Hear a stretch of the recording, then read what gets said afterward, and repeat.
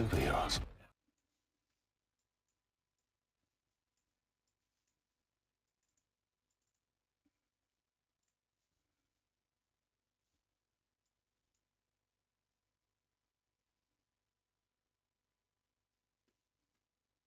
For the Canadian.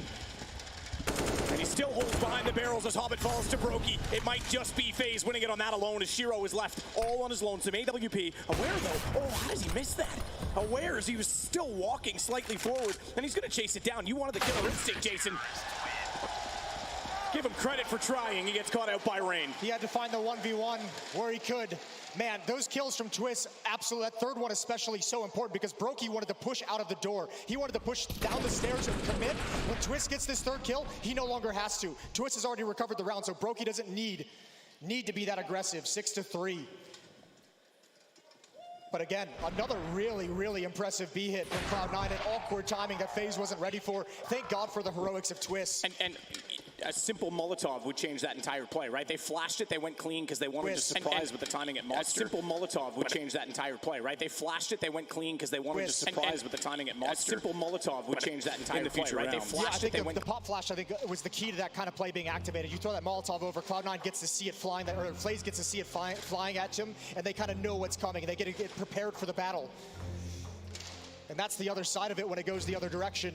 No Molotov and Twist can be so impactful. Shiro and Exile, the #1 and #2 rated players of the event so far. Twist is #3. How scary is that though? Shiro and Exile, #1, #2. 11 kills already for Exile in this game. And that's two players we constantly say. Yep. When they're there, that's when Cloud9 is deadly. They are the key to Cloud9. Speaking of Cloud9, back to pistols. Faze have done just enough to take the guns away and take the economy away. This is a chance for Faze to get back into this game and close the gap.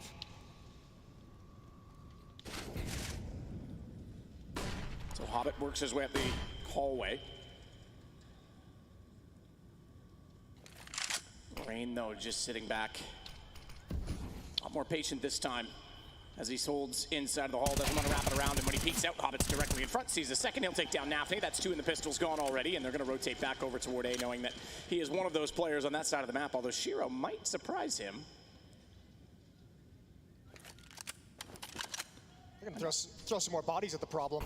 I was going to say, I'm not sure they know where they want to go. I guess just keep fighting that and maybe get a gun out of it. And they're going to try and bait the Glock. Glock out on Exile is going to jump out, try and take the aggression. Oh, but the crossfire as well, that's brutal. It won't even matter. Rain is going to get the first. Pistols out, he's got the second. 4 for Rain overall. And a big kill from Brokey as well behind in the pistol because they were trying to pincer him in from the top of middle, and Brokey wasn't going to allow that to happen. As soon as he knew Rain was distracted and the crossfire was there, plays perfect support in that role. So Faze closed it up to 2, 6-4. And as good as Cloud9 have started this, they've definitely made this an immediate situation where they can take control of the half economically. Another win here, and they're in the same situation.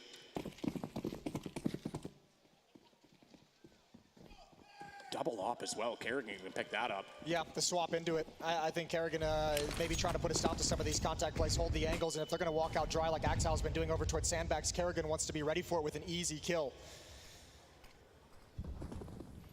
Cloud9's been great though so far in this game. You can tell they've come into this one prepared. They've had great reads on Rain's flanks. They've had great reads towards the B bomb site. They've rinsed and repeat there. They're finding success. Now you can start to build upon it. Now Nafne can start mind gaming Kerrigan for once. Very patient, very passive from both teams.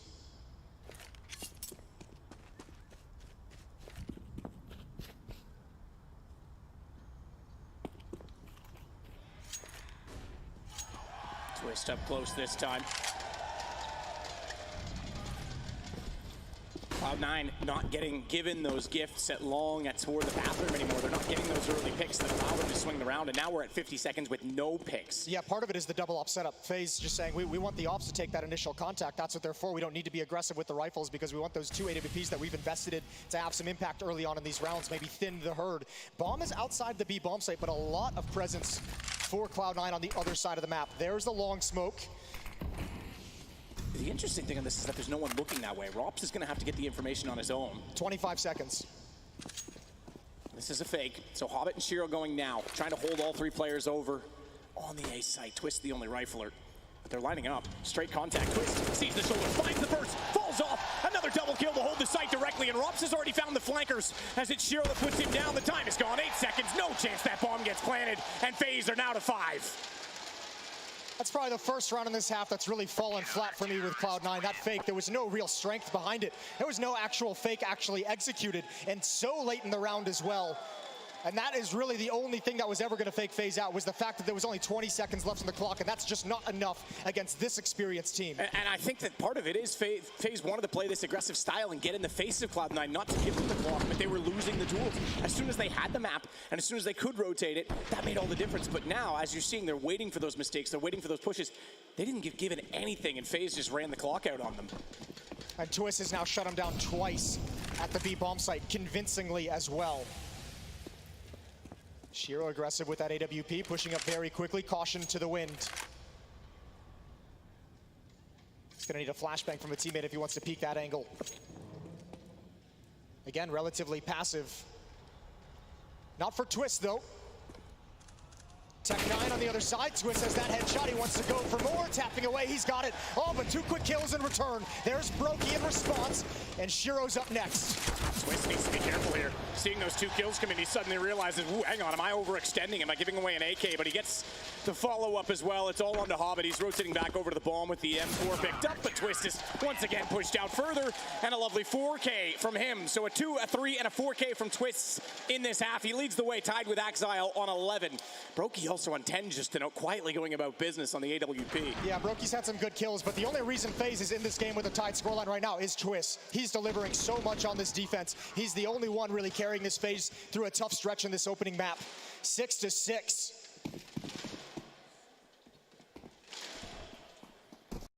Cheeky little run boost.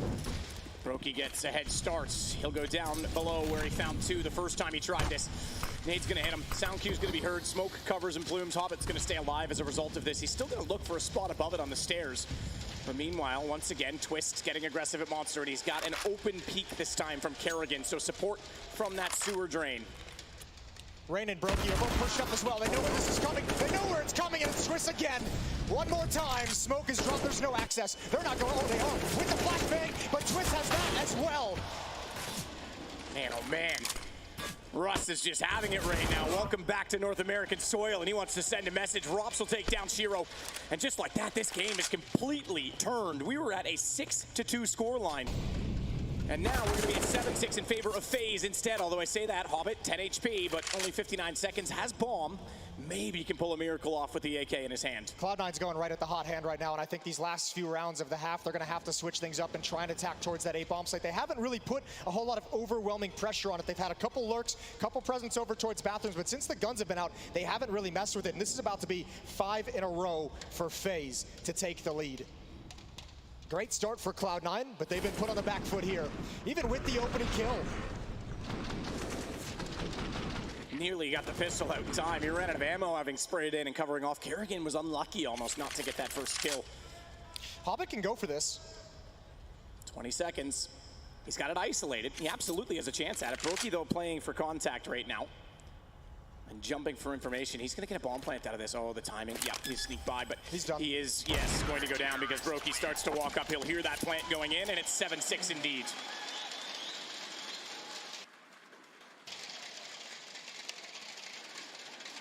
(7-6). What a comeback into the game powered by the Canadian. Another timeout taken.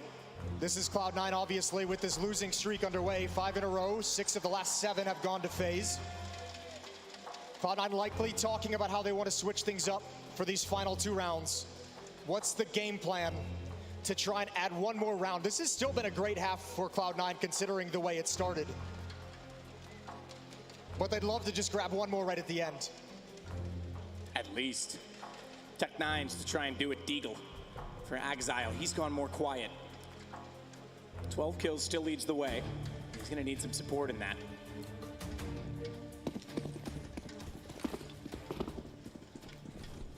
Bit of aggression again, Brokey. Very good spawn. He's been being very fortunate in that situation so far this game. And down below he goes once more. Nade already thrown smoke there, fires in early.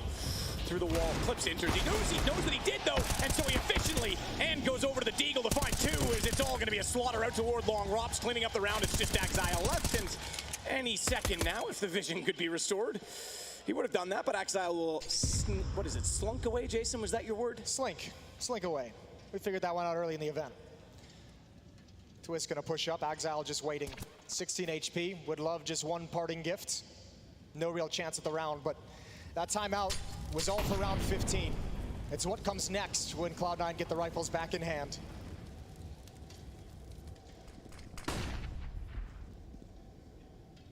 Again, just hoping and praying there's going to be a push, not quite yet. Yeah, but look at this triple push. There's no chance. Actually, excuse me, there is a push. It's just way too many people to handle. And now they know where he is.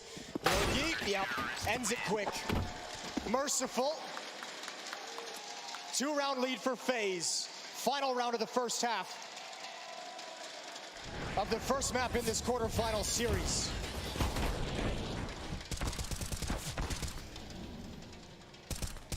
Halftime lead secure, that much is set, but how much more can they get out of this? What a turn. I mean, you mentioned it, 6-2, now we go 6 rounds in a row. Naturally, it's back onto weapons, Shiro onto the AWP, and fully invested into nades for this last round. Did they change the pace, Jason? Do they try and go fast? It looks like Exile wants more contact. So it worked for him early. I think the problem is just going towards that B bomb site where Twist is. He's been an absolute beast. Look at this boost up. Exile's got to be careful. He does have Hobbit here with the Molotov. Behind the smoke, he's going to hear that tick.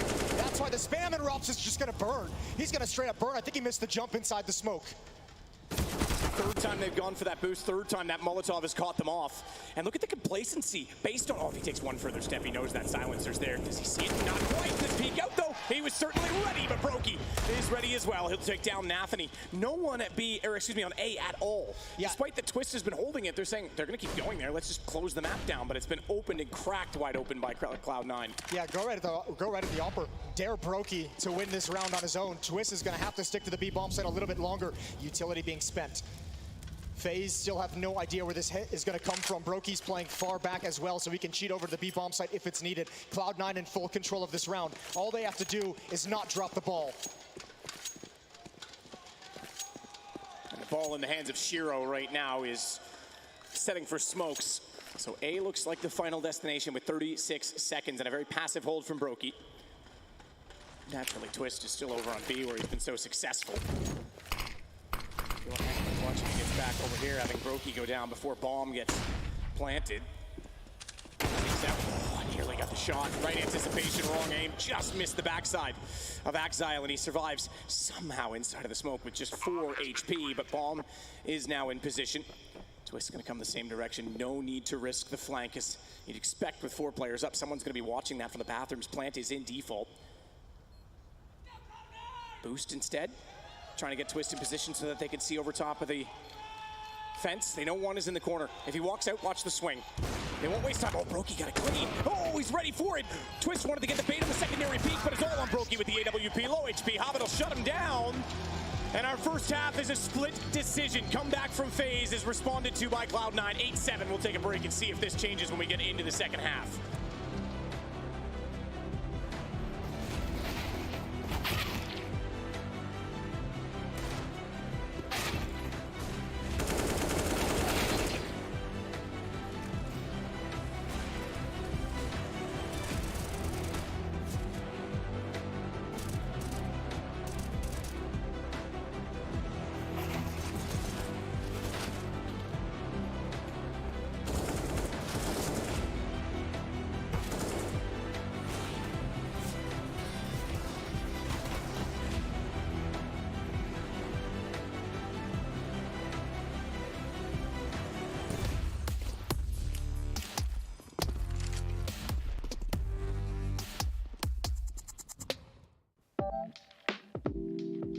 Hey Future Pros, let's take a look at a nice little AX.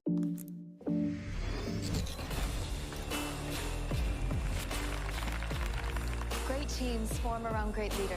Here we go. Get ready, guys. Leaders that inspire those around them to step up and find that perfect moment to strike. Attack, now! Stylish outside, savage inside. Lenovo Legion.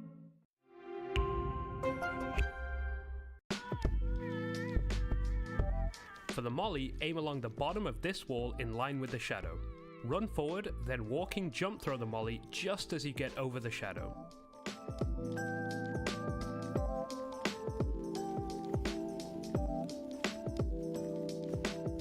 Then throw a basic flash behind your team to help them out. Future Pro number 2. You'll be throwing the stairs smoke along with a molly that lands next to the dice box. To throw the smoke, get in line with the right side of this beam and crouch down. Find the gap in the white spot and aim at this point and crouching jump throw the smoke. For your molly, aim just to the right of this brick and crouching jump throw also. Lastly, you'll throw the initial flash, which will help your team take space into the site. This is a nice execute and will make it hard for the CTs to play behind cover, also leading you to get the most out of your flashes.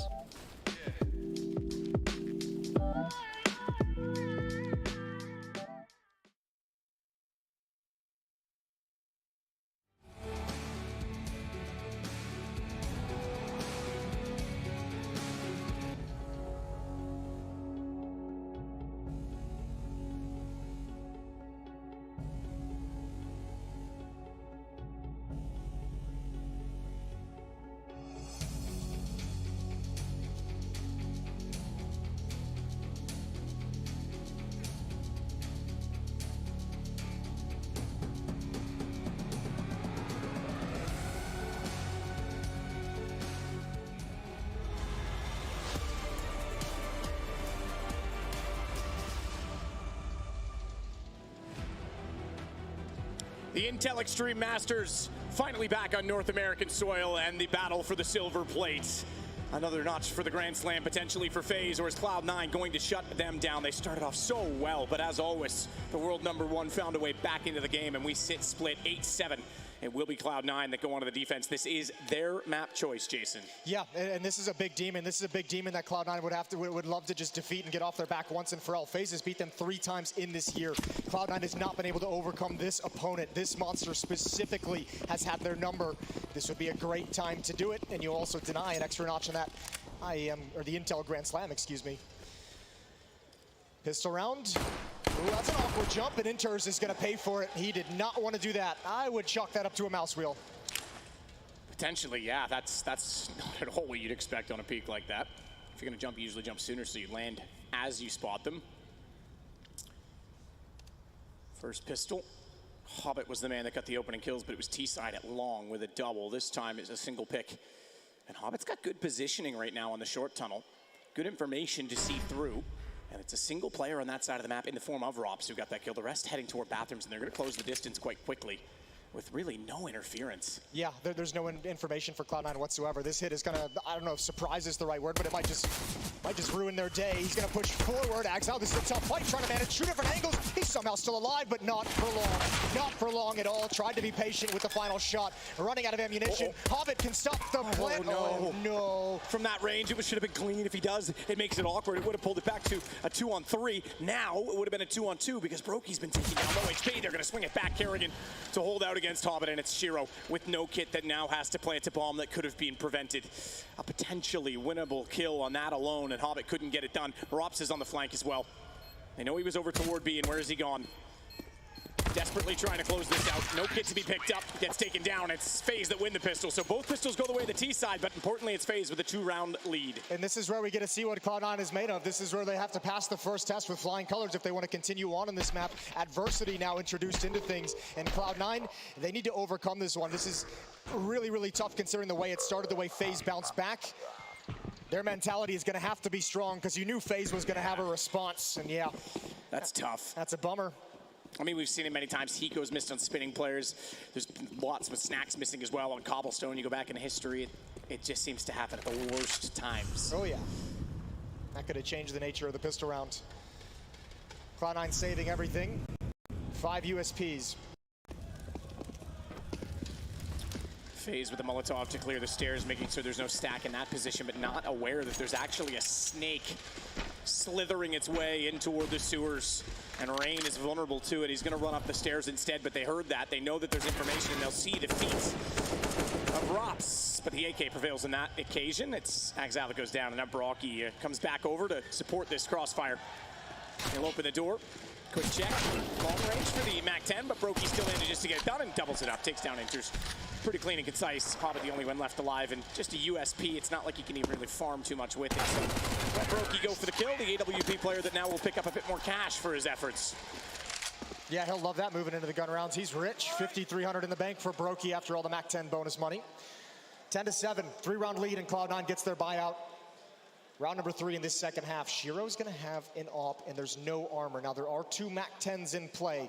That's gonna be a dangerous beast. If he encounters those weapons without armor, that's a lot of trouble headed his way. AWP is gonna be taken towards long. Exile with the rifle to keep space. And bathrooms.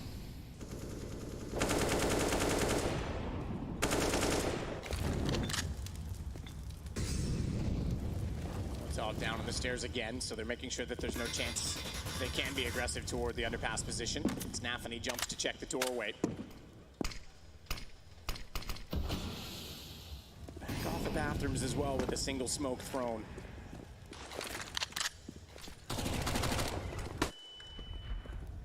Will not go quietly. Bonus round situation with these MAC-10s. They'll let them do the pre-firing and hunting, not to give away what else is on the map. Shiro's gonna have the challenge he wants. Swings out a little bit wide. Oh, good find. Twist was tagging him up as well, but he manages the shot equally well.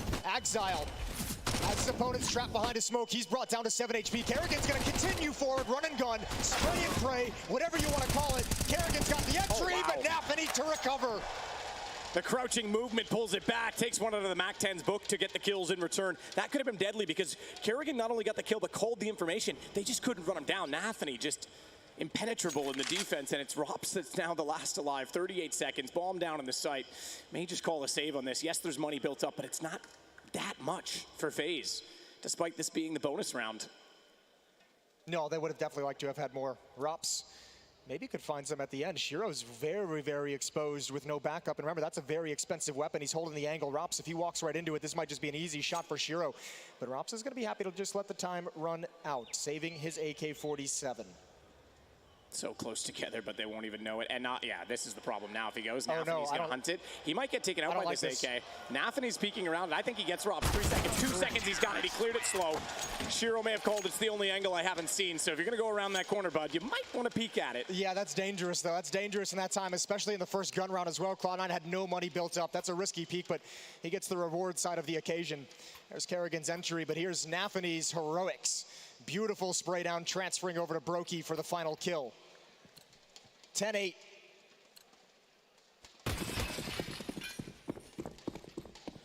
Brilliant round from Nafany, closing it out as well. Shiro aggressive. Oh, just missed his chance. Trying to be quick. He's trying to show off some speed. We know how quick Broky can be as well. Nate needed to go deep behind him, but Nafany backing off almost like he knew the angle that he would be walking and the route he would be taking. Can't quite get it because he's collecting the sandbags in front of him as much as the wall, and they'll go for the close boost. Rops with the AK. If he finds one toward the barrels, that'll allow Broky to swing in. He's already got the information, but they're forced off that position, and Rops, does he hold it in hopes they go back? Oh, he's so careful with Nafany up close. Doesn't spot anything. In fact, no one from Cloud9 is exposed to this boost at the moment. I don't think they fully realize it's here. A long time for Rops to be looking for this peak, and it just doesn't seem to be coming. An aggressive defense. Nafany might actually rotate into it. He's got to be careful. He's got to be aware of the possibility. There it is. Rops ever patient, ever watchful from above. And I think Faze is just going to pull the trigger and hit this B-bomb site. Good shot, takes down Inters. As soon as that call came in, that was a player rotating in for the back of the site, not the player that was forced out of barrels. They knew there had to be another one at Monster. They didn't know there was another one at the pillar, though, and Hobbit, he's only good for one. Great trade from Kerrigan. Twist, having rotated back over from lurking on the other side of the map and collecting the bomb, will plant it now inside of the site. And it means that Shiro and Exile really don't have a say in this. Only winning one gun round. It's going to be a save again for Cloud9. So 11 for Faze on the board. Yeah, that's a great response from Faze. Great job with Rops up on the boost. You could see how that one kill just absolutely shatters the Cloud9 defense. Absolutely brutal. Still, because of 4 players surviving, they have some cash built up. They're going to be able to buy in the next round, so they're not out of the fight just yet. They can keep battling to keep this a close affair. But if they're to lose the next one, all of a sudden this game is firmly in control of Faze. This next round, round 20, is so important to Cloud9.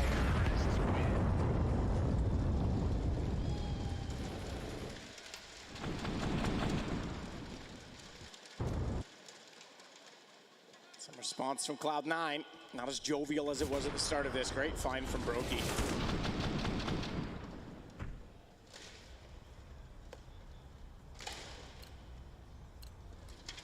Up on either side.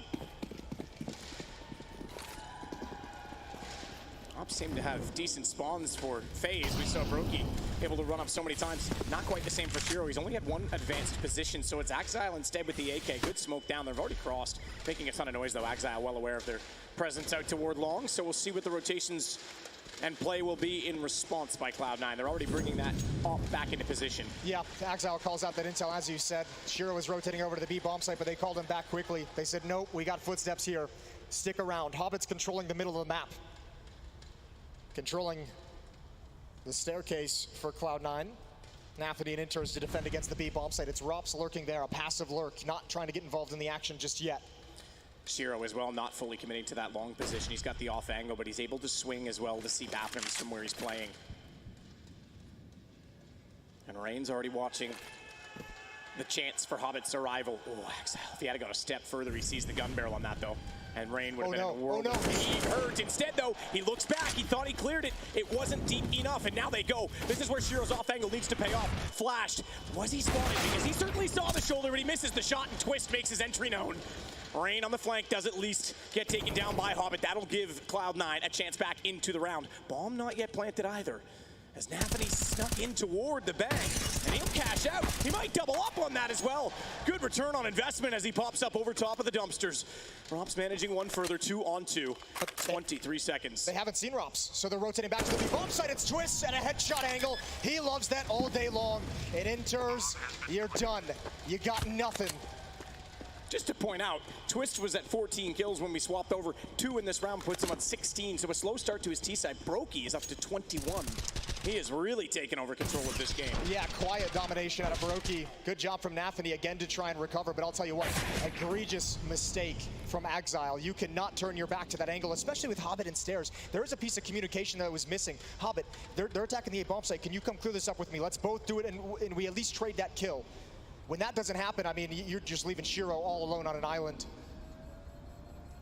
And I said this round was so important. He stood as well. I mean, he could have pushed that down bathrooms closer to the A side. If he thinks he's cleared that, at least play safety. That's a tough way to lose a round. Well, he's had such a great game. It's tough to call him out. I mean, he's played so well in this, but 13 kills only. He has gone quiet. It's Nathany on 14 that now leads for them. So Cloud9 going to need to get back on the same page, certainly. And they'll call a timeout right now to try and do exactly that. Faze on a 10-2 run. Cloud9 at one point was up 6-2. The script has flipped.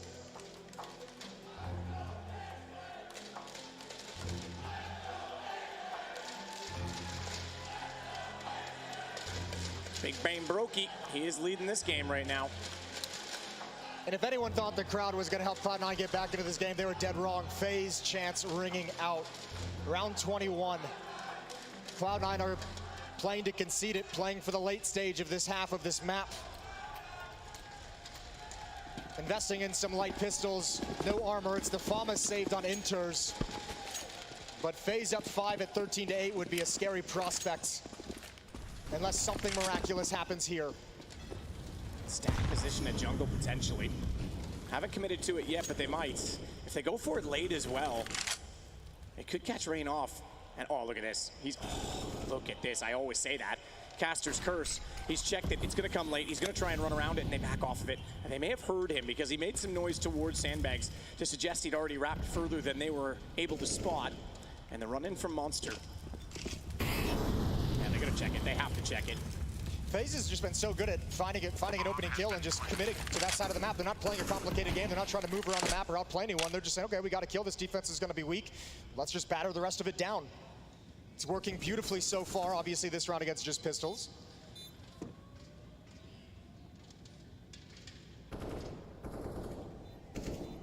Here's that late. Finally.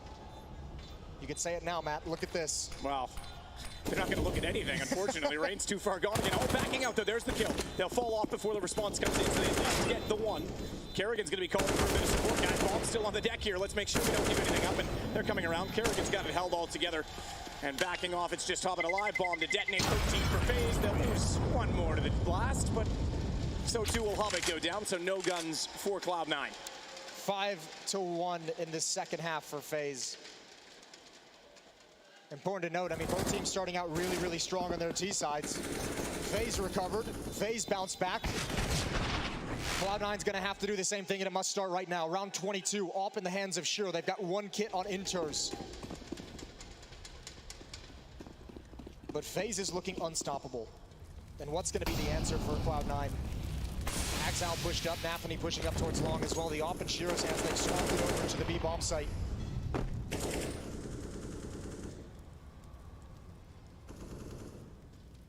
So Kerrigan trying to get a bit further forward in this round as well.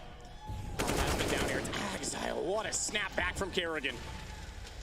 Talk about reaction speed cooling off as you get older. Not the case with Kerrigan, it seems. Kerrigan, that's an awkward that's angle a weird of the flash. bounce. I don't think he could do that again if he tried to. Who put the flubber on that light? What a reference. That's not bad, right? That's not bad at all. Nafany waiting for the speak from Kerrigan. He's tucked in against the angle, and Kerrigan's not fast enough for that one. Nafany takes care of the danger on this side of the map. That leaves it over to the B bomb site. Hobbit had pushed forward. He's playing at sandbags. Inter's inside the bomb site, and Csgo is hustling over as well. Although him and Nafany are concerned about the A bomb site, so no commitment. It's a 4-on-2 at B in the favor of Faze. Brokey, oh, did he see it through the flames? The incandescence, the slight smoke, doesn't matter. He didn't fire into the bait either way. 4-on-4, Rain goes, gets that call. Extinguished flames, he's at the pillar. Shots coming through though, that's silent, so he can't see it. It doesn't matter, they don't know he's there because he's silent when he strikes. Csgo finally gets the response, but here's Rops and Brokey to put the bomb down in a lovely 2-on-1 in favor of Faze. Nafany up high above will try and do everything he can, but there is zero money residual for Cloud9. A desperate situation without a kit, and I think he knows exactly what that stands for and what he needs to do. What an awesome route for Rain to run with that smoke to block off the top of the ramp between the pillar and just waiting for contact to be made at Monster, so the defense is going to look in that direction. It's executed perfectly. That's an easy double kill entry and a tough route to run. Perfection from Faze in round 22. That's going to give him a 6-round lead at 14-8. Cloud9 now able to get back into this map. Faze is not letting them. 14-8, and nothing positive to talk about on the CT side yet for Cloud9. Outside of a heroic Nafany triple spray down at the A bomb site, they've had nothing. They've lost entries, they've lost against executes, they've been picked on by boosts. And now frustration. Yeah, Hobbit's shown it a few times. And I know on the depths they were calling for Inters and Nafany to step up specifically as well. Nafany to be really vocal, to be positive. But I say the same for Hobbit. He's the elder statesman on this team in many ways. And in some ways the most, well, definitely the most experienced. A major winner, obviously, with the Gambit roster the first time around. But also, in many ways, the most vocal with interviews. He can take a lot of that pressure away. He can kind of dissuade the pressure from his younger teammates. So you got to look for his body language to be positive in these situations as well. Well, and you'd hope as well the timeout to get Groove, the coach involved, might have a little bit of leadership. Faze is going to switch things up. They've got plenty of money for whatever they want, and they've chosen to drop down to 2 MAC-10s on Twist and Kerrigan. This is going to be fast-paced. This is a B-rush. This is Kerrigan with an uppercut. Will it work? Twist aggressive. Kerrigan with him. Oh, that flash. They managed to get in between the drain pipe, though, so quickly that they're not spotted on the counter peak. Smoke's make it a little awkward, a little interesting. Flash doesn't quite go far enough, so he still holds. Rain firing that AK. Trying to bait something into this. No rotation yet, no flank from underpass. Hobbit. Drywall position. Kerrigan needs to be ready for it. Drops the flash in, swings, runs and guns, pre-fires as well, but Rain gets the first kill. So Hobbit was found, baited off on that. Inter's trying to find a reverse angle, but still stared down. It's Nafany instead against the opener. Csgo drops, Nafany doubles though. Nafany doubles, and it might be enough because Rop's already low, bomb dropped. Yes, there's 59 seconds, but look who else is about to arrive, and they have no information as to where from. And Twist tries to go desperately toward that bomb, and Exile shuts down Rop's running away. I cannot believe Cloud9 held on to that hit. That was so much pressure put on them. All the smokes, all the utility spent by Faze, and then they just sit and wait behind the wall of smokes. Nobody from Cloud9 had any idea what was happening, and you could just see Faze positioned to punish every single peak that Cloud9 came up with. Thank God, again, for Nafany on the rotation. When everything's going to hell, he's been the one to step up twice now. The only 2 rounds that Cloud9 have in this second half delivered by Nafany. Missed Molly. Bit of a problem. They can cross for free now, and Exile flashed off. Snap at the smoke beside it as well. Keeping in that position. I know the smoke's supposed to hug the wall a little more, so it gets more of an apex arch that he can look over top of, but without that secondary piece of utility, it could have been vulnerable. Either way, nothing will come of it. Instead, it's just picks for the start of the round. Minute and 25, and it's just a bit of utility and some spam to report so far.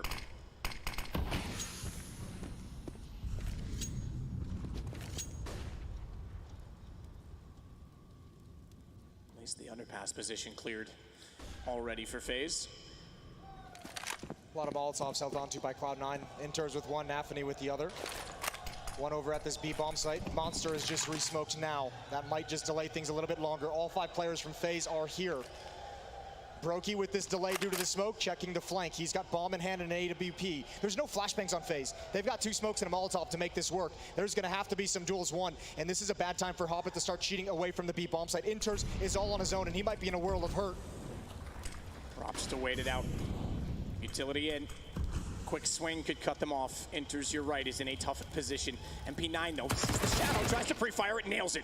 Rain goes directly into the crosshair, but Twist wants none of that. He even pre-fires through the corner of the wall in that situation.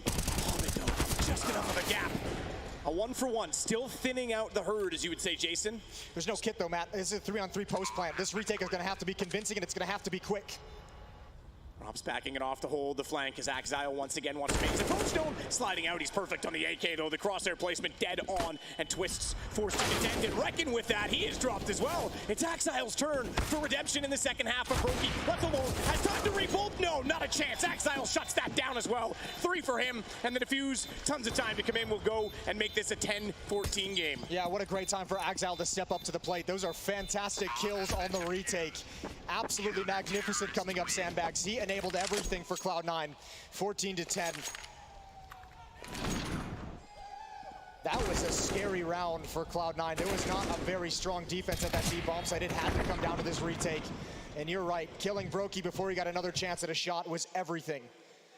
We see Brokey pull those rounds back way too frequently.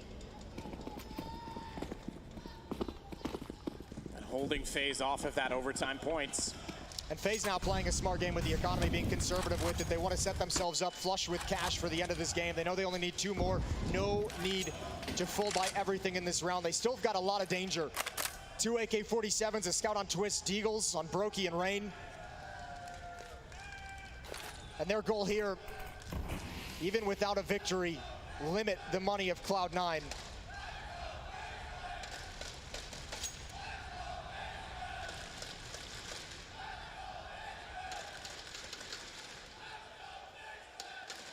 Chance louder for Faze, despite we said NA had the organizational home of Cloud9, and not much to cheer for yet. Not yet. I don't think anyone truly believes they're back in it. Not at this moment. Although with a minute in this round, Faze has slowed it down enough to take 2 smokes out of the 4, make that now 3 out of the 4 smokes from the defensive side as they deploy a further one at Monster and another one in front of the bathrooms. The only one that remains therefore in play is Exile. As far as I can tell, there's not a residual one on the ground. There's not a cache, so they're going to throw that out now. 42 seconds of clear vision. Twist might just be on a scout, but those AKs can punish. Yeah, and again, I mean, Faze have found a good time. He's going 2 defenders here. Make that one all on his own. It's Hobbit. It's Hobbit, and he's traded as well. This is magnificent. Faze, access to the B-bomb site. It's exactly what Rain wanted to do. He knew he was on the pistol. He knew that they were going to force a reaction inside of the B site, so he goes in and gives Rops everything he needs. Let me show you where the general is. As Nafany tries to fire over, will take down Rops. He's got the first one as well. Twist is low. Oh, this nade bounces back the right direction, and it won't be a bomb plant because the Pokeball will catch a wild Twists. Shiro gets Kerrigan, and just like that, the round turns again. Nowhere for Brokey to go except the grave. It's 14-11. Magnificent from Cloud9, again recovering a situation. That's 2 rounds in a row, though. Faze have found 2 defenders at that B-bomb site, or a weakened defense at the B-bomb site. It's been down to those retakes. 3 rounds back now. Maybe a small glimmer of hope for Cloud9 to bring this back. Faze is going to be fully kitted out though. 5 AK-47s across the board, a little bit more nades to work with as well. Prediction on the desk was that this game would go at least 25 rounds. Well, it has. They were split on which way it was going to go, however. Exile with a quick check again toward T-Stairs. One player managing to evade that peek and beat him timing-wise. It's Kerrigan. And the rest will arrive.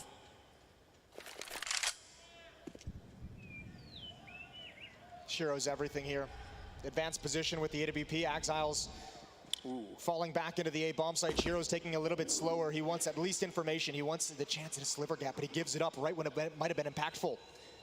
The internal timing is alerting him to potential danger. Smoke down early though. Molotov to counter that, and that might cause a bit of a rotation from the CTs. No pick yet. Shiro still waiting. That sliver, he's the first and actually the second that walks into it, so that's 2 that he knows are there. And now they'll reposition and reset. Nafany slid over as well. The hero for Cloud9 is in position. Shiro baiting back towards truck. Would like one more clean shot. Again, one flashbang on Faze. That is not enough to force this off the angle. That's not enough to bust up this crossfire. Cloud9 should have this round 9 times out of 10. Cloud 9 times out of 10. Shiro with the off to swing. Twist though getting one, and he'd be able to reload. He's able to fall off of it. No counter peek because they're expecting someone else to be holding. So patience to prevail potentially for C9 in this situation. Shadow, Shiro couldn't get it. Smoke down, they're isolated. Nafany wants a gap. He's missed his chance, but he spots it again. When he went back out, fortunately, Brokey hadn't wrapped further, and it's a hat trick inside the smoke. A magicianal play, and Cloud9 now within 2. Yeah, forget about Exile and Shiro right now. This half has been all Nafany. What an incredible show. He's putting on another triple kill to bring them back into this. I'll tell you what, too. Cloud9's had some real nerdy smokes with some real awkward gaps that Faze have not been able to handle. This is spectacular. Shiro is about to go down. Nafany saves his life and closes things out. Now they're in it. Now there's back, and now you can believe. 14-12. And Faze back to pistols yet again.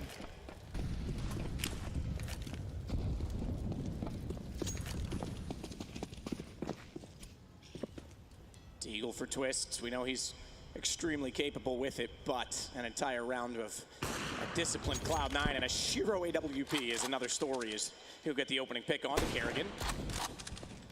Beats Brokey on the cross as well as he runs backwards toward the A site from bathrooms.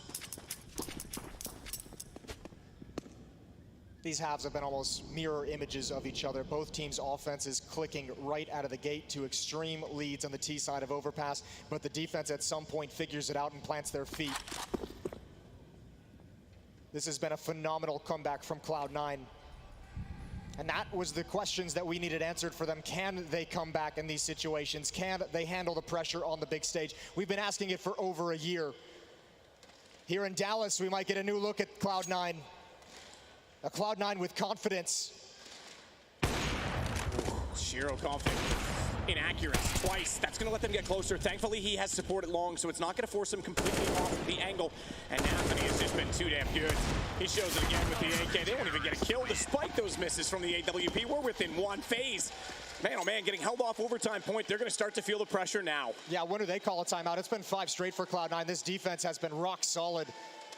Nafany really powered them through tough stretches of this half. Exile with 20 kills, Shiro with 14 as well. 26 for Nafany now.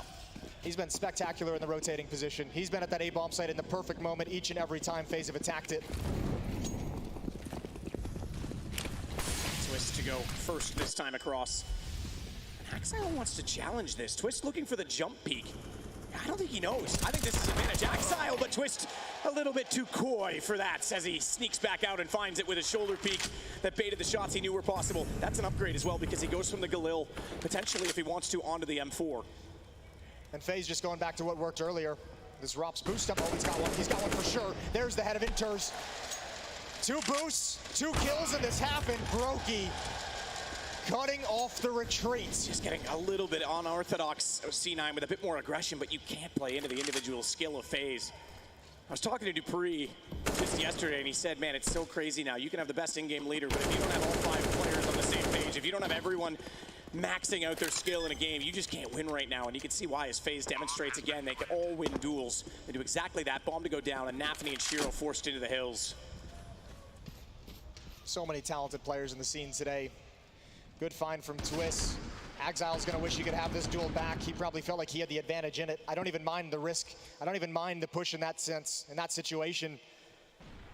But everything crumbles after that. Romps again with another kill. And no chance for Hobbit as the op is holding him on the retreat. Yeah, playing anti-flash as well. So bomb to detonate, and it'll be map point for Faze. But C9 still in this, still with a chance. Tons of money. 2 guns saved, one of which is an AK and the op. So they very much could still force overtime in this. That's the benefit of some of those retakes that we saw in the 3v3s being so clean. Not losing a whole lot of players, able to build up even in some rounds that they lost. And obviously that 5-round streak is going to let them build up a buffer. 15-13, no more mistakes for Cloud9 to give up, playing for overtime. Thought there was pressure before. Even more so now in these next 2, rounds 29 and 30.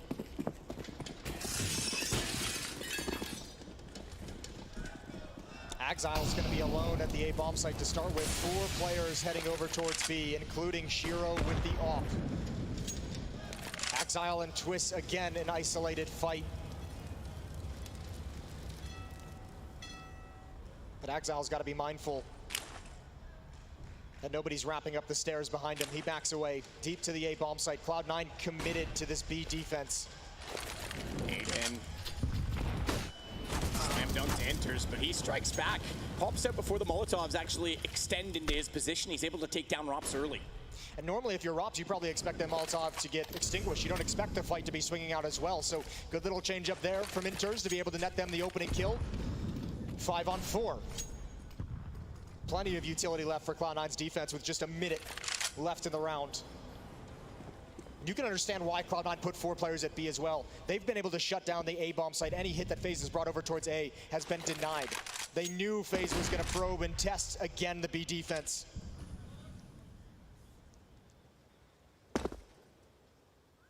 Off the stack as Brokey looks toward the bank. Csgo is behind that position, but has a much tighter angle. Nafany's here. Fired into that. You're right, Nafany's here. It's worth mentioning. Oh, good jump from Kerrigan. Just barely able to avoid both flames and the AWP as he gets tagged down to 6. Nafany's position smoked, but it's tight. He can still swing on that. He can still play this. Csgo's already started. They need to get Nafany immediately. They can't. He's good for 1. Csgo follows that up actually with a close AWP. Brokey's trying to bait him. He can't do it. Csgo on the pistol. It's 15-14. Triple kill for Csgo. Nafany there to hold space, and Csgo delivers with the op. Again, the A bomb site is denied. And this is where we get to see what Kerrigan comes up with for this final round. Do you go back to B where you've had success, even if you know Cloud9's been stacking it, even if you know they've been able to shut it down in this previous round? That's a fancy fist bump. He's feeling it. That's Cobra. How you know. That's the Cobra fist bump. Round 30. Faze take the mapper overtime. And Exile's got the opening kill. Double op switch for the defense, and it's netted them the opening frag again. You could bet the Ents loss gave confidence to Cloud9 as well. Hey, look, Faze aren't unbeatable, guys. And they're playing with it today. They might have another winnable round here with the early pick. They've been so successful, even in the first half, of converting these early advantages. I think too at the end that Cloud9 had, the run that they had at the end of the group stage, beating NIP, beating Liquid as well emphatically, that's going to help them out as well. Not just the Faze loss, but just the fact you're getting some wind in your sails. Rain is out of the fight. And Kerrigan is directing Faze again to the B bomb site late. Speculation from Inters. And additional support from Hobbit. They'll put another smoke at the end of Monster. Hobbit's got a Molotov as well. He's got another tool to use to slow things down. 3 players waiting out this smoke. They might go through it. Inters that waits. Standoff between them, 30 seconds. Fully blind, full panic from Inters. He had to fire. He had to because he knew they were going to be rushing it. It's the crossfire play. But Nafany shuts one down again. He's not good for a double, but not enough as Robs over the top. takes out Shiro, and it might be over the top in this game for Faze because they're now just 1 kill away from ending Overpass. Axile working back in. He's missed the opportunity to spot Rocks getting down beneath him. Brokey's got the angle. Faze will win out map number 1. What a wild way to end it. A comeback and a pirouette from Kerrigan to just say we had him where we wanted him the whole time. Faze in these quarterfinals up 1-0. We'll see if Cloud9 can respond when we come back from the break.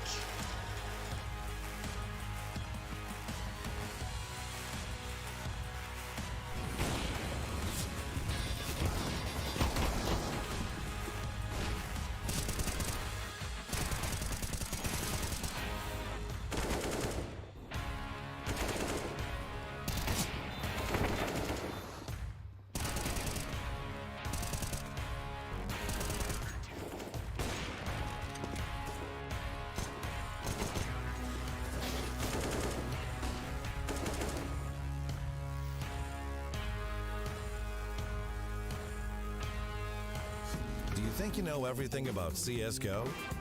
Then stay alert and look out for the DHL drop quiz on the ESL CSGO Twitch channel.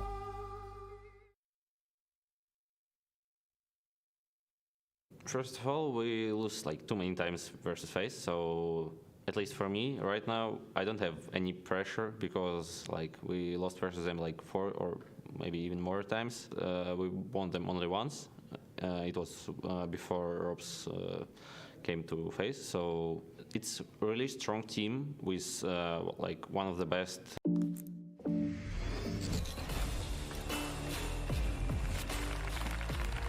Great teams form around great leaders. Here we go. Get ready, guys. Leaders that inspire those around them to step up and find that perfect moment to strike. Attack, now. Stylish outside, savage inside. Lenovo Legion. In the Katowice this year and Cologne last year. So yeah, it's familiar face, but also a really tough team. We have to play a really great CS to be able to beat them, and we have a good track record against them. But obviously they want to show that they improve every single time, and I think they do that. So yeah, we have to stay really focused to beat those guys.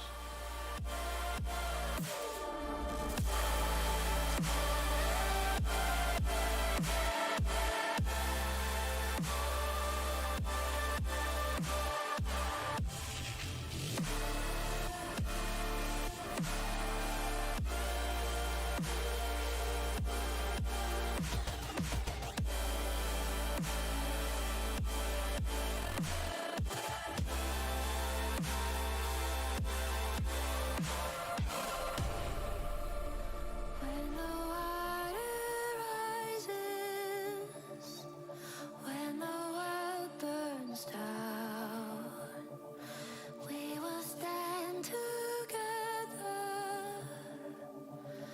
We fight forever.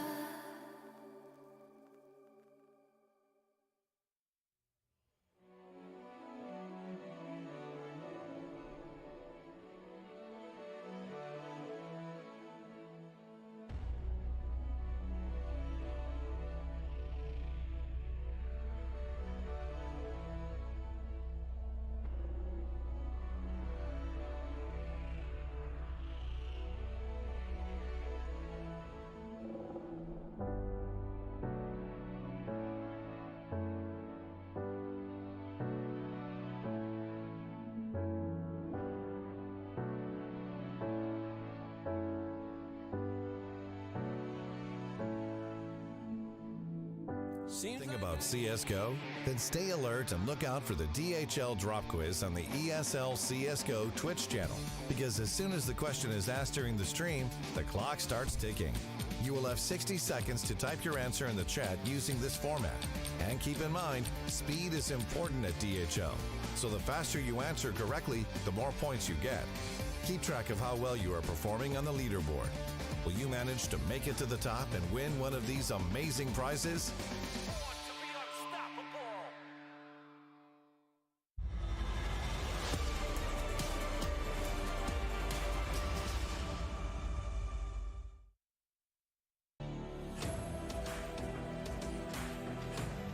GG's exchanged in 30 rounds of Counter-Strike, and it's going to go the way of Faze, but boy, did they have to work for it there after a while. Looking back at the Intel Extreme Masters, Dallas. Something. Come on, Dallas, give me a little something, would you? Yeah, please, thank you. Good grief. All right, so I got Maui, I got Yenko. We're talking a little bit of Cloud9 Faze on Overpass. Let's start with you, Maui. I think that Cloud9 put up the fight that we expected in terms of it being incredibly competitive, but now things are an uphill battle for the rest of the series. This was definitely a map that they could have won. They had a lot of momentum in the beginning, winning 6 of the first 8 rounds, but that's when FaZe came back. They started playing some really solid Counter-Strike. I think Twist was one of the main reasons that FaZe had such a solid CT side. His monster holds were mega. They were so consistent. He was consistently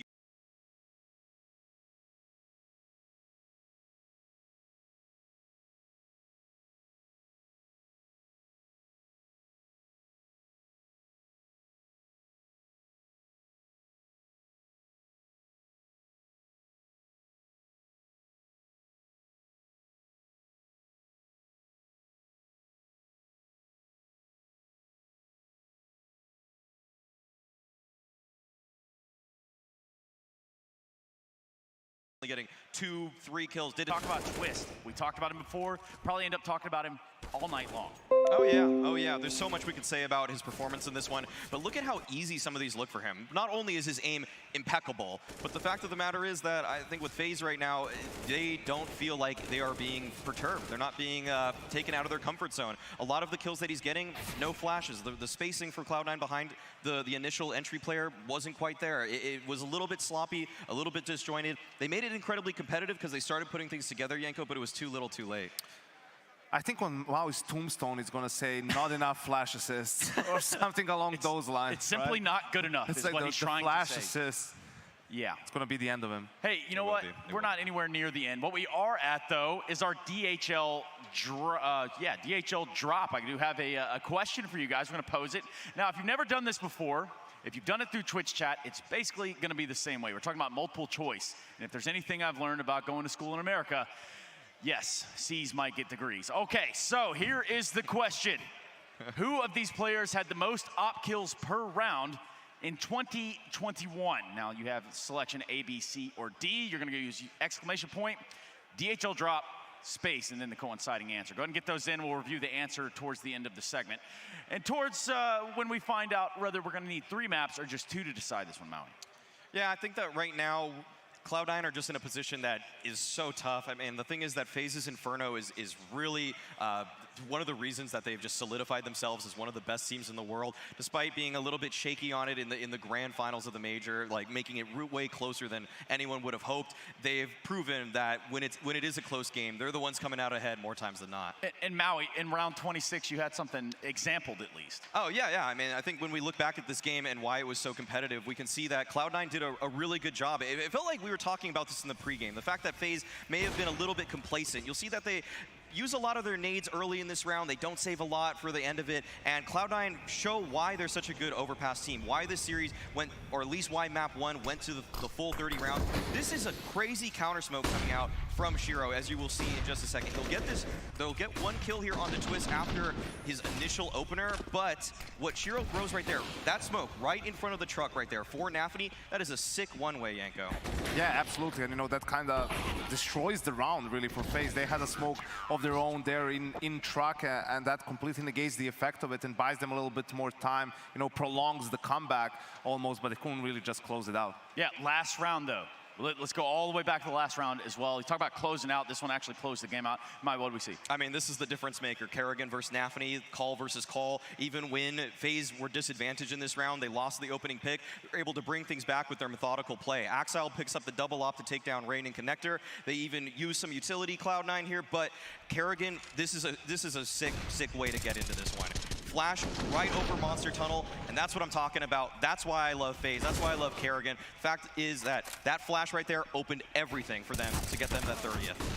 It was also a bit of a weird setup for Monster, right? Like the Inters was in a position where he's flashed, then Hobbit is swinging, right? But there's usually someone holding that angle, right? Brocky with the op or someone you're waiting for that sort of a counter play. So that was just Faze outplaying Cloud9 even with the man disadvantage, right? And that's why they're the best team in the world.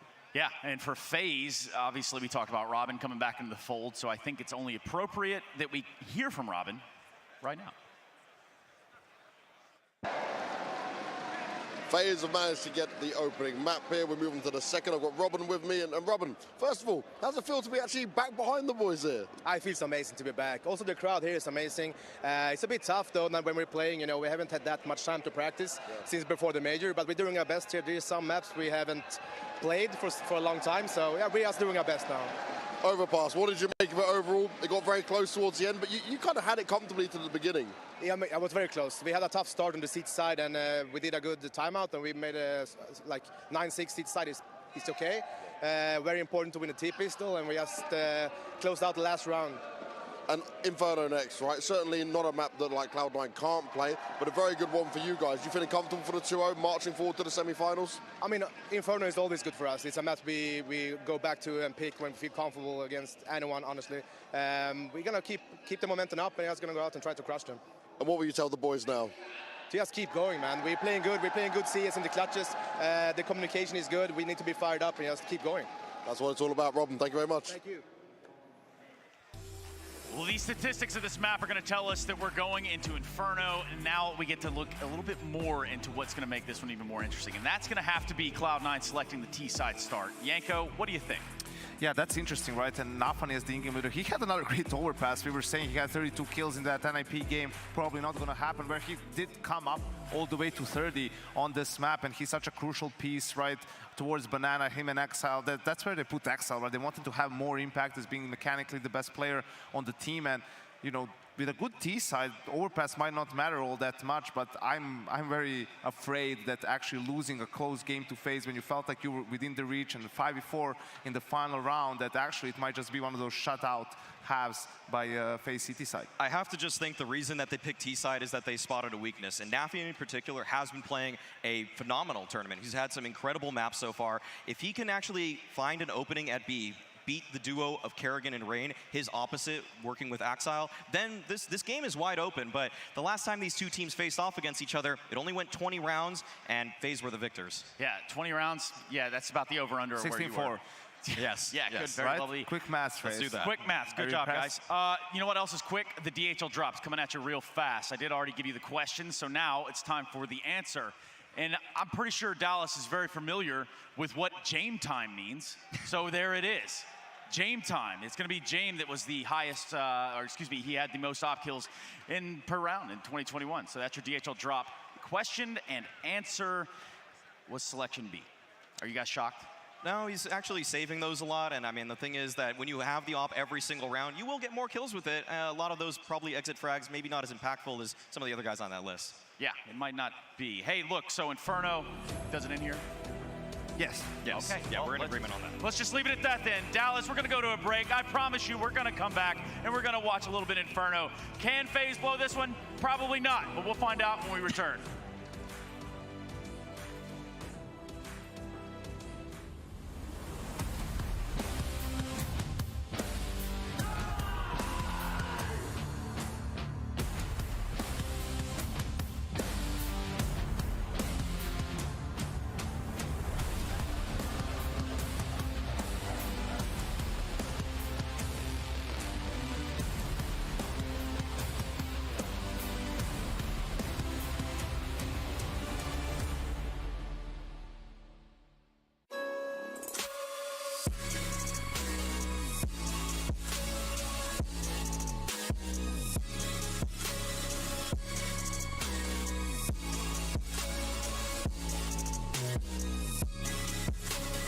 You love it, you wear it. What's your style? Get your merch at shop.eslgaming.com.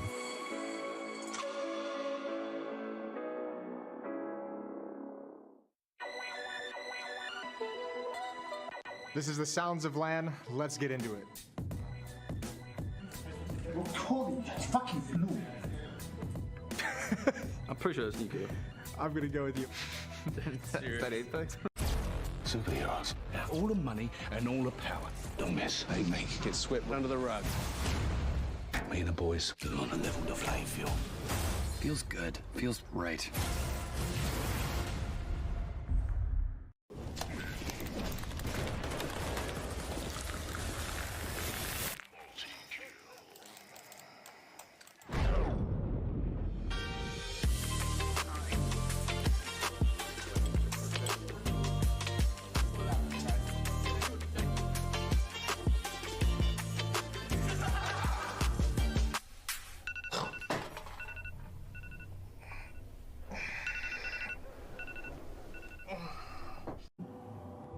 Dude, I have no idea what Smoothie would sound like when he's not screeching like a wild animal. I told you, man. Just run at them and kill them. Oh my god, it's Alex. It's Alex, dude. Of course you would know that, bro. Could be your Smoothia. Smoothia. Smoothia Fnatic, I guess. Smoothia Fnatic. There's no way it's Smoothia. Is it Smoothia? I told you, man. Just run at them and Oh, kill them. it's Alex. Ooh, We got the close. Technically, we got the team. Yeah, we correct. get a half a point for that one, I think. Said you were bad at this. What the fuck, man? It's Vikings! Okay, What the fuck, man? It's Vikings! that sounds like Apex. I think I know that. Okay, take it away. Well, what do you think? I'll let you. Dude, I have no idea. No idea. Someone on Vitality, I don't know. It's Vikings! Oh, is it? It's my kills. Yeah. It almost sounds like it's Zwei kills, which could be a German player. Is that like Magus? I think it is. Is it? I think it's Magus. So Yeah. Magus. I guess Vitality, or it could be when he's on Australis. I don't know. I assume it's just Vitality Magus. Somebody from Big. Final answer. Someone from Big.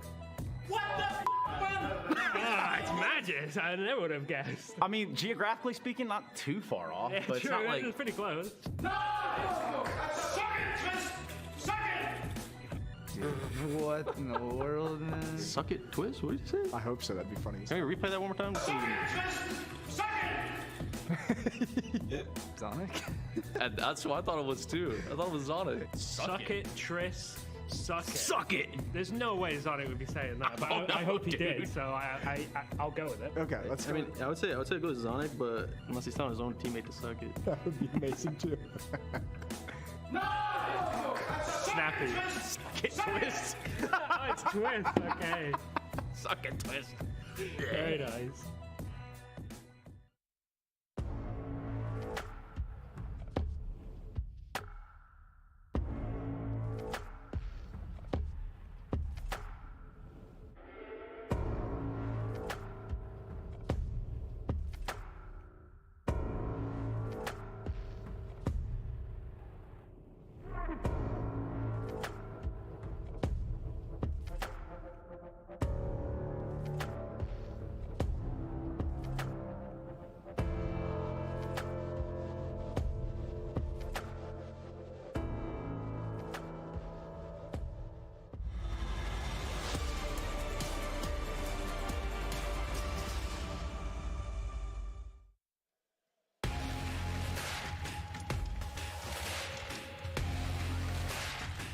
Well, time to get back into it then. Faze with a narrow victory. Went 16-14 if you want to look at it from their perspective. Yeah. On Overpass, the score was right, it's just wrong direction, but now we're going the right direction on Inferno. This is the map choice of Faze, so potentially the series could end right now. Yeah, it really could, and especially from Cloud9. I mean, that was a great, admirable comeback in there, but there was a section of that map where it felt like they kind of disappeared and faded away. Faze just so damn strong. So many weapons. So many ways to find answers, and yeah, I mean, again, if they lose this series, Cloud9, this is now 3 massive events that they have been knocked out in this year by Faze. You go back to Katowice, you go back to Pro League, and then you add Dallas into it as well. That would be, it's an absolutely brutal run, especially considering there's a best-of-1 victory from the major over them as well. That stings, but I'll give you an example of where that which that went the other way. Was I like this. Navi back in 2015 and 2016. You're going were way back in the time 8-0 sheet. over Luminosity before they went on and beat them in a major final in Columbus. Yeah. And then went on to dominate them after that for a while. So you do learn your opponents even in loss. And yes, it stings that it's been, as you say, 3 times they'll have lost out to Faze. But that's why maybe these maps are getting closer and closer. That's why those one-way smokes, those cheeky angles that they're playing, the timings that they were beating Faze on, That's why they're aware of it, because they've got a large book to look back on. Yeah, I mean, it would be great if they're able to kind of figure it out and have a good game plan coming to this one, take us to a third map. It's just going to be so tough.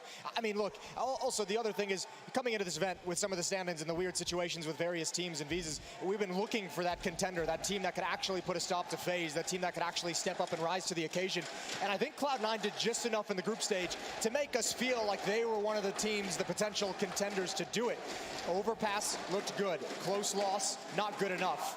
And with G2 obviously failing to get by Furia. Yeah, they were another one we kind of had pegged from the group stage. But it brings questions about G2. It also says that Furia and obviously Imperial having a decent major as well. Brazil's back on the rise. And as much as they want to stay in North America and make it work, I'd love to see the Brazilian scene just become sustainable. The timing seems right for Rio. Furia's, you know, on the rise. Definitely. The rest, okay. I'm all right, listen, I'm trying to be nice, you know? I want to go to Brazil. Yeah, That's yeah, all, you do. know? Yeah, I get it. Oh, regardless. I mean, the other contenders you'd look at would be ENCE. We have Big, the winner of this faces Big in the semifinal. ENCE is in the other semifinal. They're going to be playing up against the aforementioned Furia. Yep, and that, of course, ENCE was the team that puts Faze in this particular matchup as we get ready for Inferno. What if we overlook Big as one of the contenders? Wouldn't that be something weird? That would be something special. But that is the thing with Big. They've always had this team that every couple of events, they just pop off. Yeah, well, before they get a chance to pop off here in Dallas in these playoffs, we've got this map to complete. Inferno, map 2. Faze is up 1-0 in this quarterfinal series. They can bury Cloud9 here. They can send them home. And they're going to be starting on the CT side. Probably loving that. 4-man stack for Faze at mid brackets. Rain to defend the B-bomb site alone from Coffins. Second CT side start for Faze, just to note as well. So that indicates that obviously on their respective map choice, they want to be defensive, whereas the offense was the choice of Cloud9 previously. This is a cool setup though. Pop flash to clear mid from that stack of the 4 players at Faze. They see nothing. They're hoping maybe you can lure him into a trap. Cloud9's just going to set up and execute. Hobbit's here to cut off rotations. We'll see how effective he is if they rotate down mid. Rain's going to block the smoke, give himself a little bit more room to play with.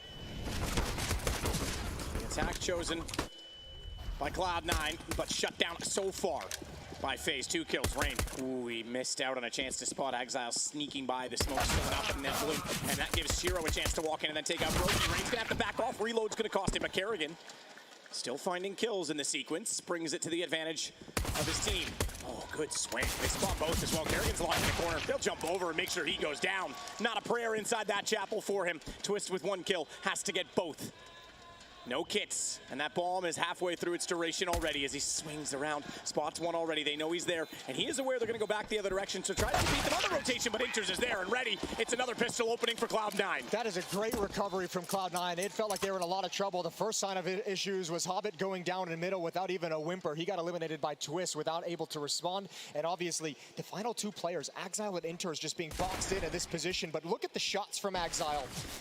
God, once again, like Overpass, if he's playing a good game, this team hits a new level, and they need him the whole way through Inferno. 1-0 for C9 out of the pistol, but Faze is buying up into this. Deagles, SMG, Famas on Rops. Brokey tries to get quick and clever with the scout, but he's tagged to 19. Kerrigan also down on 39. He's at the tree. They know someone's there, so a short nade. Not quite against the logs or bounced into the cubby in any manner. Doesn't do any further damage, but could have taken him down. Yeah, tough angle to hit. Trigonometry. Must not be a pool player. Range is jump spotting. Smoke in hand to delay. Cloud9's taking this very patiently with some of that early damage on Anathony. He's been given the scout and relegated to rear guard. Hobbit lurking all on his own towards Halls. Smoke at the ready defensively for Rain to drop the second he sees anyone's shoulder. And the flock of virgins from Oakland came to Dallas to let their mating calls out this time. Rain gap, sees it, but puts that down early, wants to try and get back out with the Deagle. He's actually playing close enough that the flashes would go beyond him, and he might be able to disappear inside that smoke himself. There's a timer on this, though. That smoke's got about 7 seconds left. Well, at least Rain is going to have information. When does he decide to push through? There's the smoke clear. There's the deagle shot. Now he knows Banana is clear. And they have to go back. They absolutely that. He's called they're going back. So the 3 men on the A side are at the ready. This could be perfect. Rain may have broken this down himself. Boost up. Only good for 1. Brokey gets the kill, but they've been softened up. Twist tries to hold his nerve. He had the deagle and was ready for the play. He had the advantage, but couldn't find the aim in the end. And Hobbit shuts down any hope they had. But in comes Kerrigan. He's brocked out by Hobbit as well. 5 HP, 3 kills. And poor Rain, the man who gave them everything they needed, realizes he's all alone and no chance in this, will back away. That could have been it. That kill from Twist could have changed the entire round. What a recovery from Hobbit. That one and Kerrigan coming through the smoke, he could have had, if he had gotten that first kill, low HP on the planter, he might have been able to at least turn that into a one-on-one for Rain, and that's a very doable 1v1 for Rain. Still, there's a lot of ifs in that sentence, and Cloud9's going to win their second. That is a very, very tough take of the A bomb site into a stack as well. Time running out. Heroics from Hobbit with a triple kill as he comes into the bomb site.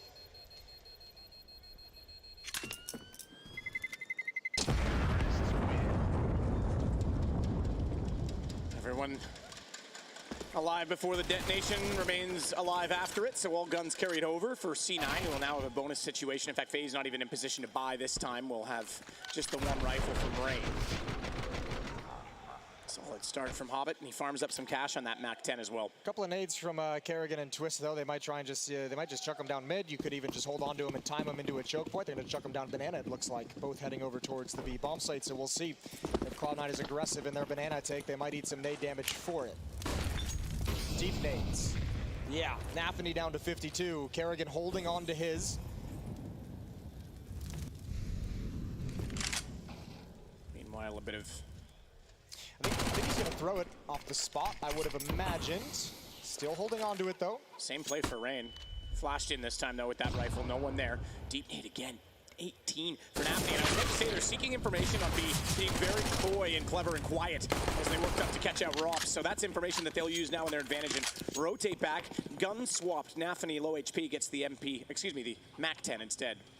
Good utility from Kerrigan, though. Flashbang knows the closest safe position for that flash is behind the half wall, which is where his nade lands afterwards. Unfortunately, not able to build upon any of that nade damage just yet.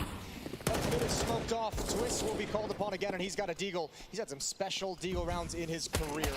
This would be incredible. Kerrigan somehow ninjas right through that smoke.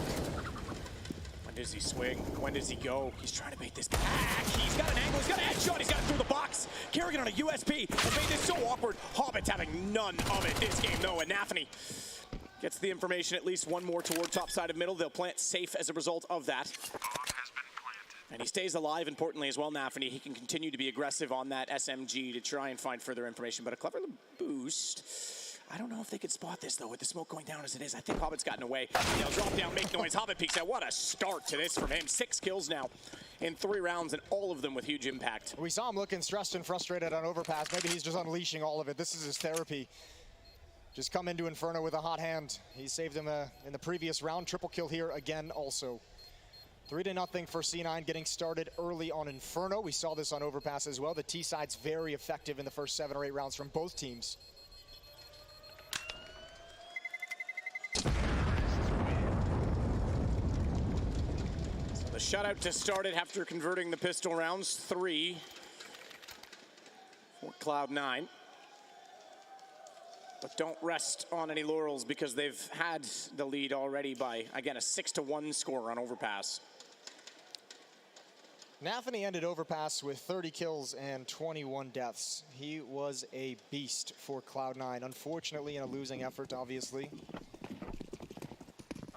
Still looking to see who from Cloud9 is going to be able to carry them through Inferno. At the moment, it's looking like Hobbit's about to have a good game. Deep Molotov out from both sides. Rain's going to push up and eliminate Exile. He's done with early. And nobody else from Cloud9 has pushed through that smoke or pushed in towards Banana. So he's got a lot of safety to chill and reload and stay aggressive.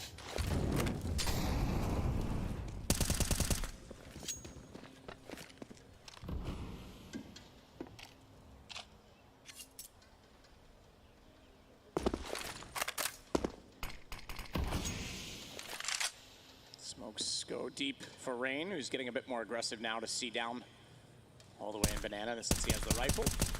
Confidence in the duel. Meanwhile, again, they start to walk up inside of the apartment's position. Rop's not Could be caught off this time. And then a far more passive position toward the pit. Brokey, windowsill, no, excuse me, he's down below. We're looking at him now as I jump to the minimap, but trying to hold this angle. Dave's not gonna catch them. Not gonna go far enough. He does jump back inside of the site, got away with it, and Hobbit was dropped by Kerrigan. He went low on the first exchange through the smoke, and that fully shuts it down because Brokey knows that call was made, that the second man's dead. They're not gonna push through. There's no hustle from Faze to get over to the B bomb site though, despite the fact that they're in a 5-on-3. It's Rain all alone. At second, Orange is up on top. If they find this kill, they're in. Twist is arriving now. Naffany gonna turn the corner. Immediate headshot from Rain. He's gonna drop down. He's got no backup, but he can still fight to the death. Shiro and Inter's gonna have access to the B bomb site. Plant going down now, but such a difficult line to hold on in the post plant. There's the peak. 2 quills quick. Oh, and another one.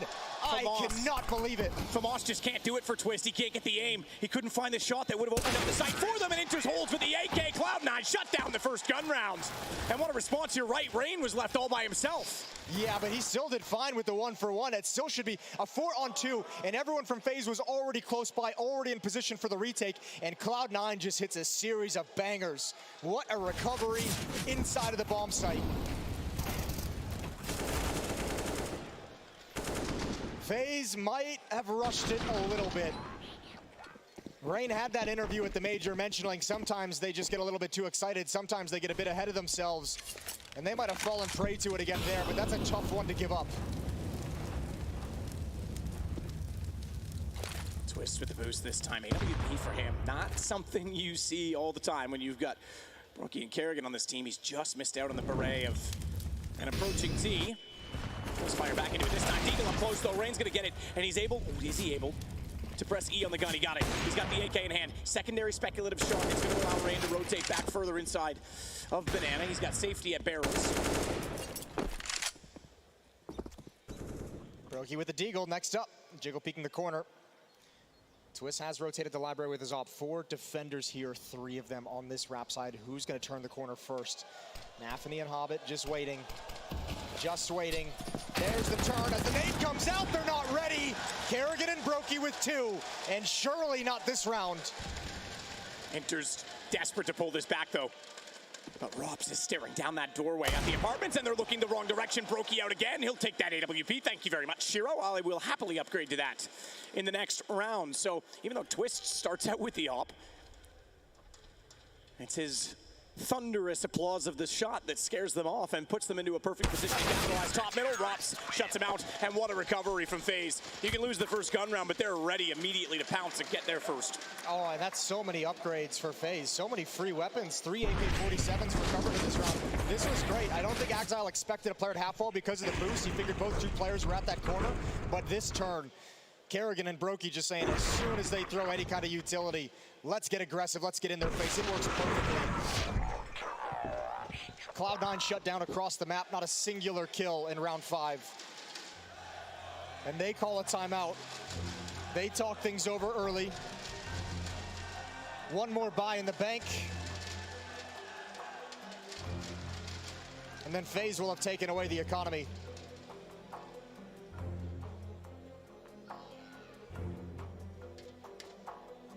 A gaggle of Galils in an AWP.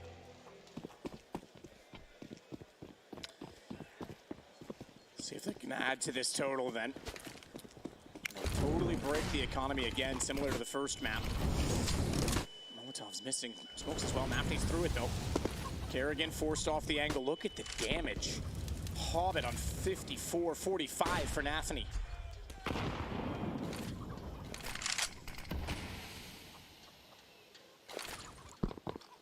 Six rounds. Ooh, good shot from Rain. They're challenging early. And they're challenging already over the top. Kerrigan has no idea, does recover. Windows Rain is Roman Rops is here. Transfer's excellent.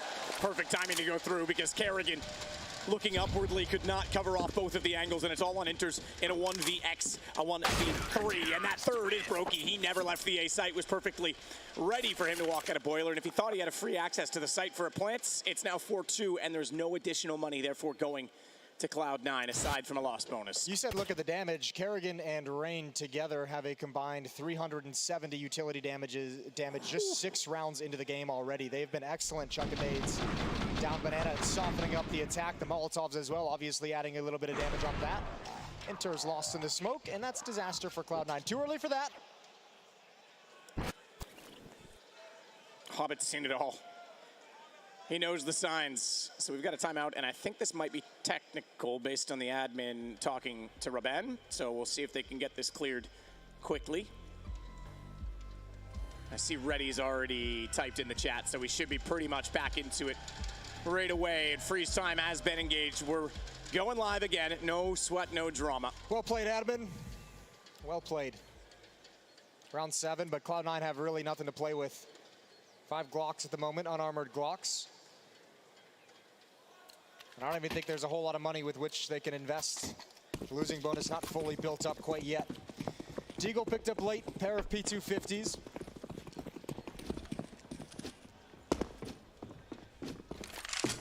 Faze with an overwhelming advantage in round 7.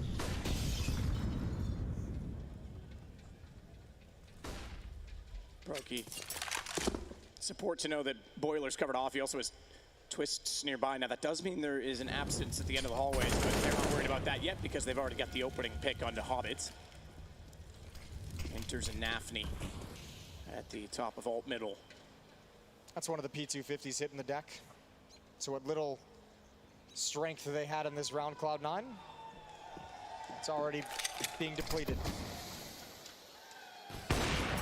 Everyone just looking for a duel. No utility, no flashbangs for Cloud9 to set anything up. This round should just be a nice and easy one for Faze. This is what we call a money round. Absolutely. Bullet through the wall, tags Nafny down to 22. Money, money, baby. Rain now coming into the picture. Shiro 2 HP. Even peeking that middle as well. Ooh, that's not ideal. No head armor on Rops. He gets picked off by one of the P250s. Good find there, but you're never clearing Kerrigan and Rain out of these positions. Not with the tools you have, and not with the diminished HP. Kerrigan with one, Brokey with the op, and there's Rain as well on logs. 4-3 in the favor of Cloud9. The rifle range of Banana. Still quite limited with the economy. They will buy AKs, but no AWP to get into the hands of Shiro. And somewhat limited economy. Now they do prioritize smokes in this, so they will still be able to execute, but 2 Molotovs and then it's just scrapping together what else they could at that point.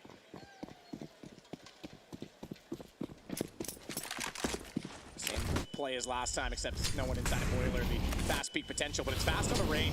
Forced back into hiding at Banana. Get boosted up close. They have time at least for that with Twists there, but Kerrigan thought he could capitalize, and he walked right through the middle of them from all middle. The ball came in, they turned back, so they need to recover it, and Rain does it through the smoke. Finds the equalizer. That's too easy after Kerrigan goes down. Kerrigan really threw his life away jumping over a Molotov. He was dedicated to that push from the get-go. 4-on-4. And Cloud9 have not really moved and progressed across the map. They don't have holes control, so before they really take control of brackets, they're going to have to get that first.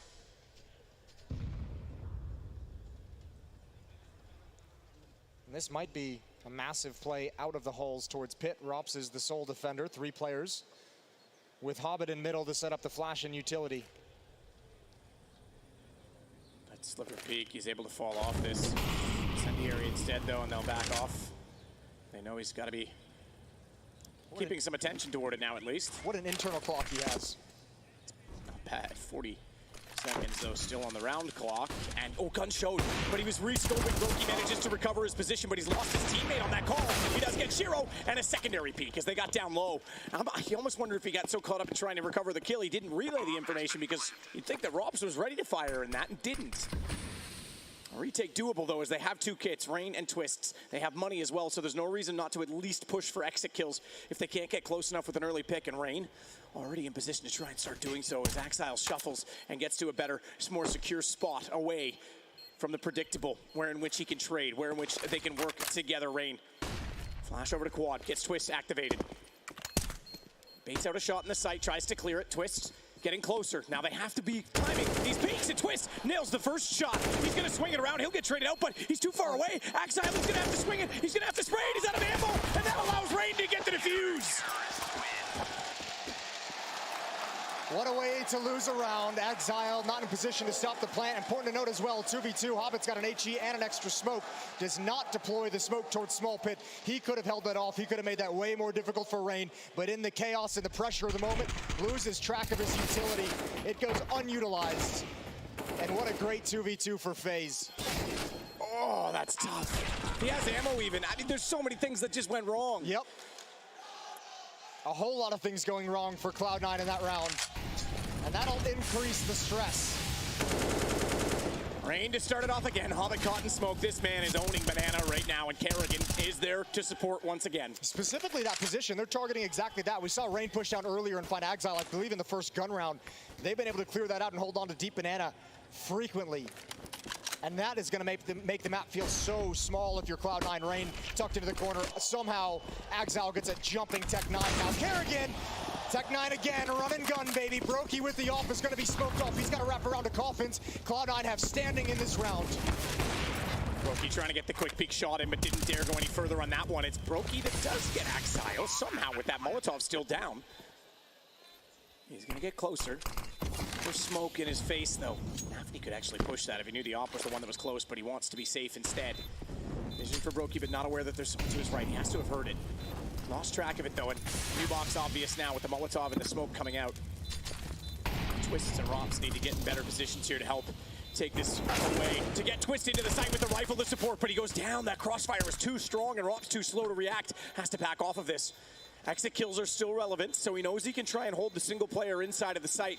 As already enters, leaves, and tries to run.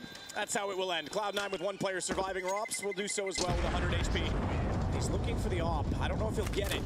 So it's at least Cloud9 holding by one. What a great round from Nafany as well. I mean, just the movement, just the positioning while that B-bomb site is being taken in the post plan. He actually bails out of a position. He actually, it's a risky play. That's disgusting. That's not fair. It's risky, but he moves into the back of the bomb site, so he makes it a two-front retake battle. There's not two players in water just chilling by the bomb site. One is back behind the boxes that they had to search for. That's a great way to add a new dimension on defending the bomb plant.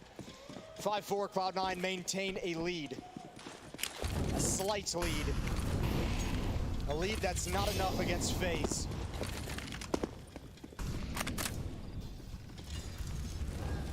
Kerrigan and Rain again aggressive at top car, or top Banana.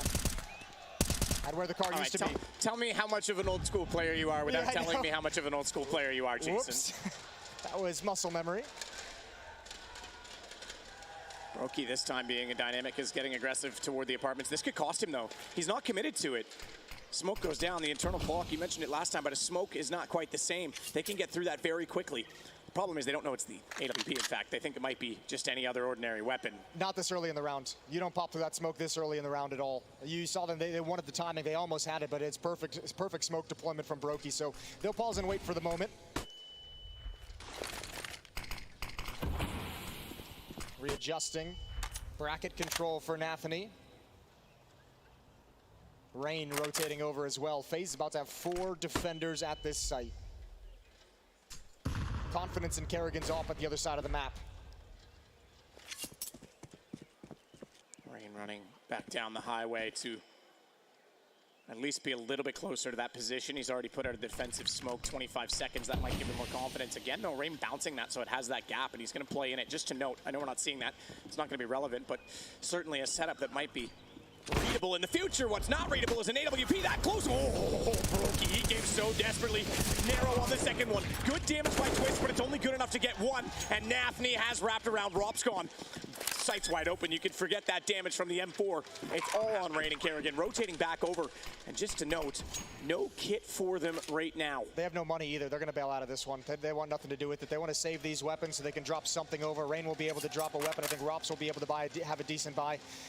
2 rounds in a row for Cloud9. This is going to put him up 6-4. This shot is great, obviously, from Brokey. The re-peek, I think, ill-advised.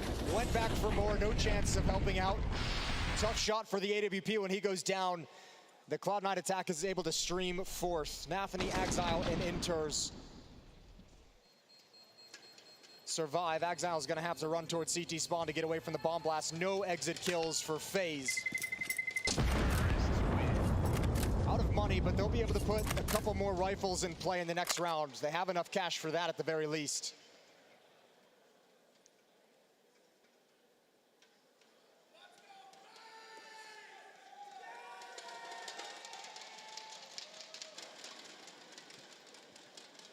So they opt for Shiro again, and you're right, the money is weak. But remember that Faze got into this half by winning with lesser weapons, so the chance to do so again could easily present itself. Rop's going to be aggressive. MP9, okay, not quite. I thought he might just run right down there toward the bench, try and hug the wall.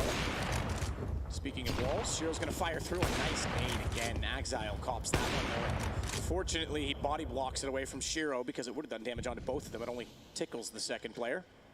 Bombs dropped way far back.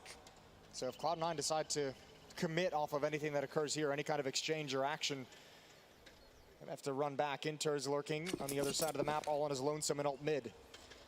That's the op. That's them trying to recover the bomb as well. That's tough. But the op is the one watching that. Now, keep in mind, Rain's the one boosted on this. They have a double boost for Twist, but he only has the P250. So they're going guns blazing first. Jumping out. Nafany gets information, but he's downed. Excuse me, Ross rather is down to Nafany, and he sneaks in. Oh, that's easy. Gun goes backwards between the oranges. Twist is looking at it. He can't get to it yet. Oh, but he does. He does still manage to compose himself. A second kill for the TCs as it was Kerrigan that found one just before. Shiro now panicking.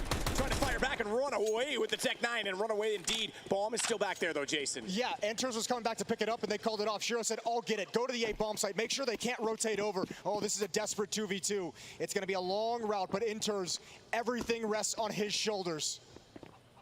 And a split rotation. Kerrigan's making so much noise. This is, I think, a foregone conclusion. Enters just needs to spot the second player. He just needs to watch down the wall, and that's exactly what he's doing. This almost reveals the fact that potentially they have split up. Shiro can't plant here. Brokey can shut this down. Oh, he turns the corner. And he can't win it. Enters has the other one. Oh, so many risks taken for Cloud9, and they get away with one. The turn and reaction as well. Even if he puts it down to a one-on-one and gets the information, a chance maybe he can dance boxes and bait toward bomb, but man, oh man. As close as you dare, Cloud9 now find 7-4.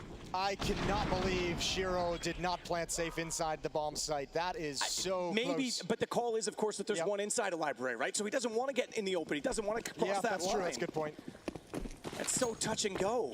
Yeah, I guess you're exposed to one of the other players from Faze, no matter which spot you planted in. That's a fair point indeed.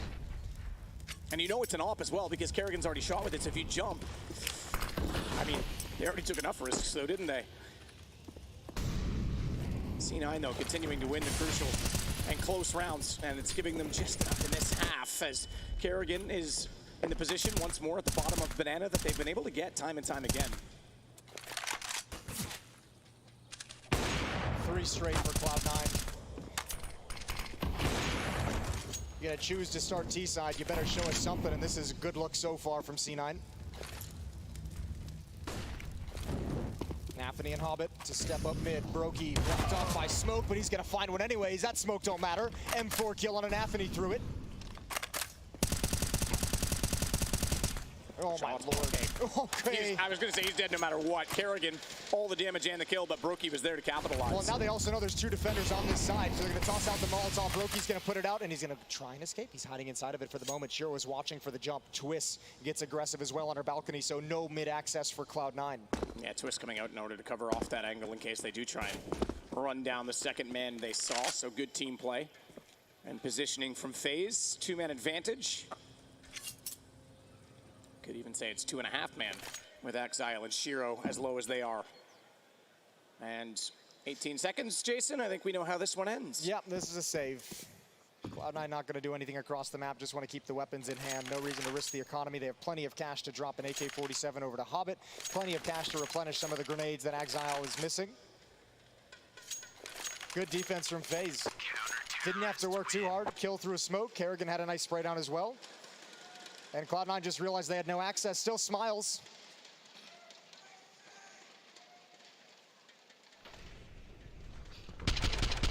Clara vision showing us exactly what the other side of the smoke looks like. So timeout called Cloud9. Groove's gonna talk things over.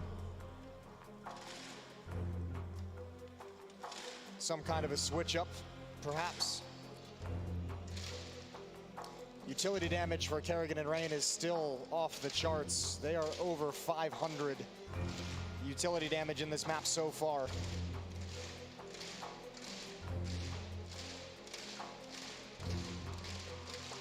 that was early as well. You said it was 370 yeah. early on, so it has slowed down a bit, but still they've pretty much set the tone at Banana. Well, I mean, it slowed down a little bit, but also they keep getting control of Deep Banana. I mean, you know, if you're Cloud9, you're like, you know, we don't want to fight for this anymore. We've been taking 40 damage every time we step in this direction, or Rain's been pushing and picking us off. It's just not fun in Banana at the moment. You can see they're just chucking out utility, but staying way, way outside of that all-important curvature of the map. That might have been heard. I don't know if Hobbit's actually, okay, with the Molotov down on the balcony, he wouldn't have heard that. I was going to say he may have heard the drop down outside as they tried to boost and failed onto Atrium, but he's inside Boiler now.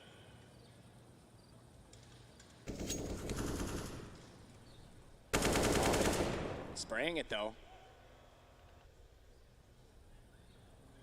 Inter's also going to clear.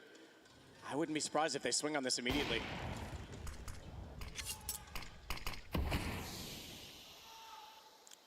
Minute and 7 again. Cloud9's really dedicated to this Halls pop hit. They've lined up for it a number of times, and again, second or third time we've seen them smoked off and slowed down. It's a perfect call for this defense they're up against. Incendiary is deeper than Hobbit's position, so maybe they use that as timing in their favor. Anti-flash for Twists. Props reveals he's up top now. Still wins out the duel. So an incredible play from him in that position before, and Brokey's gonna double up. He's gonna triple, he's gonna have to, because they've lost Brokey, but Twist, anti-flash, tough angle. Exile doesn't want to refight it because he's worried about who's coming over from Library, so a smoke to protect his right side, but 14 HP, the nade. Ooh, the nade didn't quite get in the right spots to take him down.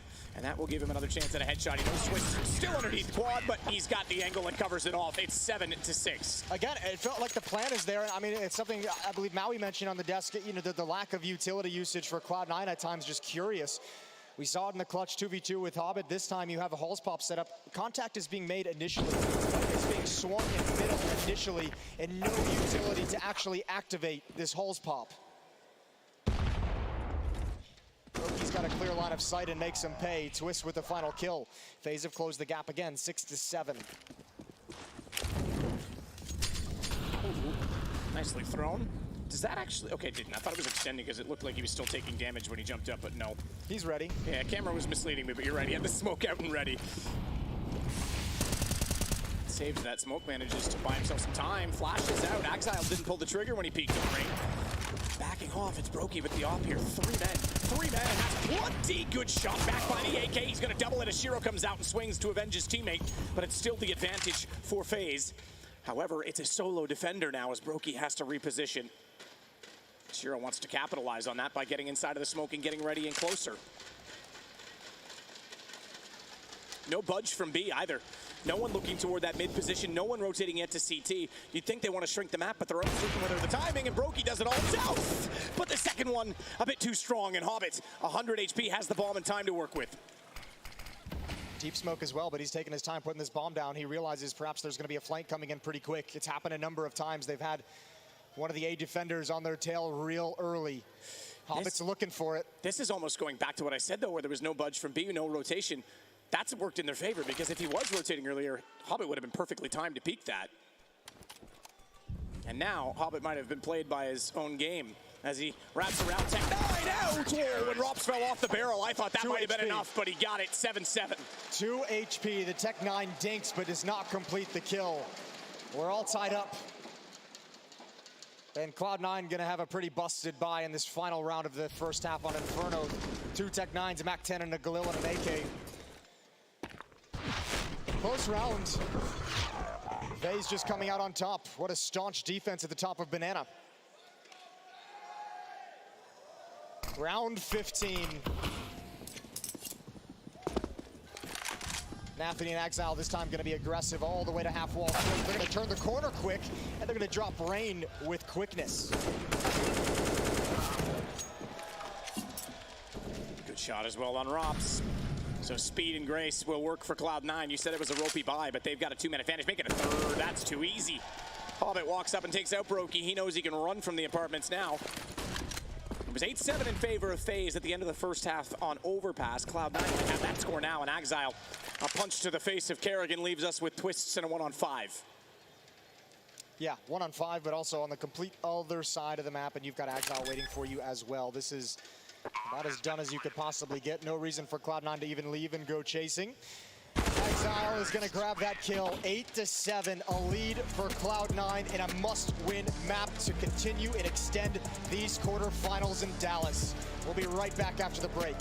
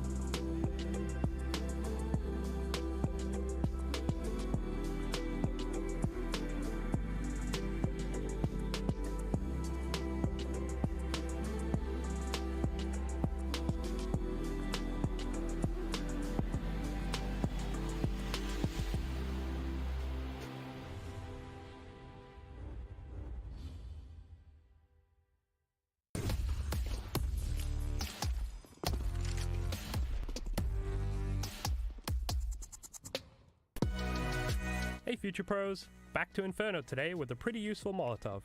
This molly will force back an AWPer playing close to porch. To execute this, use your KZ skills to get onto the corner of this railing. Aim below the wooden rafter and at the bottom of the cracked paint on the wall. Then jump and throw. This will force any AWPer playing porch side to move back onto the site, or play more aggressive, so watch out for that too. Good luck!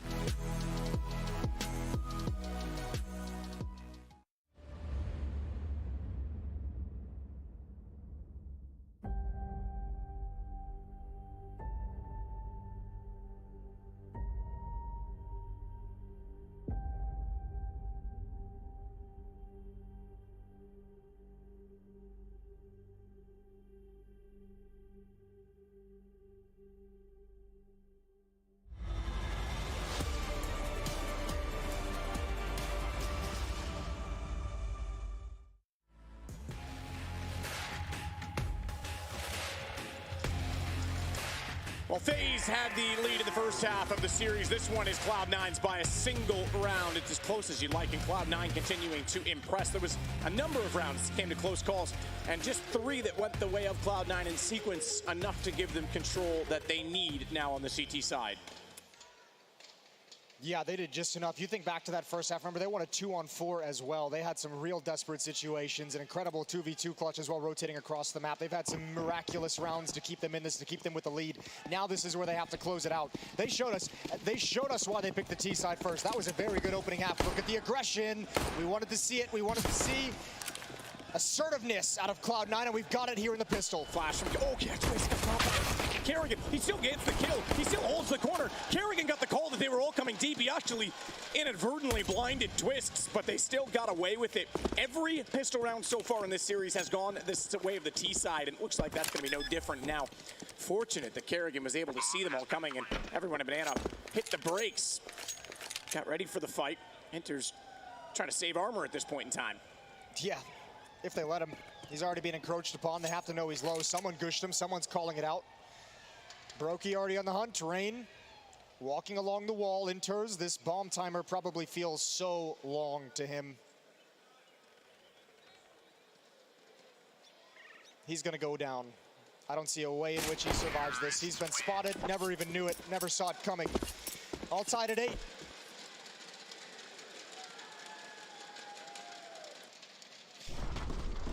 Faze have never had a lead in this game. The best they've done is tie things up, but every time they get close and tie up the score, Cloud9 just win one to keep a step ahead. Well, the interesting is there's been a pattern. It's been 4, then 4, 3, then 3, and now 1-1, which leads us obviously tied. But what does that break? Because if it does Faze take that lead? And all they need to do now is convert with the weapons in their hands. 3 defenders to start at the B bomb site. Hobbit, Nafany, and Shiro. Twist and Kerrigan on the other side to control Banana.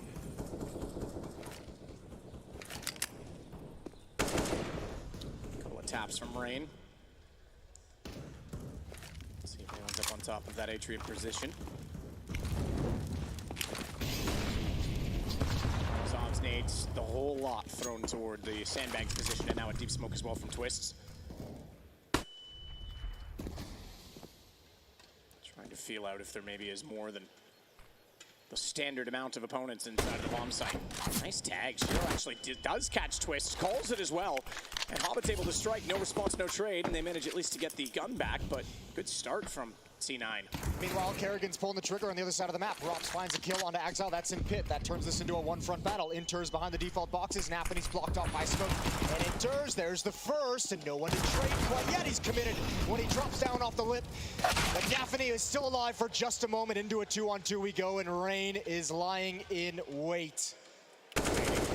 Holding, not where there's 2, but it doesn't matter with the AK. I say that Shiro, though, he's got this in a position of winning right now as he has the scout to get closer. Edge of the smoke enough for Rops to reposition, but the scout firmly focused. Does he see him? Oh, he does. He did. Oh, surely. Yes, he did. He's late to respond to it. Bit more gray on his screen than perhaps on our spectator model as he now approaches the door knowing that Rops is there, but Rops too knows he doesn't need to peek. The question is there enough of an angle? He can't do it, but he can smoke himself off the bomb. Rops is going to walk out at the worst possible time for Shiro as he made noise to go back. He knew he was checked, and it's covered off as Faze take the lead. That's a tough clear to make with the scout as well. Would have had to have been an immediate headshot. That's a great round from Cloud9. Unfortunately, cannot close out at the end of the day. Good trades from the defense. Every step Faze took. They lost a player for it, but Rops just too cool in the clutch. 9-8, first lead of the map for Faze Clan. Ooh, nade stack. 5 nades picked up from Cloud9. This is going to come deep. This is an airstrike. How successful is it? Not that successful. Needed Rooster to get the accuracy right on that one. Twist going to shut down Axile, and all of top mid gets absolutely slaughtered, so it's now a quick round for Faze. Very quick round. All picked up for Shiro. Brokey still has the MAC-10. It's been a while since I've seen the nade strike down mid work as well as you always think it's going to. They even swung out for the fight, and this nade still didn't land in the place. Do the damage they wanted. Round 19. First gun round of this second half.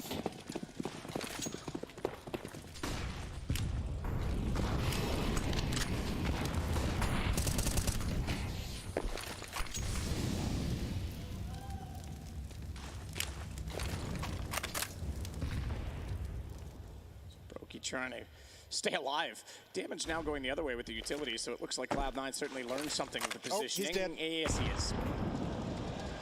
He gone. Bye-bye, Brokey. See you in the next round, bud. But Twist's going to try and retake that mantle. Jumping out of the balcony position. Rain's been tagged down to 11, so Gunn looking very, very comfortable for the CT side. No one even really taking any damage right now, aside from Axile with 95 HP. Yeah, this is sharp from Cloud9. Axile even activates himself in middle, a self-thrown flashbang over the roof to find the opening kill. Twist and Rain, no utility, just the one Molotov. Rain with 11 HP. They're going to call a very early save. They're going to chill for 50 minutes in the house. 50 minutes? 50 seconds, I mean. That's a long time, Jason. That is a very long round. Light a fire, kick your feet up, have a good time. Here's that self-activated flash and peek from Axile. Molotov as well to make sure nobody can wide swing while he's taking that fight. Well struck from Axile, and Kerrigan shaking his head in frustration. Faze Fortunate perhaps then to get those early rounds, because this looks pretty solid from Cloud9 defensively, even going back to the last round. Yeah, certainly. And this round looked very sharp from Cloud9. They were prepared for everything. They were very, very confident in their fight selection. So,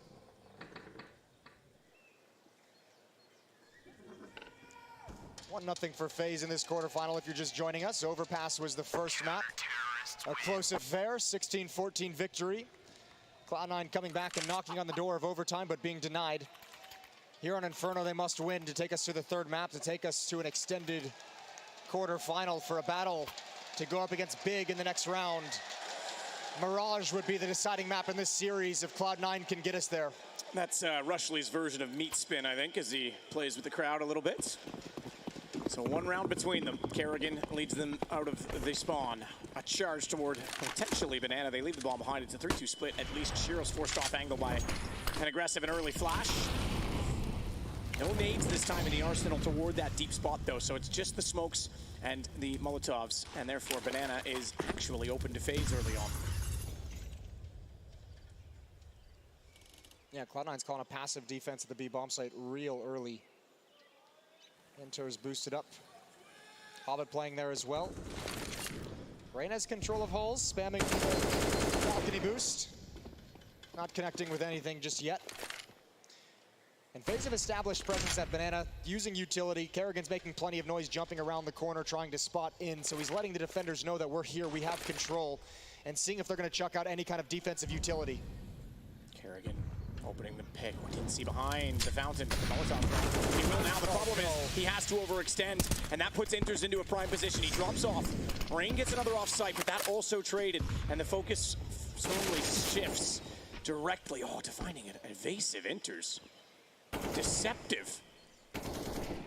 Too close for missiles. He stays well below the radar. They're going to have to switch to heavy guns, but Rops, oh, this could be perfect on the timing. He heard him go away, and he's got the flank down. Shiro does get twists. Inters is still alive, though. Brokey dropped. It's 30 seconds, and he knows Rops has to make a move from the flank to try and get much closer. And Inters, Mr. Efficient in this situation, as he looks toward him, has Shiro support. Well done, Cloud9 to tie the game. That's crazy. That is textbook B defense from Inters when his teammate goes down. I cannot believe Kerrigan actually struck that entry kill. Goes 1 for 1, but Inters, this is a masterclass in that situation. How impressive, and when the smoke fades, he finds his hunter. Shiro with a good shot to close things out. Back to being tied at 10-all, and back to pistols for Faze. They've got no money. Kerrigan, Rain, and Rops have a little bit of cash to work with, but nobody else on the squad can invest.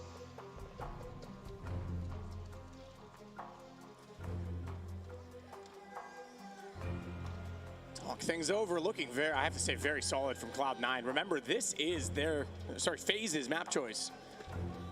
So they could drop this right now, and if the series gets extended, it's Mirage that would be required, and that's one I can see going either way, to be completely honest with how these teams are playing.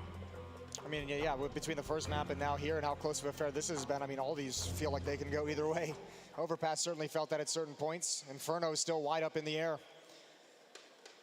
There for the taking for either one of these teams. Deagles and a MAC-10 for Faze's attack in round 21. And to be fair, there is a trend, a major curse. You win a major, and usually the next event isn't followed up upon because you kind of, it's that release of adrenaline, maybe that complacency. It happens all the time. We saw it after Columbus when we went to then, it was DreamHack Malmo. We saw it as well with Fnatic in a number of their wins. It isn't uncommon, but man, oh man, at this event with the situations and standings and the different teams that are here last minute, you'd think Faze, this should be theirs to lose, and I give Cloud9 full credit because they are giving everything they can to them right now. Oh, it certainly is Faze's to lose. Heavy favorites for the event overall. Favorites in this series as well. They've beaten Cloud9 the past 3 times they've met. Shiro right through the edge of the smoke. Just toying with Rops. The main thrust of this attack is coming in now. Twist and Brokey trying to work their way up lane, but they're losing all their support. Exile with 2 quick headshots, and Shiro delivering still. Cloud9 about to regain the lead. It's going to be 11-10 once Rops goes down. Once Rops goes down, though, he starts it off lovely. Good shot on Nafny, but now they know exactly where he is. They get it already, and Shiro holds the angle with the AWP. Looking flat from Faze, not even finding opening picks. Give him time. Kerrigan will find a solution. He'll find something. There's just so much danger on this Faze team. If it can't work with tactics, it can't work out of defaults, you can Go for a set piece strategy. You've also got the individuals to just improv.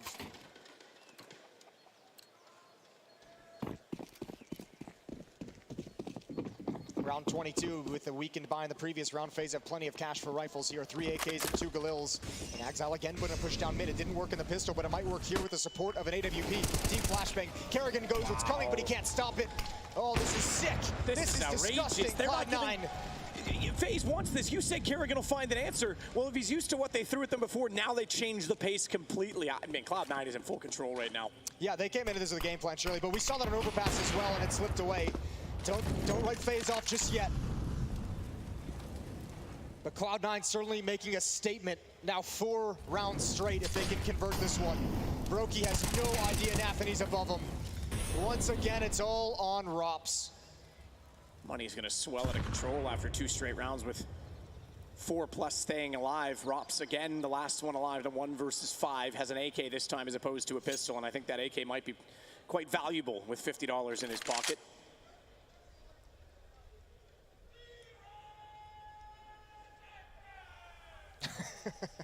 Not sure even that would save Rops right now. It's all right. He got me. Well played, sir. And he's going to go back up to Boiler. I think this is not even an attempt for Rops. He's just trying to clear angles that might be allowing someone to close the distance and the gap to him.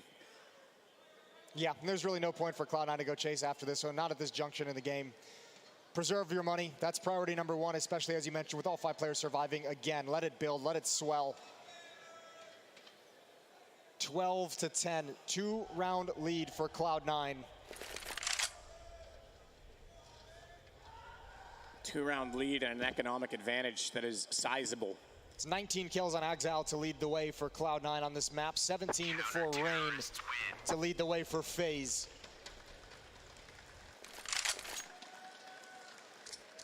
Calm and collected in those new Cloud9 jackets. Yeah, this is available at the pro shop right outside the arena. Need to get one? I might. All right. We'll speak to Jack. I know he's here. But this is, I mean, this is one of the best stage performances we've seen yet out of this squad. This is what we've been waiting for from Cloud9. Nothing like going up against the best team in the world to really create a laser focus for you. But we need it. This spot is available. Who is going to be the challenger? Twist's tagged already, down to 54. Nade's thrown his direction. Rain quickly threw the Molotov, however. Oh, they fired a shot, though. That's going to give away the fact that they're already rushing it out. And smokes, flashes, everything comes in. Now they can be traded. It's an off angle. He was forced to look wider. He had to swing his gun a bit too far. That gives Kerrigan a chance. But Exile above. Twist's able to get the shot onto him. Bomb to go down, but ooh, don't trip over each other. Kerrigan low HP. Shiro still smoked. They need to get that bomb in position soon if they want any chance at all. All 3 have guns picked up, and they have armor. This is a straight round. This is a straight 3-on-3 retake. Not a lot of defensive utility still in play. There is 1 nade for Twists, and Hobbit's boosted. Kerrigan's so low that even if he gets spotted at all, he goes down. Somehow he pops out and gets away. Hobbit couldn't land it, and that's going to reveal there's a boost. So there's information at least for the hold on the Faze side. Twist getting a little bit more open in his position as a result is going to lob a nade in, waiting for the jump. Kerrigan repositions, Rops with the crossfire. They figured it out. It didn't take much. It didn't take an opening at all. In fact, the round was still slipping away, and somehow they beat them with speed to the site. Yeah, I told you Kerrigan was going to have something up his sleeve. This is one where they just rush up wrap side on A, exploiting the fact that Cloud9 started 3 at the B bomb site. The 2 defenders simply could not hold on. They couldn't fight in conjunction. They couldn't fight together. Nathany goes down first. Exile was up in halls. He didn't even have an angle at the fight. And what a shot from Twist swinging underneath him. That is great from Faze, but that's a trick that might only work once. They've got to show that they can do it with guns. They've got to show they can do it with the AKs and the M4 that Twist has in hand. Still a brilliant new lease on life for Faze in this half.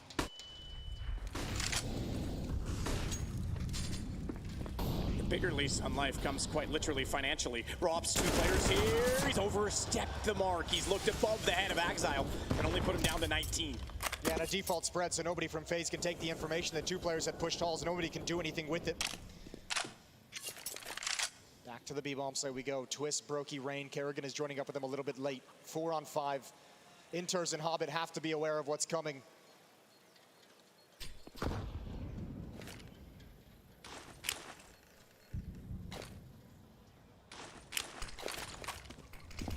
Smoke covers the entry point.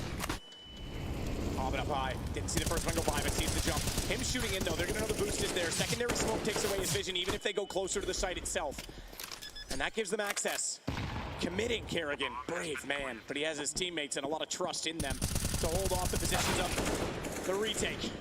Trade out, twists down, bro, forward, good kill. Manages to actually get that shot off before he's found. That's gonna give a huge chance to the defenders of this bomb. And it is Rain and Kerrigan. Rain flashed off, but Kerrigan clotheslines, enters at the peak, back out. They didn't see a response and he never got far enough to spot him in that corner. It's another win and it's 12-12. Now the economy is reset. That is crazy. They take that site without losing a single player to the boost up.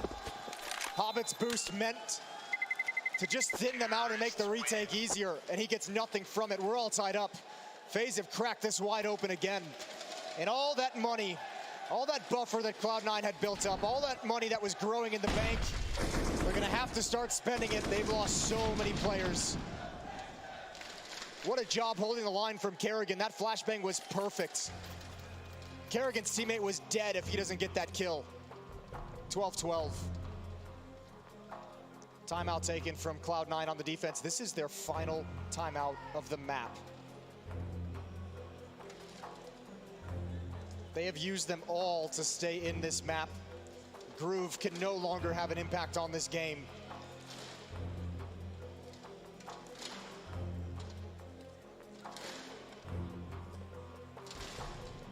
It's such a dominant half, but it's one of those ones you put so much importance on the pistol. 8-7, they get that lead. They get obliterated for 3 rounds in a row, and it looks absolutely perfect defensively, but all it takes is 2 to crack back. They managed to rope together a buy on the C9 side, so I actually thought they weren't going to be this aggressive with it. If they die now, if they lose this round, they're in trouble. This round is so important. If Cloud9's ever forced to save in this half, they're in some trouble. With Faze this close to the winning mark. Twist, Brokey, and Kerrigan towards the B bomb site. 3 defenders here, though. Inters and Shiro. There is an op in Shiro's hands. Holding the line towards top banana.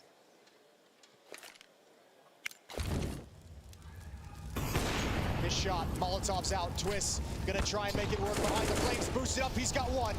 They don't need to commit. They can fall away, but he steps forward. The rest of Faze can't join up. They're the ones bailing out. Rops has been waiting patiently towards top mid. He's just going to start moving up to take brackets control. Double pit set up for Cloud9. And the hit's coming back in just under a minute. 55 seconds on the clock. Exile toward pits. Brokey. A shot off. Exile was tagged by it. I think it was a dink through the wall, so it was very minimal, but Nafny up above gets 2.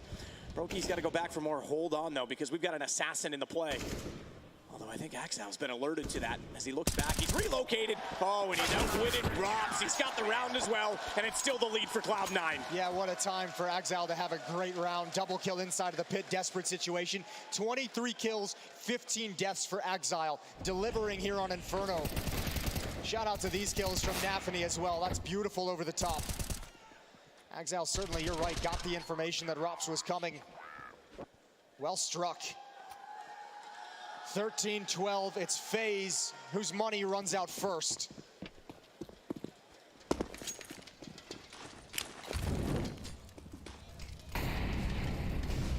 Rookie with the deagle. You're absolutely right, that's the round that swings this entire game. C9, they now have a chance to potentially get a 2-round lead and be quite comfortable in doing so. Brokey exploded down to 40 HP. I think you make a good point, though. This Cloud9 defense has looked so good in this game. Like, if Faze or Kerrigan will have those tricks up his sleeve, but they actually haven't shown that they can just go on a streak on this T side, right? Like, outside of these 2 rounds that started with a wrap rush with Tech9s, they haven't shown that they can really go toe-to-toe with this Cloud9 defense when guns are out. Makes this all the more desperate. Oh, baby. Line it up. Line it up indeed. Oh, he might get the ace. Twist denies it, but it doesn't matter. Shiro's there to shut down the round. And Exile looking solid defensively has Cloud9 in a position of power. Yeah, Mirage is looming. You can start to feel it. You can can start to feel that third map coming. Great spray down from Exile. Nice and easy, unarmored opponents, but it looks great.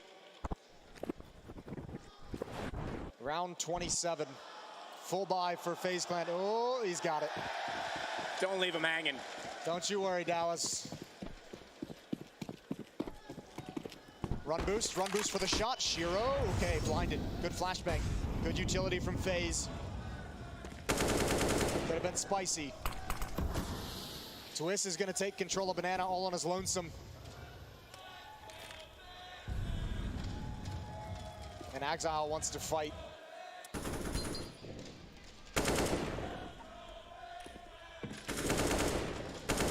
Crossfire shots for Rops inside of the smoke. You're right, Exile definitely does. Oh, he's always done this so well. This is perfect. He single-handedly wants to close this out. Okay, spotted him going to Boiler, but he still has information, and they don't know where he is. He could absolutely slaughter them at top middle. They're trying to do a mid-to-B split. Kerrigan and Rain are flirting with CT spawn. If Brokey tries to fall back with this bomb, Exile's gonna put a stop to this immediately. Oh, this is so sick. He hears all of it. Hears the footsteps. He knows everything. He knows everything except where the second player is, but no one's gonna look. He pops out, he's just gonna walk in behind them. Everyone rotate to B. 4 players on this side of the map. They have so much control, and Exile, he's gotta pull the trigger. He has to sooner or later, surely. Inter's holding, but Twist has it. He's left alone. Twist, unavailing and unappealing, unaware, goes down. Exile at least able to fall to safety. I don't think he knows, though, that the Lurk is heading back that direction, so this could still fall apart. His patience might be too much. Molotov thrown, they're gonna know that Exile was outside of connector, and here comes the play, but he turns it around. This man's got so much knowledge. Still the ball for FaZe, Kerrigan and Shiro. How do they still win that round? Oh, you can debate that round and Exile's decisions all day long. He waits so long. Brokey and Twist are able to get into safety around the half wall. They're able to batter down the defenses just enough to make it work. Exile's gonna have the bomb on deck way earlier. That patience might have been their undoing. It's not often we say trigger discipline is a bad thing. Is a bad thing. Normally people are too quick with the trigger, but that time I think you're right. If he drops that bomb in the banana, they're forced to contend with him, and that divides the take. And Twist was the only one there to do it. Rops was lurking up at the A bomb site. The other 2 players, Rain and Kerrigan, were wrapping through CT spawn. That would have been a 1v1 for Exile, essentially for the round. Oof. And the way he's been playing a one-on-one, yeah, give it to him, I think, the way the shots he's had over the last 2 rounds prior to that. What a disaster. FaZe right back in it. Right back in this set piece. You don't want to give a team like this any opportunity. Nafny's spotted, good shoulder peek, he's forced to fall. He has Exile to protect him though, but Twist's able to get Nafny. Rops, good find, Exile. Man, oh man, this guy's got aim right now. And he's got Shiro in the same position. More trigger discipline, this time no mistake on it. He'll swing out, bomb drop, and it's map point Cloud9. His defense just barely hanging on. Exile is logging an incredible performance. 32 kills now to lead Cloud9. 2 chances for Mirage. And Shiro got to just lie and wait and chill the whole time. His teammates did all the work. He gets the closing glory.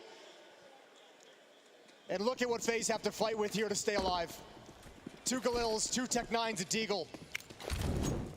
Kerrigan needs one more trick.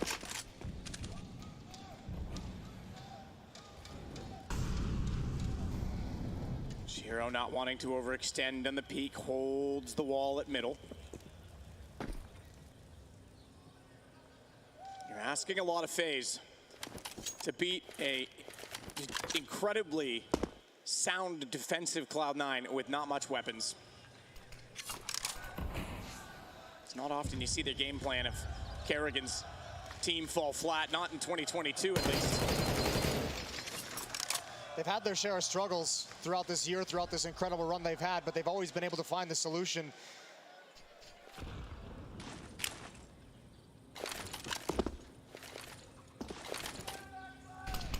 Shiro still holding and waiting.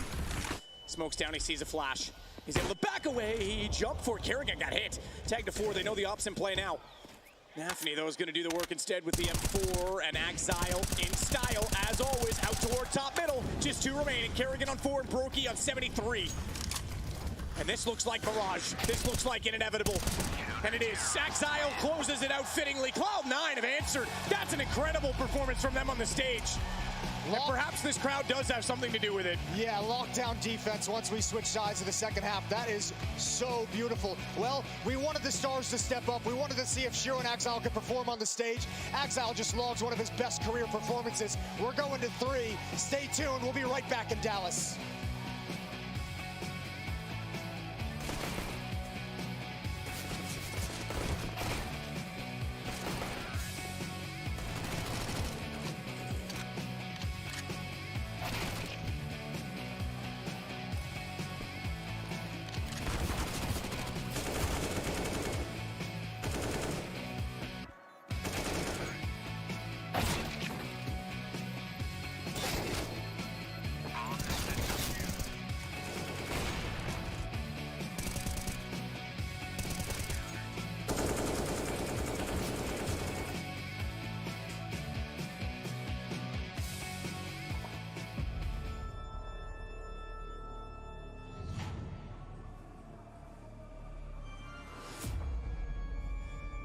Yeah.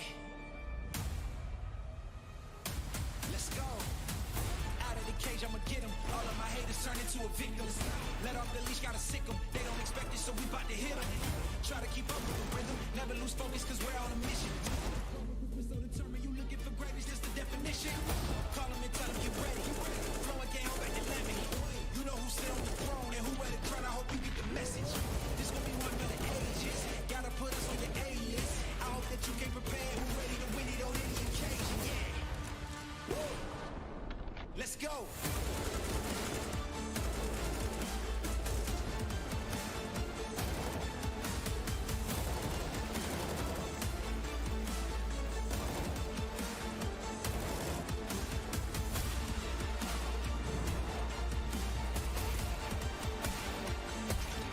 Alu's 32 kills to his name's gonna add another one. Alu with 2. This could be all 0 for Liquid. 20 seconds left. Alu 4. Ends have done it. They pulled off the upset. That is massive. What's next? He's walking around and just walking in the stacks Wonderland. Yeah, right. Last man standing device. That draws speed. He's jumping and shooting. He gets one more kill. Looking for it. He's got him hunted down. Time is up. Oh my god. Garo, are you going to be kidding me? We break all the rules with a defiance. We got it all from the small to the giant. Put on a show when it's electrifying. Guaranteed to show and prove. Ain't no competition. We can't lose. We got the hits coming summer to summer. 365 got the magic and wonder.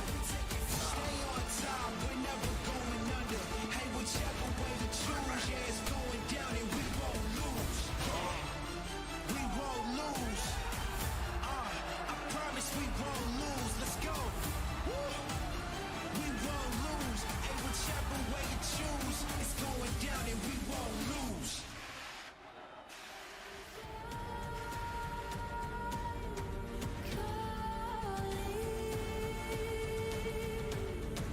Voices in the distance, we are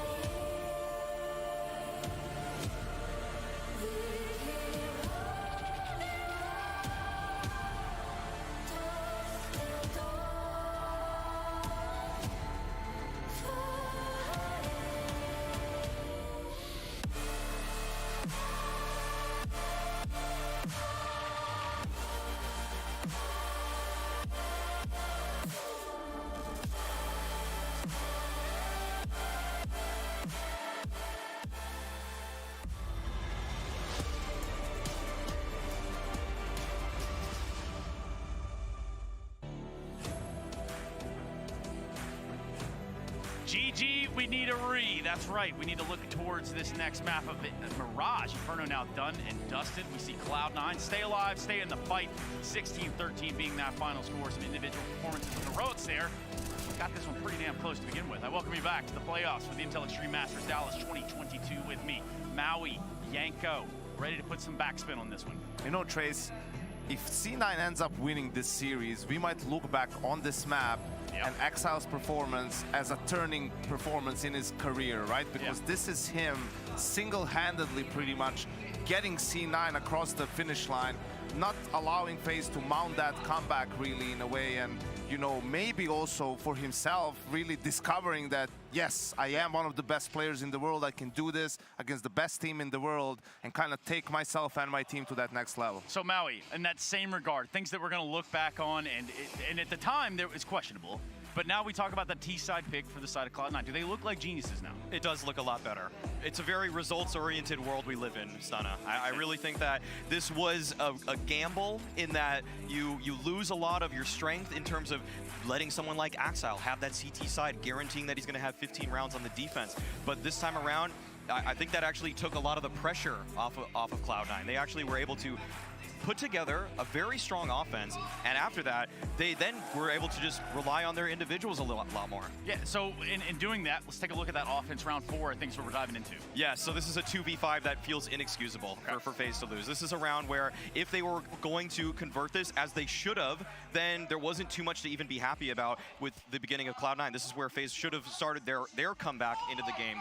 But as we see here, 5v4, it's going to be significant advantages going the way of Faze. Kerrigan's got a really nice smoke spam there to make it a 5v3. There's going to be another kill from Rain as he's on top of this second oranges right here. And as we get into this position, I mean, this is a round where Faze are winning the first gun round, Yanko. This feels like, all right, Faze are getting a hold of this game, but in the blink of an eye, in just a moment's time, Cloud9 bring it all the way back. Rain even survives a little bit extra there after getting the kill, but also why is he alone with no banana control? Like, okay, you make the gamble, but you know, they should be rotating faster back. It seems like they rushed the exactly as well, right? Yeah. It was really unnecessary. Just group up a little bit more, right? Like wait for everyone to be there, make sure there's a trade for those kills, and that didn't happen. That was really uncharacteristic for Faze. Yeah, it just felt like one of those moments that was really undisciplined for Faze, where you can see Faze do the impossible with those kinds of rounds, but also they can do the unthinkable and lose rounds that feel like they're a guarantee. Faze can lose a round. We have seen that happen before. What do we see in round 8? Let's just play it so we can remember. There we go. Yeah, dude, there were a lot of rounds out there, right? I know what we had later on. This is the round where Kerrigan just runs down, gives up his life, I think, and this is to be great, like following the second round, right? Yes. Like this is the entry kill. Rain gets a kill back through the smoke. Broky's rotating back. They're going back towards an abs pop of sorts. Yes. This was a round where, I mean, in the 3-on-2 right here, it just felt this was a super back and forth one where I think that. Jeez, okay, let's just see how this plays out, Yanko. There was a lot of action that happened this is the 2v2. This is where they both like get stuck and Axile runs out of bullets. This is the clutch where it's like, okay, they should have played it. You know, they also had some utility to use for long, right? They didn't use the smoke for small pit, and the retake goes in the way of Faze, where you're thinking like, you know, this is a situation that Cloud9 really shouldn't have given away. So talk to me about situations that led us into round 22 being significant. Yanko. Round 22, that's the one, Trace. That's the one that's really important. Why? Because you can see the mentality shift for Cloud9. Look what they're doing here in a reset round. Basically, they have they're going to push down mid. This is a play that actually Faze does a lot. You go down mid, there's a flash coming in from Banana. That's going to blind Kerrigan. That's when Axile swings. Smoke is coming in to cover him late. Hobbit got a bit of a lucky kill through the smoke as well. Shiro is covering second mid, which is always the danger when you go for this mid push. Second mid tease, they always come from behind you, and that's where rounds fall apart. You might get an entry or two, but then the CTs kind of get lost, and the round goes away. And here, you know, Nafani just being in that position because this is a spawn-based call. Nafani was the one who was covering abs from long, and this was great because he told me, you know, Cloud9 is playing to win. They were not playing not to lose. They were playing to win, and that was just a super ballsy call for them, and it worked out great. And that is the difference from what we've seen Cloud9 try to do in the past. You know, we talk about jiggle peeking all the time, Maui. I know it really gets you flustered, but sometimes it seems effective, other times a little lax. I mean, what we really loved about that round with Cloud9 is that, all right, they got the advantage, they have the round lead, and they keep pressing the issue. That's something that they always want to just play back. They always play so passively, but this time around, they changed it up. They flipped the script and took a play out of Kerrigan's book to actually work against Faze. Yeah, it's crazy scenes around here. We do have another map coming your way. For the time being, though, as I've said to you already, and I'll continue to say for the remainder of the weekend, DreamHack Dallas in town, meaning that a BYOC. If you're unfamiliar with that, it means bring your own computer. We've sent James Banks down there. I'm here now inside something that holds a lot of memories for me. This is exactly the kind of events I would start at. This is the DreamHack BYOC, bring your own computer, where everyone will come travel down, play with their friends, enter some of the smaller tournaments going on here, and just have an awesome time for a few days. So I'm going to walk around, going to go try to find some people, bother them, hopefully not interrupt their games, and see if they want to talk a little bit. So we're pointing out these two guys to start off with because their computers stood out, you know, they looked a little bit nice in here. Oh, they're playing a bit of a Rocket League in here as well. I'm here to interrupt you guys. So what's your name? Hi, I'm Chandler. Chandler, nice to meet you. What's your name, sir? My name's Derek. Derek. So you guys are here. You been to some BYOC events before? Just personal events, just like small friends only. This is our first big one. And what made you want to come here down to the BYOC in Dallas? We've just been big BYOC fans, like in general, and we're locked up for too long, and you know we thought this is the time to get out there and play with, see the whole thing, man. And I'm really happy, right? Because this is kind of where I started. This is how I first started to get into gaming, coming to BYOCs, bring your own computers down, playing with people, enjoying time with friends. What's your goal here? You entering some of the tournaments at all, or are you just here for pure fun? I'm just here for pure fun. Personally, I just like to see all of the custom PC builds. I just love to see what everyone's come up with, and the tournaments are a good plus too. But just to hang out and have fun. And what are you rocking in there? It looks pretty beastly. I'm rocking a Asus TUF 3080 Ti, a i9 12900K, DDR5 6000 megahertz. So it's kind of beefy. Just built it a couple months ago. Very nice. You're not messing about at all. I'm going to let you get on and enjoy your time. Thank you very much for talking to me. Enjoy the BYOC.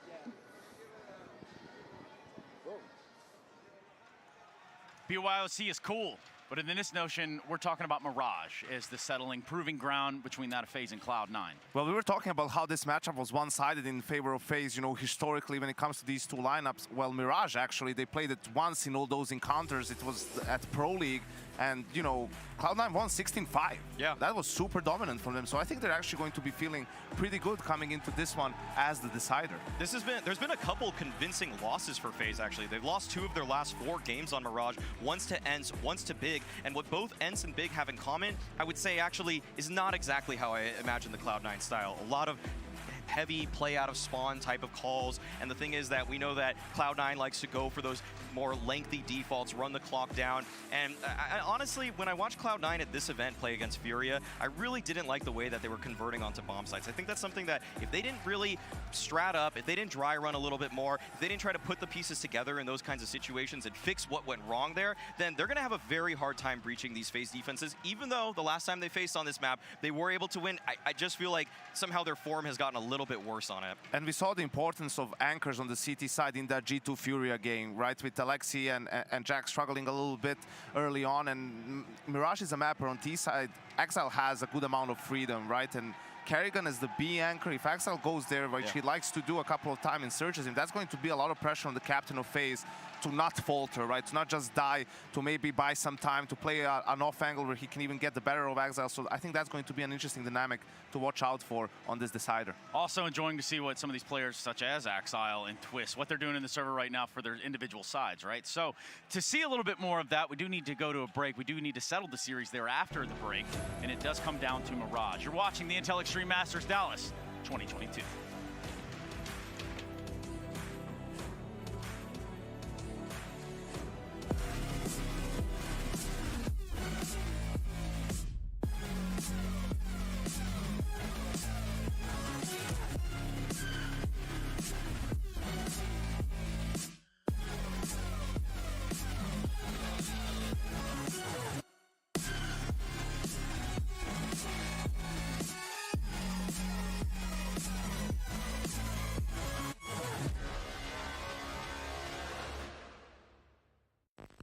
It's happening.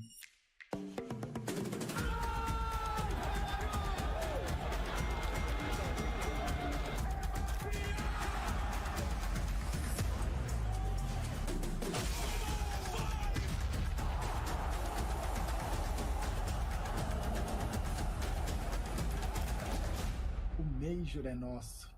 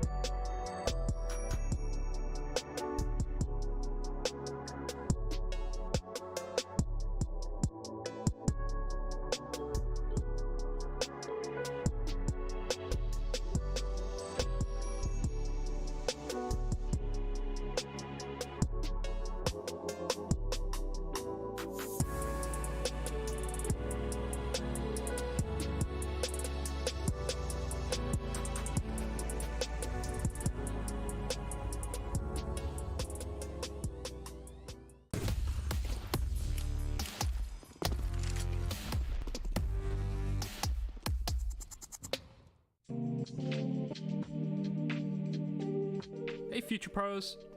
On the niche map Mirage today with a pretty cool connector smoke you can throw from spawn.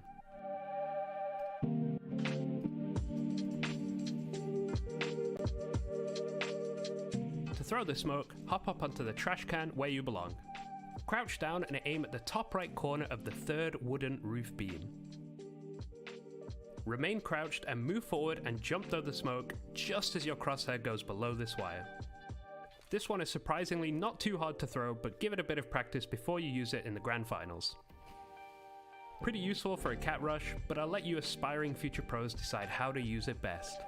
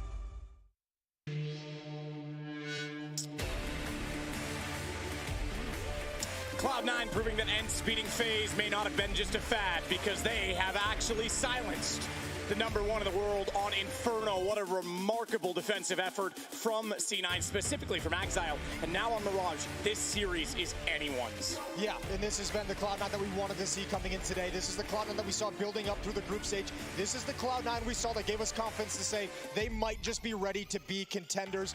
This would prove that they are here for the trophy. Mirage, final map of these quarterfinals. Winner goes on.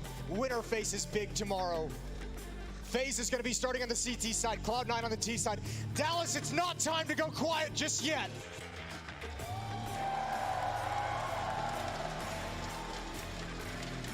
And we get underway. Pistols have been CT problems, so to speak. You normally expect the USP would be so resounding in all those situations, but the duels and the trades have favored the Glock so far in this series, and it's been closing of the distance that's been a huge aspect in that. Right now, that distance is already close in middle, but Twists still wants to try and use the accuracy to his advantage. Two players, sees it, needs to get inside connector, and does so.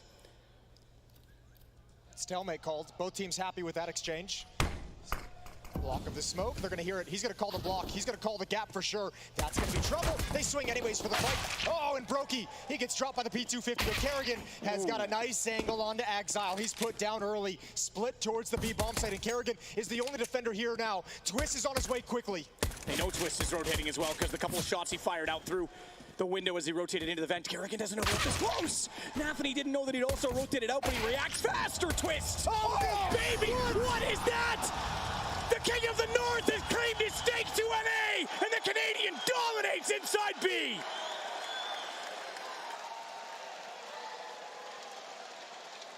No way.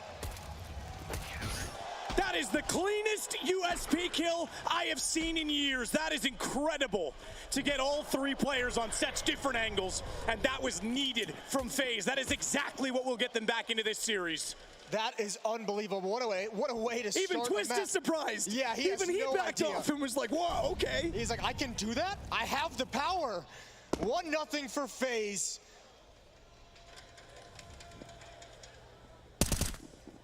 Unreal. Rain, towards ramp. Cloud9 not even bothering buying into this round, not even bothering with any kind of investment here. They want to get the guns out as soon as possible. They want to forget that round ever happened.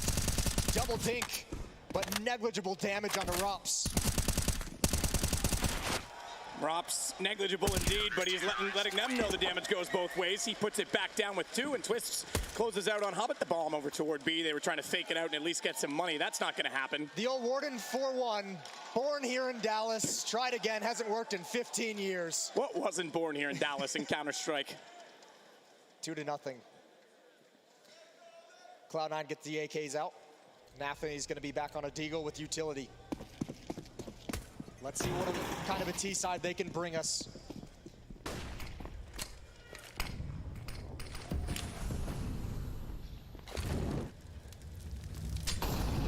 Don't discount Kerrigan's shots in that pistol either. He hit 2 stunners just to give them a chance of rotating. Rop's going to get aggressive on the map this time. Oh, this is crazy. What a wild play from Rops right out of the gate. This is going to be back-breaking. If he pulls this off, if he continues, that's something special. Oh, he's got him. Shiro's going to come around the corner, not even looking. I was thinking he might peek it, but there's no chance they read that. Not with someone inside a Palace, so he gets 1. The problem is he can't really overextend on it because now they're aware and they can turn to him. So smartly, and this is what an experienced player does, he gets back to safety, does not want to give away the man advantage. What a god tier push to do that early in the round in the quarterfinals in the deciding map. You're exactly right, just falls all the way back. Doesn't give up the advantage he's brought his team. Mid control for Cloud9, but in a 5-on-4, Faze is happy to play containment.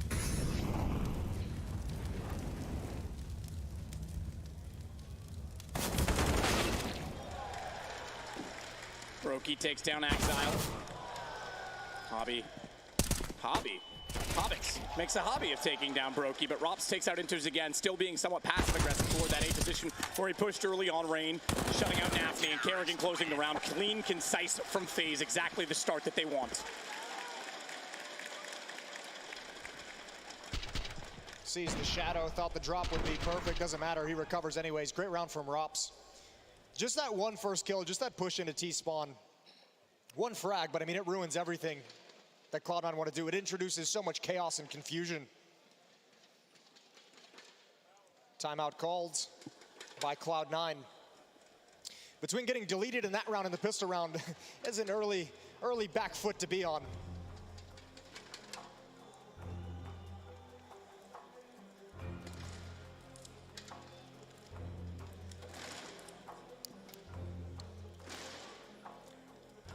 So get the calls in early and make the adjustments necessary. Robin not overly vocalized in that one because he's pretty confident in how things have gone for his team, and we get back underway.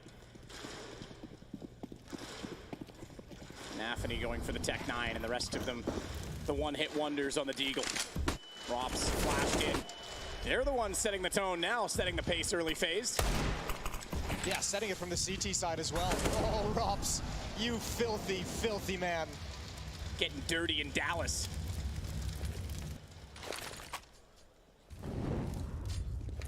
Eight down, doesn't do anything. They back off of it. Twists now controls that underpass position with Rops at top middle. They've basically locked them to that side of the map. Yeah, they've just taken over like the entirety of this map. What's Cloud9 even supposed to do? They don't have the weapons to really fight back. Deep nade. If Hobbit sticks around, he's in trouble. Yep, he goes down. Shiro brought low, and he's the last one left. 40-0 for Faze. Very quickly, very convincingly.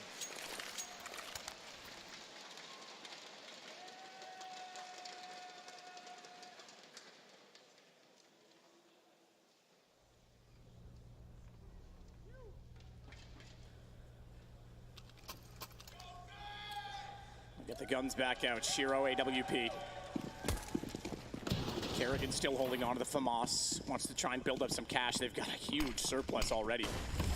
Based on how these rounds have gone. Nafany, oh, was he tagged? He was clipped inside of the smoke. I don't know if it was audible from that range with the other utility that was going off in the background, so he manages to get by on this. There's timing on this, though. Twist and Brokey are pushing up the stairs. They're clearing out B halls, but the main hit is going to be coming over towards A. If Cloud9 pull the trigger on this set piece in the next 10-15 seconds, it's going to be absolutely spectacular. So many resources for Faze are on the other side of the map. Twist is going to start working his way back through underpass towards middle.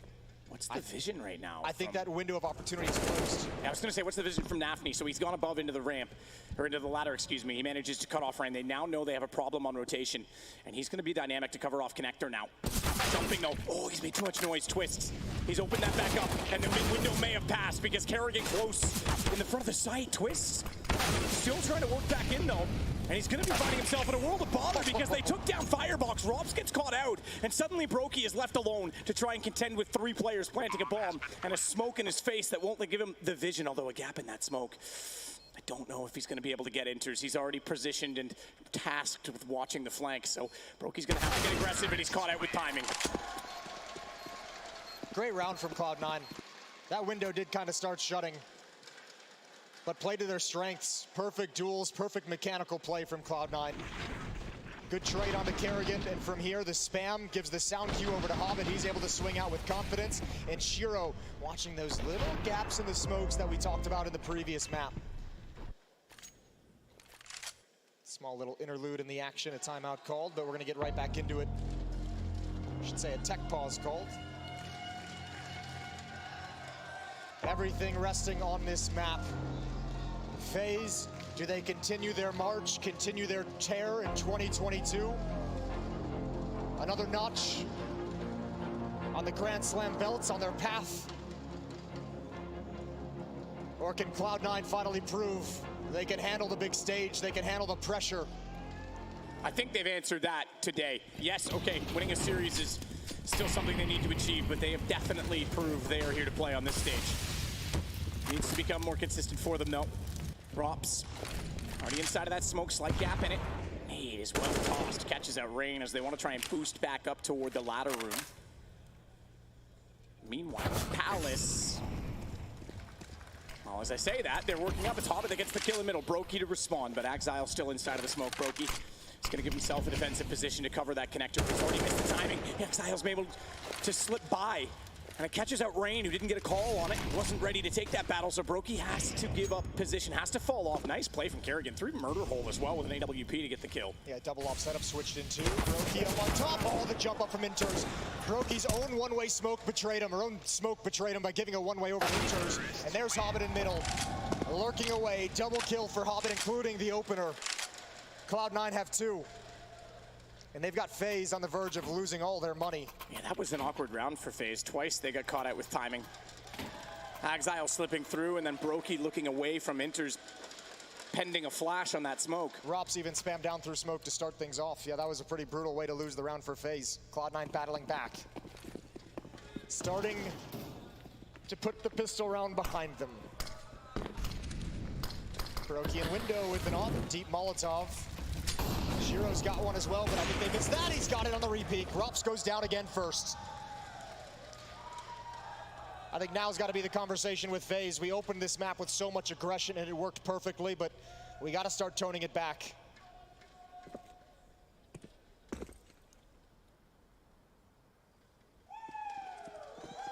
Nafny and Hobbit looking to go for the run boost.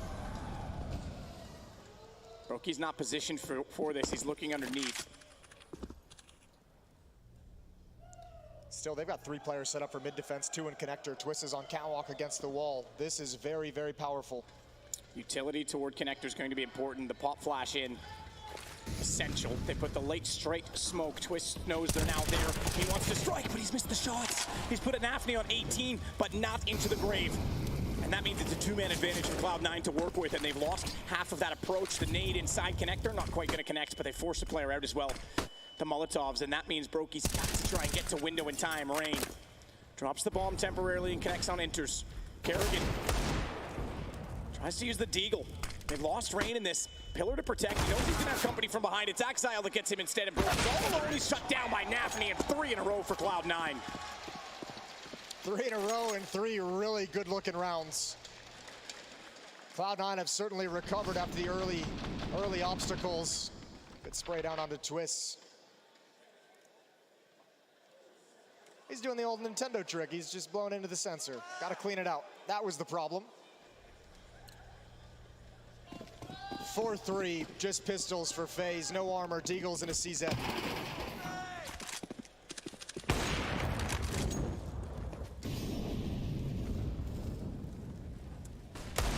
Twists trying this time with the deagle. Csgo sneaks out, slips out, tries to just fire back, but no one there even anticipates that he might have jumped toward that fence spot. That's going to put Nafany in a lovely spot, top middle to control, knowing that they're up against the pistols.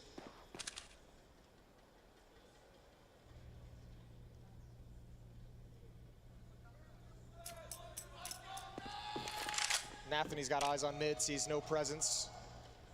Nobody peeking. Cloud9 readjusting and getting set up for the final strike. Neither of these teams really have a whole lot of information. Set piece comes out. Yeah, smoke for Hobbits at the top of connector. Rob's sandwich. No Molotov thrown toward him, but they'll be able to wrap and swing. How patient does he be? Now he can't. He can't be patient at all. Zaxile turns his attention that direction. That does give Rain an exposed player to shoot at, and he follows up with a lovely shot onto Winters. However, it's still the advantage for Cloud9. And Nafany's still at top mid. There's actually a 2-on-2 here. If Brokey can get something. Brokey with the deagle. Sees that spamming might have taken attention away, but it didn't. They know Kerrigan's position at top con. Shiro's going to handle that. We're all tied up at 4.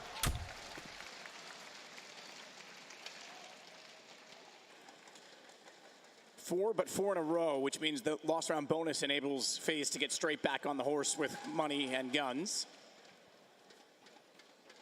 And one of those guns rather significant in the hands of Brokey.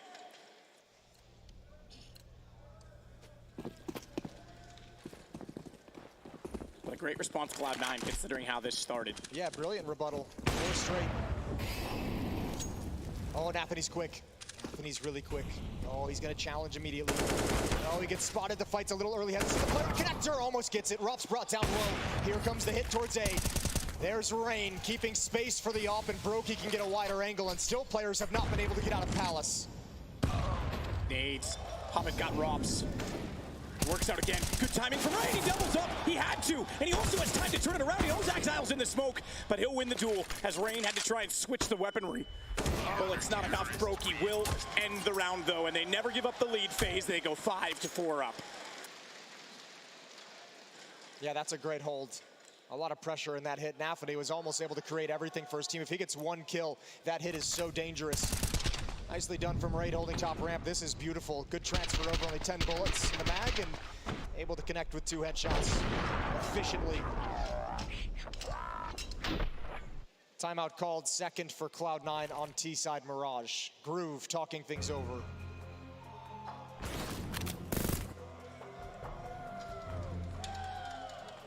So 2 timeouts used already for Cloud9. They know this is an essential round for the money in the first half. Having a heck of a series, you have to be said right now with, I mean, Faze is playing well. The individuals have stepped up. We've seen moments from everyone, maybe not as consistently as you might see from them in previous matches, but that's because Cloud9 is not giving them the space, and they're winning duels straight up. Yeah, Cloud9's had their own heroics, their own players. Nafany on Overpass, you had Exile on Inferno carrying the way. Yet to see who's going to step up on Mirage.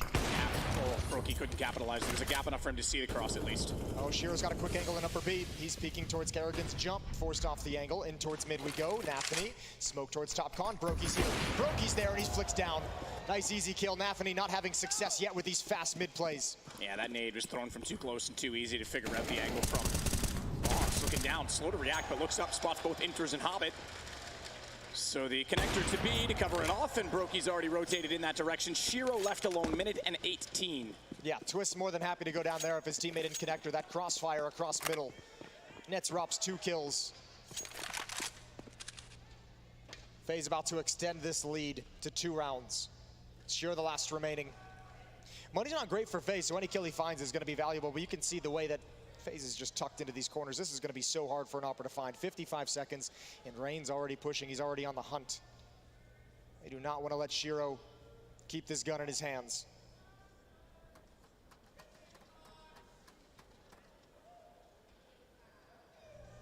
A long time to try and keep this op alive, but no other option. Timing is not there, but neither is the aim from Rain. Oh, and even Rops wasn't ready for the fight whatsoever. Csgo might have just gotten away with one. Rubber bullets in that M4. Still 20 seconds, though, that he's got to try and save this weapon. But with that kill, with Rain going down, Faze doesn't want to mess with it anymore. The economy's too important. They called off the hunt. Called off the hunt, but he's actually heading closer to a position of threat than he otherwise might have been. He'll stop here, and that's how it will end. So Csgo does save the AWP on a rather large whiff from Rain, unfortunately. But it's a 2-round lead now for Faze.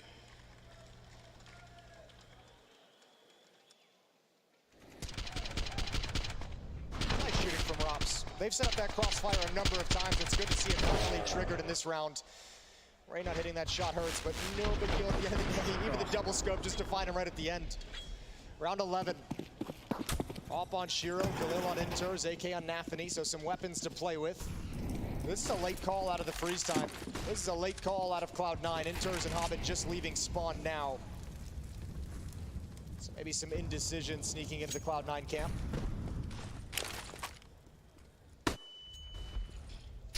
Nade deep, no one there yet, but Csgo does take a bit of damage from it. I thought he was a bit further back on the door. AWP for him, and still plenty to work with. Rain, so close this time. Needs to be accurate, he's caught off twice. M4 down, Brokey's got to relieve that position now and actually get out of Palace. Yeah, that's actually an important kill to get because they were so late out of spawn, neither of them actually wanted to go into Palace because Brokey could actually have that angle with comfort, which he did. The kill onto Rain forces him to move, so it opens up that avenue of attack. Hobbit and Inters both readjusting into that exact position. Bomb in the hands of Csgo. He's way deep in mid looking for a push with this AWP. Exile and underpass. And FaZe Clan lining up for a mid crunch. They know mid has been so important to Cloud9 in these rounds.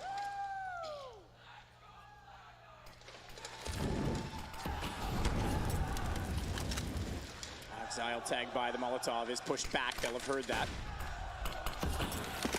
Smoke to connector, Brokey.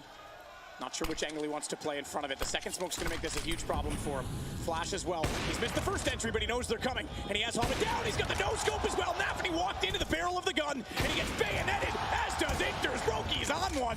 And it's Csgo to try and respond with an AWP of his own, but he's got 3 to fight. He's got the first. A chance still then, because he has the bomb. Twist is gonna try and work his way through. Don't pull away, don't give him a shot. He has, but Twist is there to recover. And of course, it's on the USP as well. Yeah, but it kind of had to be at that point. Holy hell. An AWPers duel. And Csgo only outdone by Brokey. This is filthy.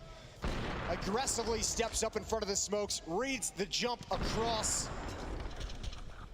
Brilliance. And that would have been something special if Csgo could have brought it back. He almost had it.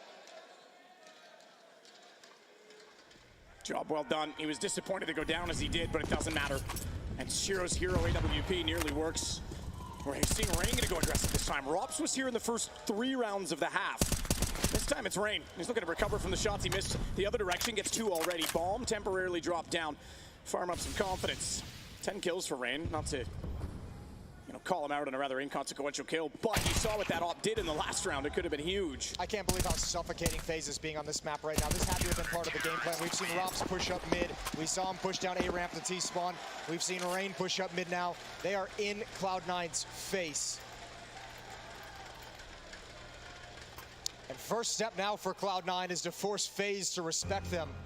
Force them to stop with these kind of pushes. They need to punish it.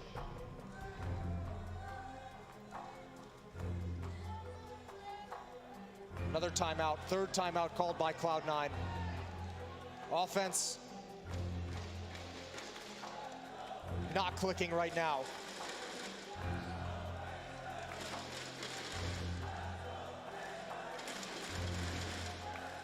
Hats off to Cloud9 for playing in this series the way that they have, but it's still not going to matter to them. They want a victory out of this. As you say, all 3 matchups this year in 2022 between these 2 teams have gone the way of FaZe. Some big matchups as well on big stages in the playoffs. Winner of this plays big in the semifinal tomorrow. Boost up again inside window with 2 players there early. Rops. Okay, I was gonna say he needs some help there because doesn't have the smoke to extinguish the flames, so Rain smartly and quickly turns around to put that out. Yeah, and Rops bails out of the position also. Wants nothing to do with it with the cover of that smoke. So at least Cloud9 haven't had to deal with any aggression in this round. No pushes coming in from Faze, changing the look of this defense. And again, though, Faze have a perfect defense called. Twists on catwalk, Rain in ladder room. This is going to be a deadly setup. Smoke out for Twist. They're forward of that, though. Flash as well. They try and go on it, and he's gone. Hobbit just erases him. Now, Rain is behind him. He can try and get in quickly. Kerrigan again to solo hold. Starts it off with one. And there is Rain. Perfectly timed, but not aware that Shiro's still in position. Robs will cover off on him. But it's still a 2-on-2, and rotations required as Brokey only gets into checker now.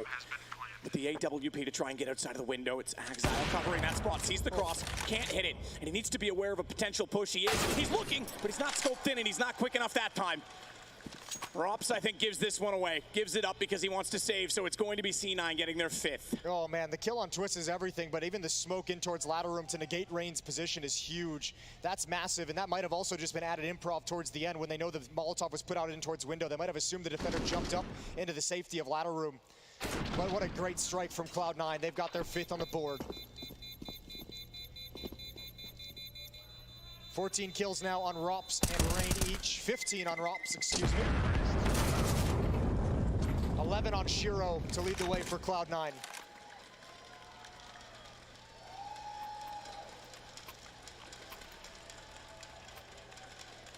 Love to see the Cloud9 get some fan support. As we said at the start of this, Jason, being under the previous organization, they didn't exactly get a home game at some of the big events. So this is a boost for them that they're not used to having. Yeah, probably as close as they've gotten.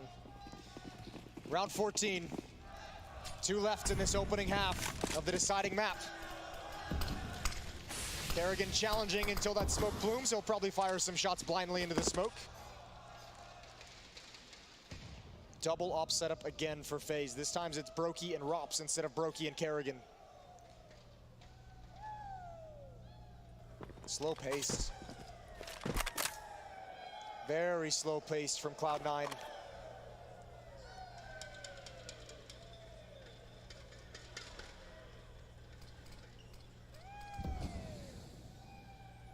Looking for the peak, Shiro. Above the smoke toward connector. Nafny's going to make his way over toward the boxes and readdress the open window. Close that down, shut the blinds, and they'll take middle.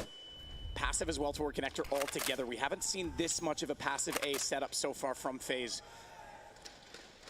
Shiro's got the bomb, and he's very far away from this attack. 50 seconds left on the clock. They've got Hobbit in a lurking position in connector. They've got Exile ready to jump into window when he feels it's safe.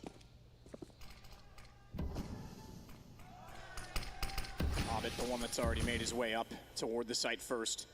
Twist from range with a FAMAS.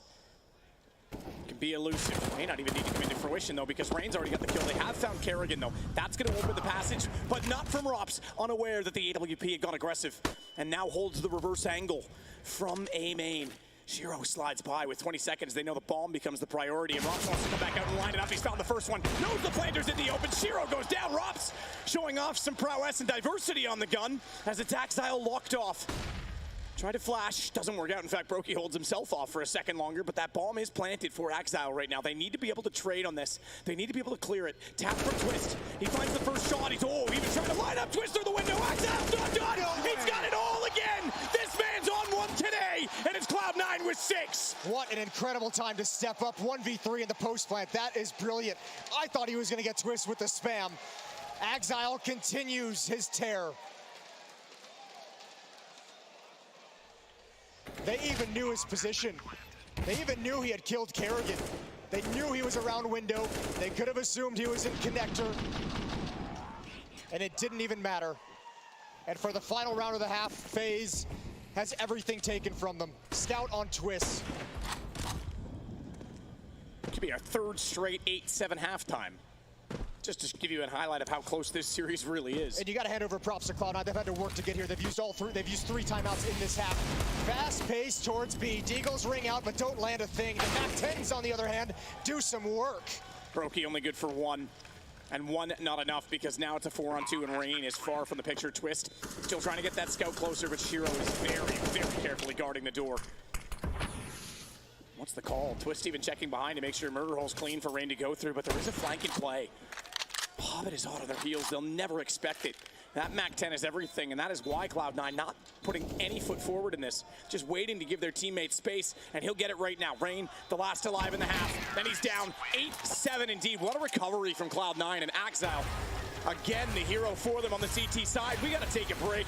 We don't yet know who's advancing and who's going home, but we will find out in the second half.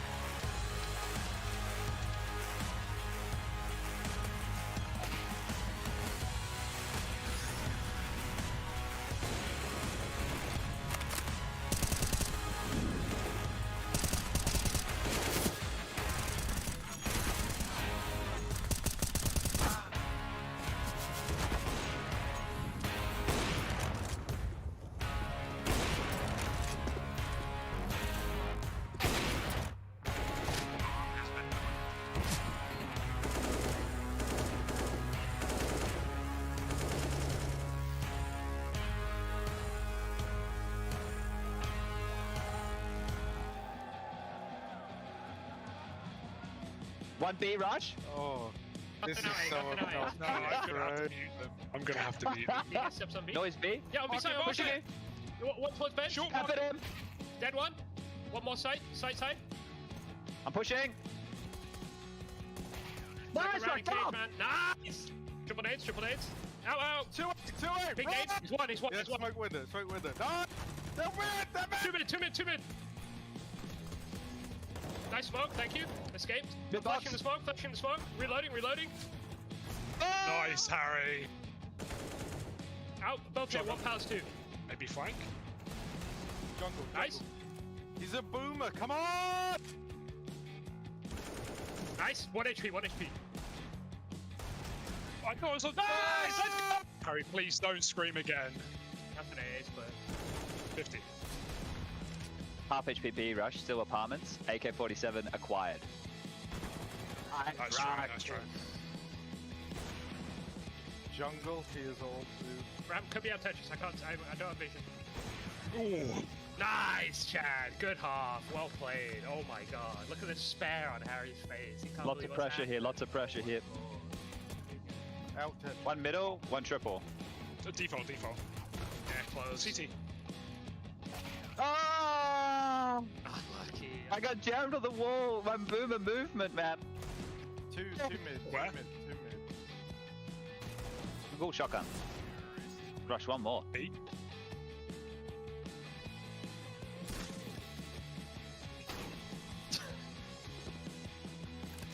B plant. Backside. Coming left. Let's go! Ooh, nice try.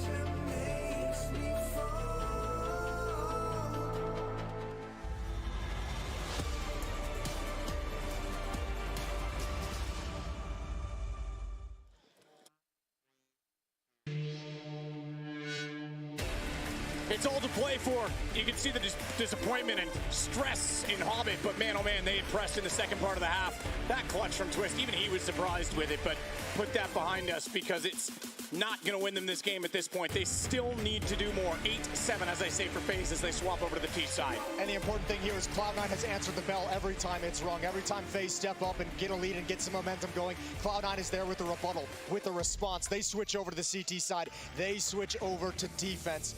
And their defense on Inferno was impeccable. If they come out with another performance like that, we might be seeing them in the semifinals tomorrow. We might be seeing them eliminate the world #1, the reigning major champions from contention here in Dallas. All to play for. Faze with 4 players towards the A bomb site. Unfortunately for Cloud9, it's just Hobbit playing it passively. They want to get aggressive on the other side of the map. Ooh, dualies, Jason, and this time I might have faith in them because that is a strong position with the boost in B. But the problem is, the wrong ain't going site. there. Yep, absolutely that.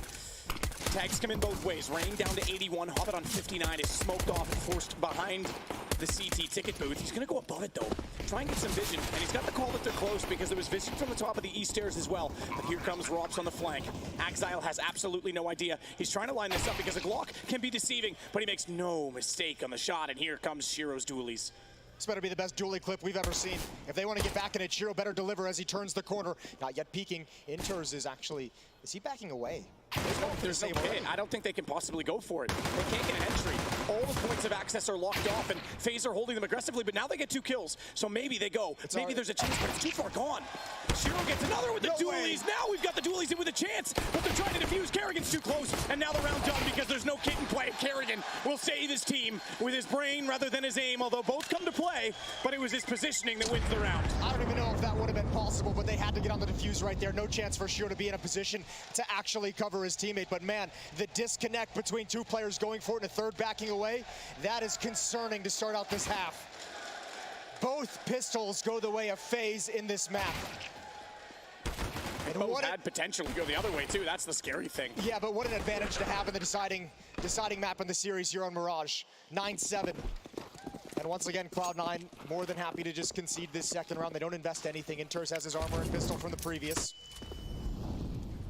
Cloud9 want the rifles out as soon as possible. And Rain's just gonna march his way all the way up catwalk. And quietly climb the ladder, but is he aware there's someone up close? Timing nearly caught him off. Because as he swung his aim and his crosshair back to a wall that was previously vacated, he realized there was a man staring there with a gun. With that gun not deadly, Rops, he'll take down Hobbits. Bomb to be planted, and it's just Inters, so they'll convert the second round as well, Faze. With flying colors. No concerns that round from Faze.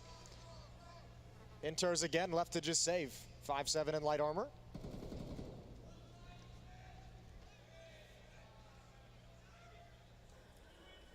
.57, but the armor the more important aspect, absolutely true. Unfortunately, he can't upgrade it. He's been tagged down just enough to where he can't upgrade it. Yes, that's right. Yep. That's always so frustrating as well. Yeah. It's only 2 points of damage, but that'll do it. Got to put the plates back in the slick. 3-round lead for Faze.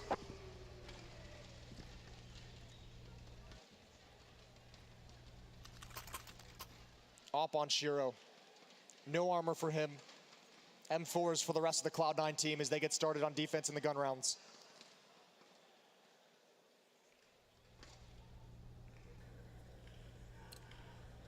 And you do not want to be playing this in a comeback. You do not want to be playing this too far behind. You do not want to let Faze get out to a 4, 5, 6 round lead before you really activate. That would be the worst way to let the third map slip away, to let the quarterfinals slip away from your grasp. 8 deep. Rain trying to take advantage of position as quickly as possible. Already between a plethora of smokes at mid. Hobbit stands toward the arch, but it's Nafny that gets the opening kill, so Rain gives himself up. Trying to claim position so his teammates can have more access to the front of the site. They're still going to go, but they have 2 wings and angles to find. Rob says the first one already. Kerrigan's going to advance. Twist will save him, and that means he's further forward. I don't know if he was spotted in that, and Jungle now might be in his control. Shiro knows that is a tough hole to crawl through. It has a name for a reason. If Hobbit doesn't get any kills, they have to save. And they've already called it now. They're just going to back away. Shiro and Inters are out. Inters has had nothing to do in these rounds so far in this half.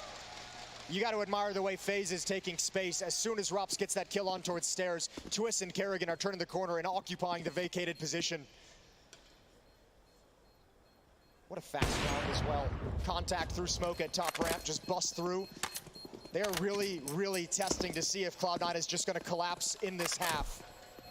And even with Rain going down, they knew the smoke was inside of Connector, and therefore if he'd pushed that far out to find Rain, there was a timing, a brief window they could focus on CT, and then this shot from Robs. Incredible, because if Nafny gets over top of those stairs as they're trying to take the site, oh man, he's a menace. That's also lack of head armor with that Galil as well, just pushes him straight down. Money still an issue for Cloud9. Op 2 M4s. Exile and Nafny going to be relegated to pistols.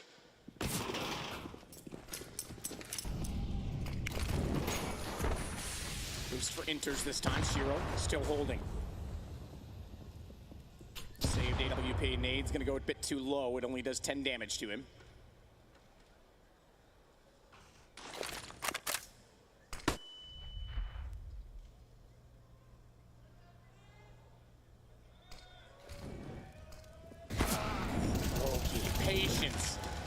staring it down. They knew that they were going to search for information because there was no one at mid, so he's likely going to get bored, and now Robs takes out Hobbit. Twist, never mind the flames, wants to get aggressive and get inside of the site early, does so and finds Exile. Opened for business is and a smoke off to the arches, a save called again for Inter's his armor and his M4. This round is, I mean, this map in this series is far from over, but just by eye test alone in this second half, Faze, they look like they're not going to let this one slip. They look like they just come back to this. In defense of Cloud9, I thought that in the first 4 rounds of the first half as well, so give them time. Well, they don't have much of it. It's going to be 12-7. Time is certainly an enemy. What a great round from Faze as well. Just pausing and waiting. You know they've saved 3 weapons. You know they're probably going to want to try and do something creative. You know they want to put the op in a position to be aggressive, find an opening kill, and you just wait for it. They get exactly what they were looking for, Faze. And they're exactly where they want to be with a 5-round lead in the 3rd map. And 4 rounds needed to close it out. Again, I remind you, big weights in the semifinal. Big can be a surprise at an event. Every now and then, they just have an event no one expects from them, so that could be a great game as well. I think that's exactly how you describe their group stage, to be the one getting to the semifinal. Not unheard of to see them in the quarters, but to have that direct berth caught some of us off guard. Ensign Furia could be a spicy matchup as well. A really spicy matchup. Ents playing with Snacks, who's been playing amazingly well, but Furia, if they make the final in North America, this is as close as it gets for them for an event in, what, 4 years? Yep. Maybe 5? 4, I think, since Belo Horizonte. So either way, they would love to play here in front of the North American crowd. Awkward engagement. Both offers get away with their life. Good find from Nafany as the smoke clears. Rain goes down. Hobbit and Shiro tag teaming this A-bomb site. The 2 of them holding on strong. I love that boost angle from Exile because he knows they've been coming in there, especially last round where Brokey was there with the op. Inters is in a hardcore cold position. I feel like he hasn't really seen a whole lot of action here over as the main anchor of the B bomb site. He'll be called upon eventually. Question is, will he be ready? Once again, Faze going away from his position.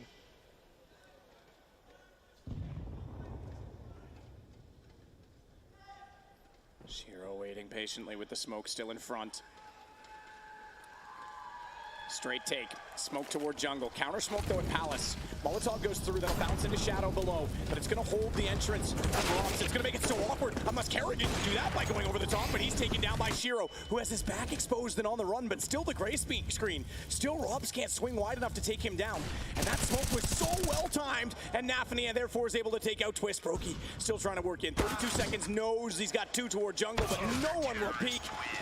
Timing for Robs. If he had been able to get the shot on the op, maybe they go, but that is a well-held round from Cloud9. Yeah, you have to imagine Hobbit's a little confused how they're able to jump up on top with him without anyone really stopping it or noticing it or calling it out for him. Still, Cloud9's able to hold on. Good shooting from Shiro. Nice opening kill from Nafany as well, swinging in mid. Let's see how long Cloud9 can ride this wave. First round in the second half on the board for them. Double off setup, Exile and Shiro, each with those. One at the A-bomb site, peering towards mid, one at catwalk peering towards mid, and Rain is already in connector so quickly. That's very quick.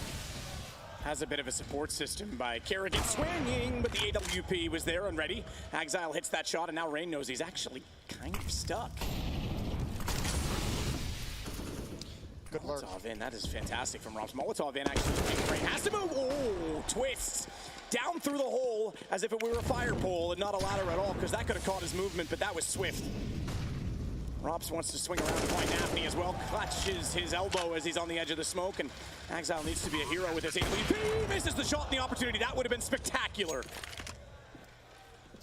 Now it's up to Inters to find him. I mentioned Inters hasn't had a whole lot to do in this game yet. Probably not feeling the game, feeling the flow too well. Smoke's gonna start fading.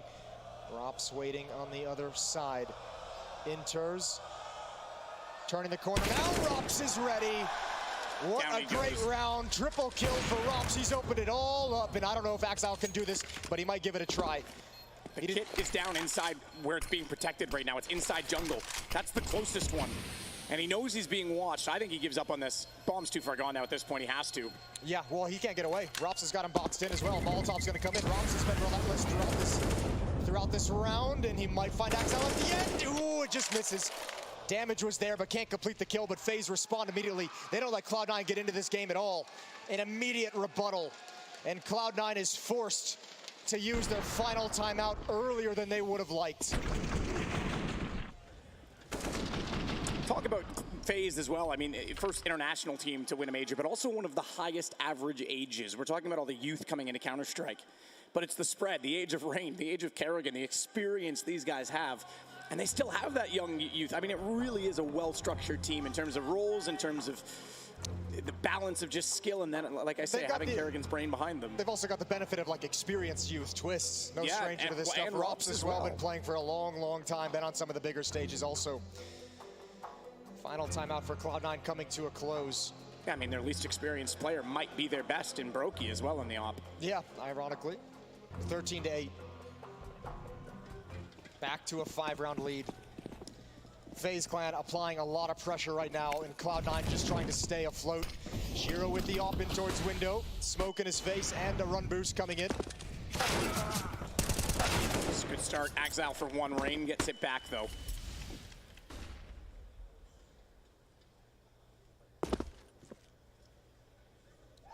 Rops out from Palace as he has done so many times. Spotted the head. No, okay, that's a speculative shot. Thank you for X-ray misleading me. It just goes to show, though, how marginal division is. Ooh, the elbow, Nafny. That's lovely.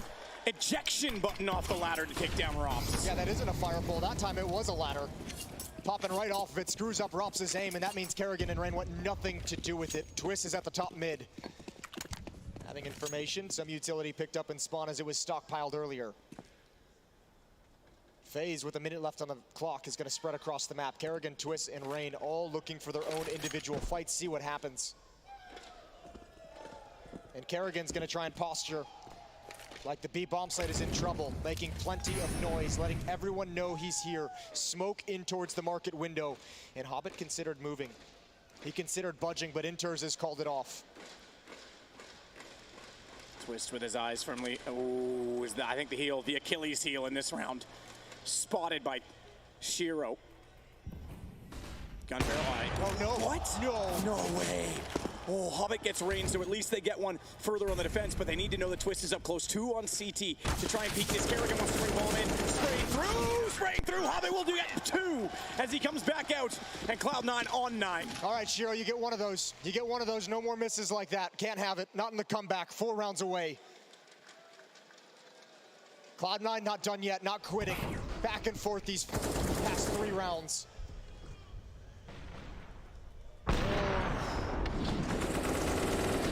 Just as painful in slow motion. Good double from Hobbit at the end. A bit of a reprieve, a bit of breathing room for Cloud9 up against P250s and Deagles and a Tech 9. A chance for them to close the gap, a chance for them to keep players alive, build up some money, and start getting this comeback underway. Careful, Axel. He keeps losing track of him in the smoke. Okay, Csgo apparently loses no tracks at all. Brokey the only kill, and Cloud9 now to 10, getting closer and closer to Faze. And Faze, no, they've come back in certain situations in this series from the worst of odds, so they are far from done in this game. Back to the buys for Faze. What does Kerrigan have in store? Faze has been doing this all on the run. They haven't called a timeout yet. They've been chilling. That's actually pretty crazy. Yeah, they've been loving life. Well-oiled machine with Kerrigan at the helm. Oh, and he might have just called a banger. He might have just called the perfect tactic. Hobbit alone at the A bomb site for now. Nafny and Csgo close by, but they're going to be blocked off by smokes. Csgo trying to throw some support, though. Incendiary up on top of the doorway. Hobbit would have been close enough to hear them back away. He'll extinguish it as well. So, yes, Kerrigan might have been one step ahead, but that step not taken into the site, they recover it. Brokey and Rop still have 2 smokes. They can set up a re-execute onto this bomb site if they want. They know they've forced out all the counter utility, all the Molotovs that would come in towards Palace. They wouldn't have to contend with. And knowing that, knowing the lack of utility, Hobbit's gonna bail out. So C9 shifts into a retake defense at the A bomb site. Csgo gonna give a complete position at window now, given that he's smoked off. Rops with the set smoke. Goes a bit deeper. Nafny blocking. I'm gonna again. Second one in this round, I believe. He's actually hit with his body, but his body's been hit by more than just a grenade now as Brokey finds the shot on the op as Hobbit swings. Before he loses his vision, he'll drop down Twists. They need to deal with Kerrigan. Kerrigan's being so aggressive. There's Shiro, there's Hobbit. They respond. Bomb has hit the deck. Kerrigan and Rops have to pick it up. They've got to move forward. They're in trouble now, though. Rops all on his own. They're completely surrounded. They hold the extremities. And with the bomb going down, they're now within 2, and the money from Faze gets tight once more. Kerrigan's been so successful pushing towards jungle during those executes, but it doesn't matter if Hobbit drops the bomb like that because that was the only guy in the bomb site. The planter was the only one moving forward, and by the time they're able to go and recover it, all the smokes have cleared. All the utility is gone for Faze. They had that one execute, and that was it. And then all the lines of sight were cleared.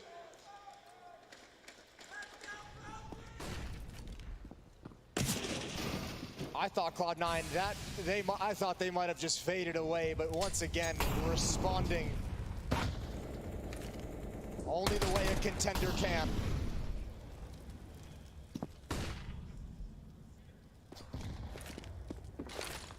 Pressure's on Faze.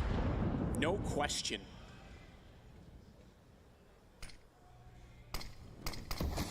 This is the most composure we've seen from Cloud9.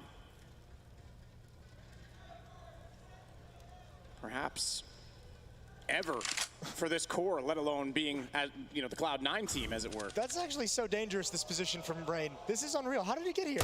How has he gotten here? Shiro turns and takes care of it. Oh boy, that could have been really wild. This is a shot, though, inside the window behind that. And it's fast from Shiro to hit Brokey. I thought he missed that. It was so quick. We said he could only have the one miss, and he hasn't done it since. He's been excellent in these past few rounds with the AWP. Double kill here for Shiro. Rob's twist and Kerrigan slow things down. Yeah, Hobbit's trying to get multiple angles and vision. Oh, missed shot enters, though. That gives away his position. He's going to try and wrap it and rotate it. Get a better angle and give Exile a chance, who's on top of Catwalk. Twist to contend with him, goes down. AK wins that duel. Still tapping. He'll find Rops as well. And Kerrigan can't close out a single kill further. Now we're within 1. This is getting very, very tense. 25 for Rops, 19 Rain, and then they fall off from there. It's 21 for Shiro to lead the way on the Cloud9 side.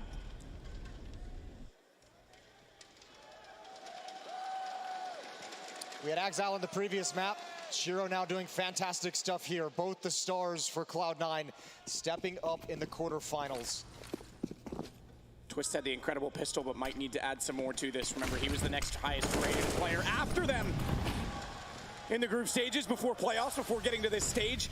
Exile absolutely nails Rain to start it off, and Rob's down to 16. This is looking lovely for C9, but Brokey's not having it. He's taking Shiro out of the picture, and he's going to keep pushing forward with the op. That is risky position, hard territory, and the timing works out. Daphne with a nade in his hand. The pin was pulled, but so too the bolt on the gun as it went back the other way. Exile able to strike from window. It still pulls it back to a 3-on-3. No, but this has got to be such a hard round for Cloud9 to read. Everyone is still spread across these maps, these isolated duels. And look at this, a clash as Inters is pushed up. Oh, I thought he was going to walk by if he held the angle. Twist, I think, gets beaten on that because there's no chance he expects it to be that close, but they may not come to blows. Twist is trying to regroup and rotate over to the rest of his team. Cloud9 have found a safe setup. Exile and CT spawn just looking for someone to crawl through and try and wrap around the B bomb site. Inters is pushed up. There's no access to B except for Catwalk, but Cloud9 is gambling. That's not going to be the play, and they're gambling correctly. Hobbit back towards ticket booth. When does he get the information? Stays passive. Goes for a jump. I still don't think he spotted Twist. He got in toward Tetris. He'll see it now, though. Nade through the sky. Footsteps in front. He's trying to find an angle. Goes out, Twist. That's the man we need to step up. Finds the shot. Oh, but Exile again. He's not done either. Twist has to hold this out 1 versus 2. Exile might be adding another highlight to the file as he tries to peek it out. Twist, 13 seconds. Needs to get the kill. Needs to go aggressive if he's going to put this down, but now the time's gone. He's going to win it alone on that. And Twist is desperate. Desperate to try and get one back, and he's not going to. It's going to be 13-13. Tie game again. Cloud9 back into it. Exile with the closing kill. That's an ace. All 5 for Exile. This man steps up every time they need him. And what a setup to call for Cloud9. Exile close by when Hobbit goes down. Faze will never expect his second player there. Oh, he delivers. Finally, all the experience of the stages they have failed upon coming to fruition here in Dallas. And they're tied up 13-13. We said this event was about finding someone who could challenge Faze. I think we found it. Very much so. Cloud9, this is exactly what they've been wanting to do on stages since last year, since the start of last year. Hobbit backing off, good smokes, fast execution. Might be the right call for Faze if they can get this bomb down cleanly and quickly. No rotation on flank, they're held off toward connector right now. They gotta be careful. They gotta be careful at spamming through that. They're gonna come through. Faze is attacking. Faze going forward. There's the first. Kerrigan picks up a rifle, but Axile's holding on. They can't retreat. They're trapped. They're trapped inside connector, but not for long. Deagle up close. You said it. They've got to be careful with ammo depletion because that would leave them in a position where they've got to reload. Oh, twists. Oh, the timing. Oh, the discipline, but he wasn't sure where to shoot next. He'll go down, and Cloud9 take the lead late. A fourth straight round. And that's a round they had nobody at A. Nobody ticket booth. Nobody was there whatsoever. Everyone was positioned at top connector. That was a one-front battle that Faze challenged, charged into.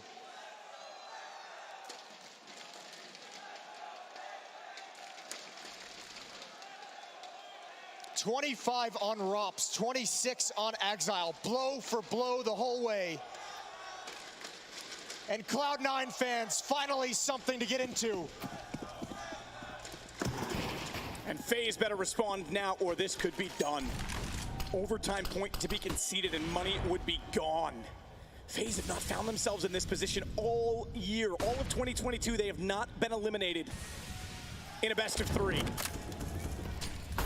Keep in mind, this is a Grand Slam. Potentially one of, well, would be the third for Faze. One of the ones they very much would need considering the opposition that's here. And they could be denied that right now from C9. This would be a huge stop for Cloud9. Things get quiet. Rain and Brokey flashed out mid, twists in the underpass to control. Where do they take things from here?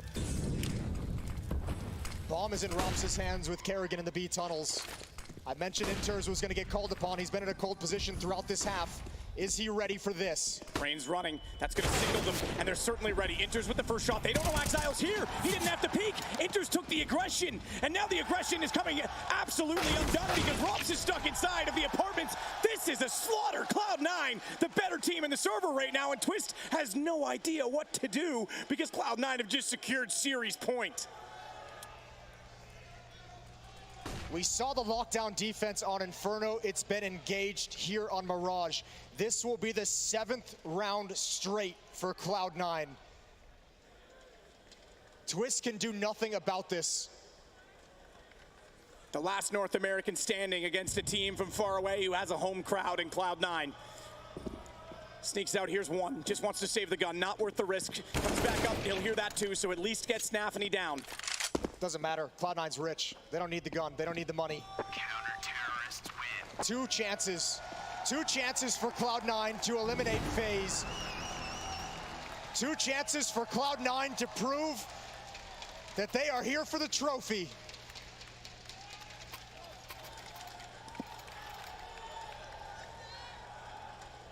Nobody would have predicted this. People have already begun to write off Cloud9 on stages. I'd begun to. This is gonna make a lot of people reconsider. Shiro wants to start off the last round in style. They nearly line up for 2. He's forced off the angle, couldn't hit the shot, but Exile steps out as he often has. Rain will get the response though. Close. He'll see the gray screen, but now he's in trouble. No, he's not. He's not at all. Cloud9 have done it. Faze are gone. World #1 upset by a new org, a new home, and home soil on Texas for the team from the CIS. What an incredible performance. And you can see the release. All the different times they fell short. All the questions asked about them. All the failures to step up to the plate. Forget about it, they're here in Dallas. And they've got a new surge of confidence. They've just knocked out the champs. They didn't miss. Trailed on each map late in the stages of each of them and managed to come back. That is mental strength. That is exactly what they had to overcome on the stage. They wanted it on the desk. They got it on the desk. We've got it here in Dallas. This is an absolute dream for Cloud9. We'll take a break. and catch our breaths before we join the analysts and get ready for our semifinals tomorrow.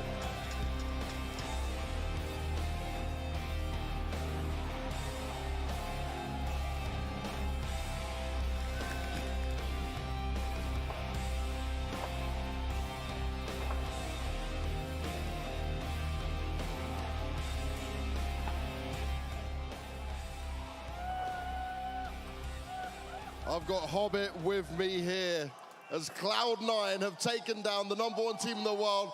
They've beaten Faze Clan and eliminated them here at Dallas. Hobbit, your team has been under a lot of pressure. They've been said they can't perform on stages time and time again. How good does this win feel? I mean, it's amazing. I'm always saying that my teammates are the best. They're the future. They just need some experience. They just need some time. It's all about time. They're gonna win everything in the future. I'm pretty sure about that. And finally, you're one step further to doing it here. Now I'm gonna take your mind back to Overpass, right? A map that you guys have been very capable on time and time again. It gets close, you were up, well, they were up 14-8, you come back into it, a small chance in there. But then what happens when you go into the break, right, before you get into the second map? What did you guys talk about? I mean, of course, we have a plan, like coach always saying us how we need to play, and we're just playing our game. We're just trying to play our game. The overpass it was, I mean, I did some crucial mistakes, to be honest, yeah, and I said that I'm gonna be more passive, and guys, let's go. Always very honest, Hobbit, always very honest. Now, I want to ask this as well. It comes to Inferno, yeah? You have the choice between which side you want to pick. You guys decide to pick terrorist side. Why is that? I mean, we always started city side. We just, I don't know, it was Shiro's idea. Oh, okay. Like, let's start T side. We always started city and didn't play ST. So yeah, it's just a Shiro's ideas. I like it. Shiro's ideas are something we should certainly follow. Now here though, right, final map. You're down at 13-8. You end up winning 8 in a row. What was the turning point? Axel was playing phenomenal, sure, but like, what was going on? Because it looked like you guys had lost the game. Yeah, that was funny. Axel, as always, just carrying, killing, you know. I don't know, we just were talking to each other, just let's calm. It's city side, we're gonna win this. Yeah, let's just play our game, let's just play how we can play. And let's rotate more, let's be confident. That's it. Well, that confidence certainly did show. And overall, right, being on this stage, you've got a big win here. You didn't get eliminated early on for sure. But what has changed? Do you feel a difference in the team? Of course. As I said before, they just need some experience. They are improving tournament by tournament. And that's the most important thing, that we're growing up and we know what to do. That's the main thing. No longer the youngsters. Cloud9, make some noise for them, guys. Let's get ourselves back to the desk. Well, I think the story that we're going to have to run with here is it was Faze up, but now it's definitely Faze Clan down and out of Dallas. IEM for them is done. We get to talk a little bit about Hobbit and company, Cloud9 coming through and leaving a mark in Dallas, Maui. This was unbelievable, unthinkable. Cloud9 finally do it. And Hobbit, I mean, the fact is that he said it. His teammates, they're the future. It just took time. The experience is there finally. They shed their demons, and Axile had a world-class performance, a career-defining performance. 115 ADR on one winning map, 105 on the next. Unthinkable. This guy is one of the best in the world now, guaranteed. And a monster 1v3 clutch in addition to that, right? Yeah. That was so well played by him. Crucial round, obviously, for C9 to win as well. And yeah, absolutely. I think we're going to look back maybe in a couple of months' time and say this is the series that changed everything for Cloud9. Finally, from, you know, just making the playoffs sometimes, even at the major, the disappointing performance to Imperial, going out, not even making the playoffs there. Now a completely different team. And I love what Hobbit said, that they talked about playing with confidence and whatnot, because you could see on the server in that second half, you could see Shiro, but he would put the defensive smoke and fall back deeper into CT. No, now he's pushing towards, you know, triple. He's trying to search for that extra kill. He was finding those kills. They were playing more aggressive. They were winning, you know, some of these rounds and some of these fights. And that's what made the difference in the end. Yeah, especially if you look at this Cloud9, who, you know, I'm just going to say, we may have thought FaZe might have walked away with this, and it makes the most sense. But for Cloud9 in this notion, how much of a factor did it play into it with the crowd behind them? I think it was actually tremendous for them. I really think that this crowd gave them a 6-man in the server. The energy there is usually kind of milquetoast for Cloud9. For overseas, like, you don't really get too many fans of them, but here, this crowd delivered. This crowd gave a lot of energy to them, and I gotta give it up to the Cloud9 fans, because on NA soil, they're as real as ever. And you could see some of the rounds that they were winning, right? Hobbit was getting hyped, Shiro was slamming the desk, right? Like, you know, they're all screaming at Exile, like, you're the best, you're owning them, and so on. I was saying this for a long time. They needed that. They need more energy when they play. They need to cheer more when they're doing good and not, you know, fall down the depths when things are going wrong, right? You need to stay a bit more leveled when you play, and I think they realized that and saw what it can bring in this series. It really did feel like a switch flipped for them. I mean, Yenko was already talking about the fact that that Shiro was pushing more. We saw repeats from Cloud9 players where we otherwise wouldn't. The way that they're just continuing with the fight, where they just feel themselves completely. They used to do this thing online all the time where they would get one kill and peel off from whatever the engagement is. But this time around, they stood their ground, they kept fighting, and it led to multi-kills. And I think FaZe were caught off guard by the fact that these guys are committing to these fights for much longer than we're used to. So you say FaZe, and I do think that's where we should take this one, Yenko, because we talk about FaZe, we are going to get an exit interview sooner rather than later. But with regard to FaZe, we know they're coming fresh off the major win. And now, you know, to be stopped in the quarters is not ideal, Yenko. Yes, it's not ideal, but there's no reason to sound the alarm just yet, right? It's a little bit of that post-major fatigue, potentially, right? For them also to travel back to NA and then to play here, and sure, they'll be disappointed, but Cloud9 just stepped it up today. You know, I think they look mostly towards some of their individuals and maybe not playing on the level that they're used to, you know, losing some of those fights. There wasn't anything blatantly wrong in their game, in their preparation, in their approach. If anything, you look at this game, they won both pistols. They were up 4-0 in both halves. So that just makes the win from Cloud9 that much more impressive, Trace. Yeah, and for FaZe, we do catch up with Rain. He's going to have his last words here with us. FaZe will take an early exit here at Dallas as they are eliminated by Cloud9. I've got Rain with me for this one. And, well, let's be honest, that was a very tough series on all the maps start to finish. But let's look at Overpass, right? Their map, things start off really good. Nice for you guys. You're ahead and then they start to come back into it. We then see Inferno, quite an even matchup. But I want to see, does it surprise you when a team ends up picking the T side when they can pick CT side, or does it not really matter to you guys? I don't think it matters that much. We knew, of course, they would have a game plan coming into it. But I think also Gambit is a team that likes to control the pace on the T side, right? So they played a really good T side and got 7 rounds, I think it was, in the end on Inferno. So they're a good team for sure. And then we come onto this Mirage. You guys are basically at the finish line, right? It's like 13-8. They get 8 in a row with it. What started to go wrong from your side? I know Exile was popping off for sure, but it seemed at times where, like, you guys were just running in and not being able to find the openings you normally do. Yeah, I think we didn't really play our A game today. People are exhausted. I don't want to make excuses, but it's been a long couple of months for us. Yeah. And we weren't on point at all today. We played probably like 80% of what we were supposed to, and the communication was off and everything. So all props to Cloud9. They played really good, and Exile had an insane series against us. So yeah. And you've been here before, right? You've had times when you go out earlier. You're still the #1 team and showing what you've got. So for you guys, some much-needed rest and back to the drawing board? Yeah, I think we had 1 day of practice since the major or something. So it's definitely going to be good to come back home and take a few days to relax and then get into practice and figure out a new way to play. Get some well-deserved rest, Rain. Thank you very much, man. Yeah, not much time to relax when we have the DHL MVP right now. You know how this goes. You know the routine. We're talking about using your Twitch's channel points and then casting your vote for the player in which you want to hear us catch up with at the conclusion of the tournament. I'm sure Twist, after this ridiculous round, by the way, the ridiculous pistol round in this matchup, is definitely going to be one of the front runners, but he's not one of the only ones, right? So Twist, Nafany, Shiro, Brokey, and Axile. Again, use your Twitch channel points, get those in chat, and those all go towards the vote that we will be catching up with at the end of the tournament. That was sick. Yeah, it was nuts. Yeah, it's a little bit sour, the fact that Twist 3K right there is probably going to be forgotten. In vain? Well, it's not really. Yeah, I guess it is kind of. In some ways, I mean, the fact is it's a quarterfinal loss that it happens in. And we're really, I mean, Twist played a phenomenal tournament. I don't want this send-off to be he underperformed or anything like that. This guy was fantastic for the entire tournament. He's one of the reasons that FaZe were doing as well as they were. And this was his chance to probably punch in an MVP, but we got to give it to Axel, right? Yeah, okay, so we're surely going to see the clip where he's shooting through connector. Yes, right? that through clutch. the wood, and it's, well,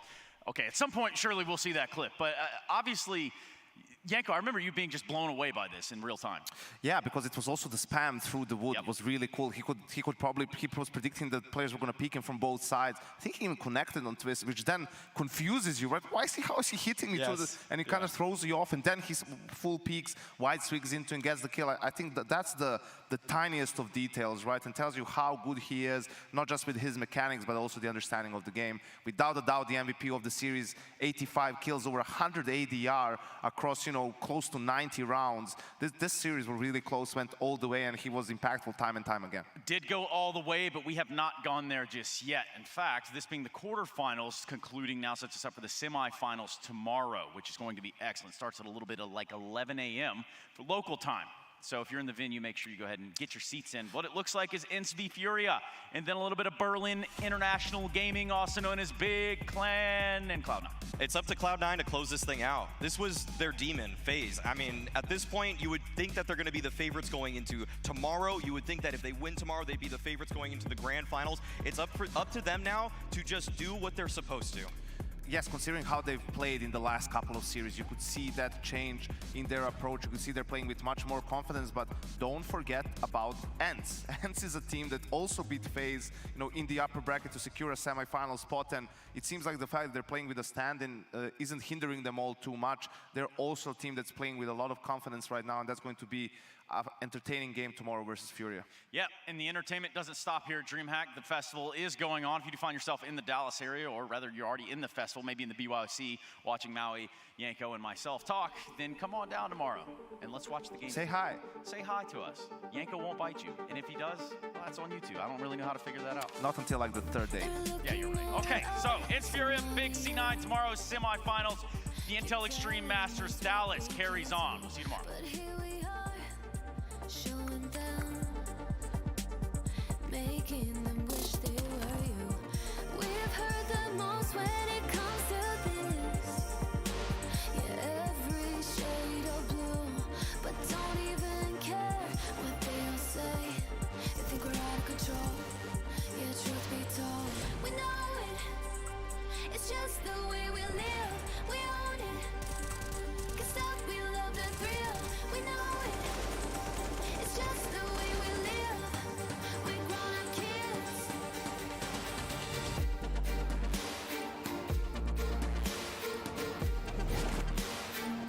Just the way we live.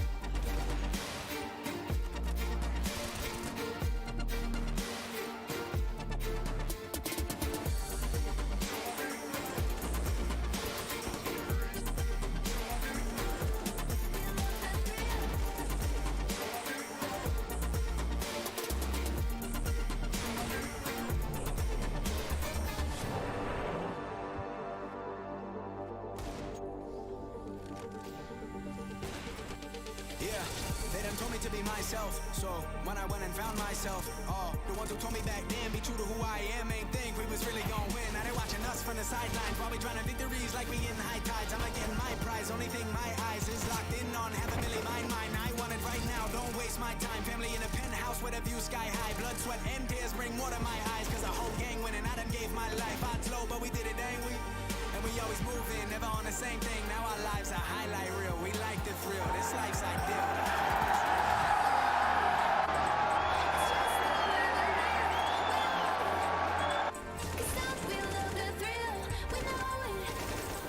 It's just the way we live. We're grown-up kids.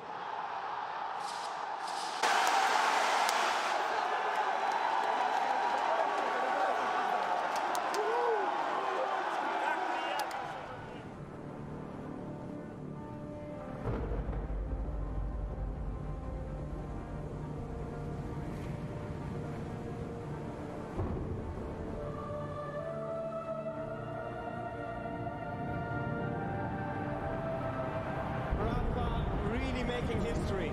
Absolutely phenomenal. And Ace is the champion of the Intel Extreme Masters World Finals. Storm's still not quite done. MC is going to take this fight, though. 3 seconds left. Last 2 rounds of action's got to start it well for ESC. And this is a massive move for Zez, but he's not content with just a Nexus kill. He wants to jump out. And it's all done. And Trollocs win it. Unbelievable Rogue with a 4-0 victory over Classic. And they did it again in the grand finals. It's Faze!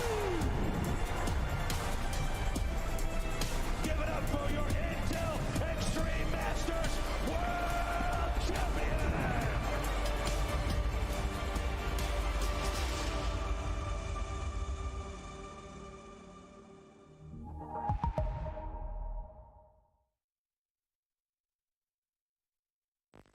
It's happening.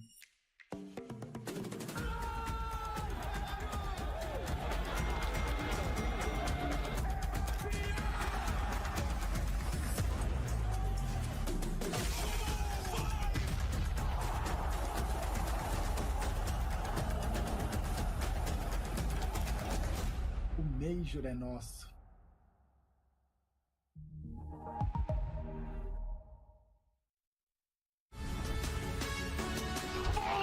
Oh my God, what a play! Flaming it before, but now it's get right time to come alive. Yes! It might be the last, but he's gonna go in style! You can see what it needs to get right. Sees Gary as well burning quite significantly, and Fallen's obstacle strikes, looking for the Quadra!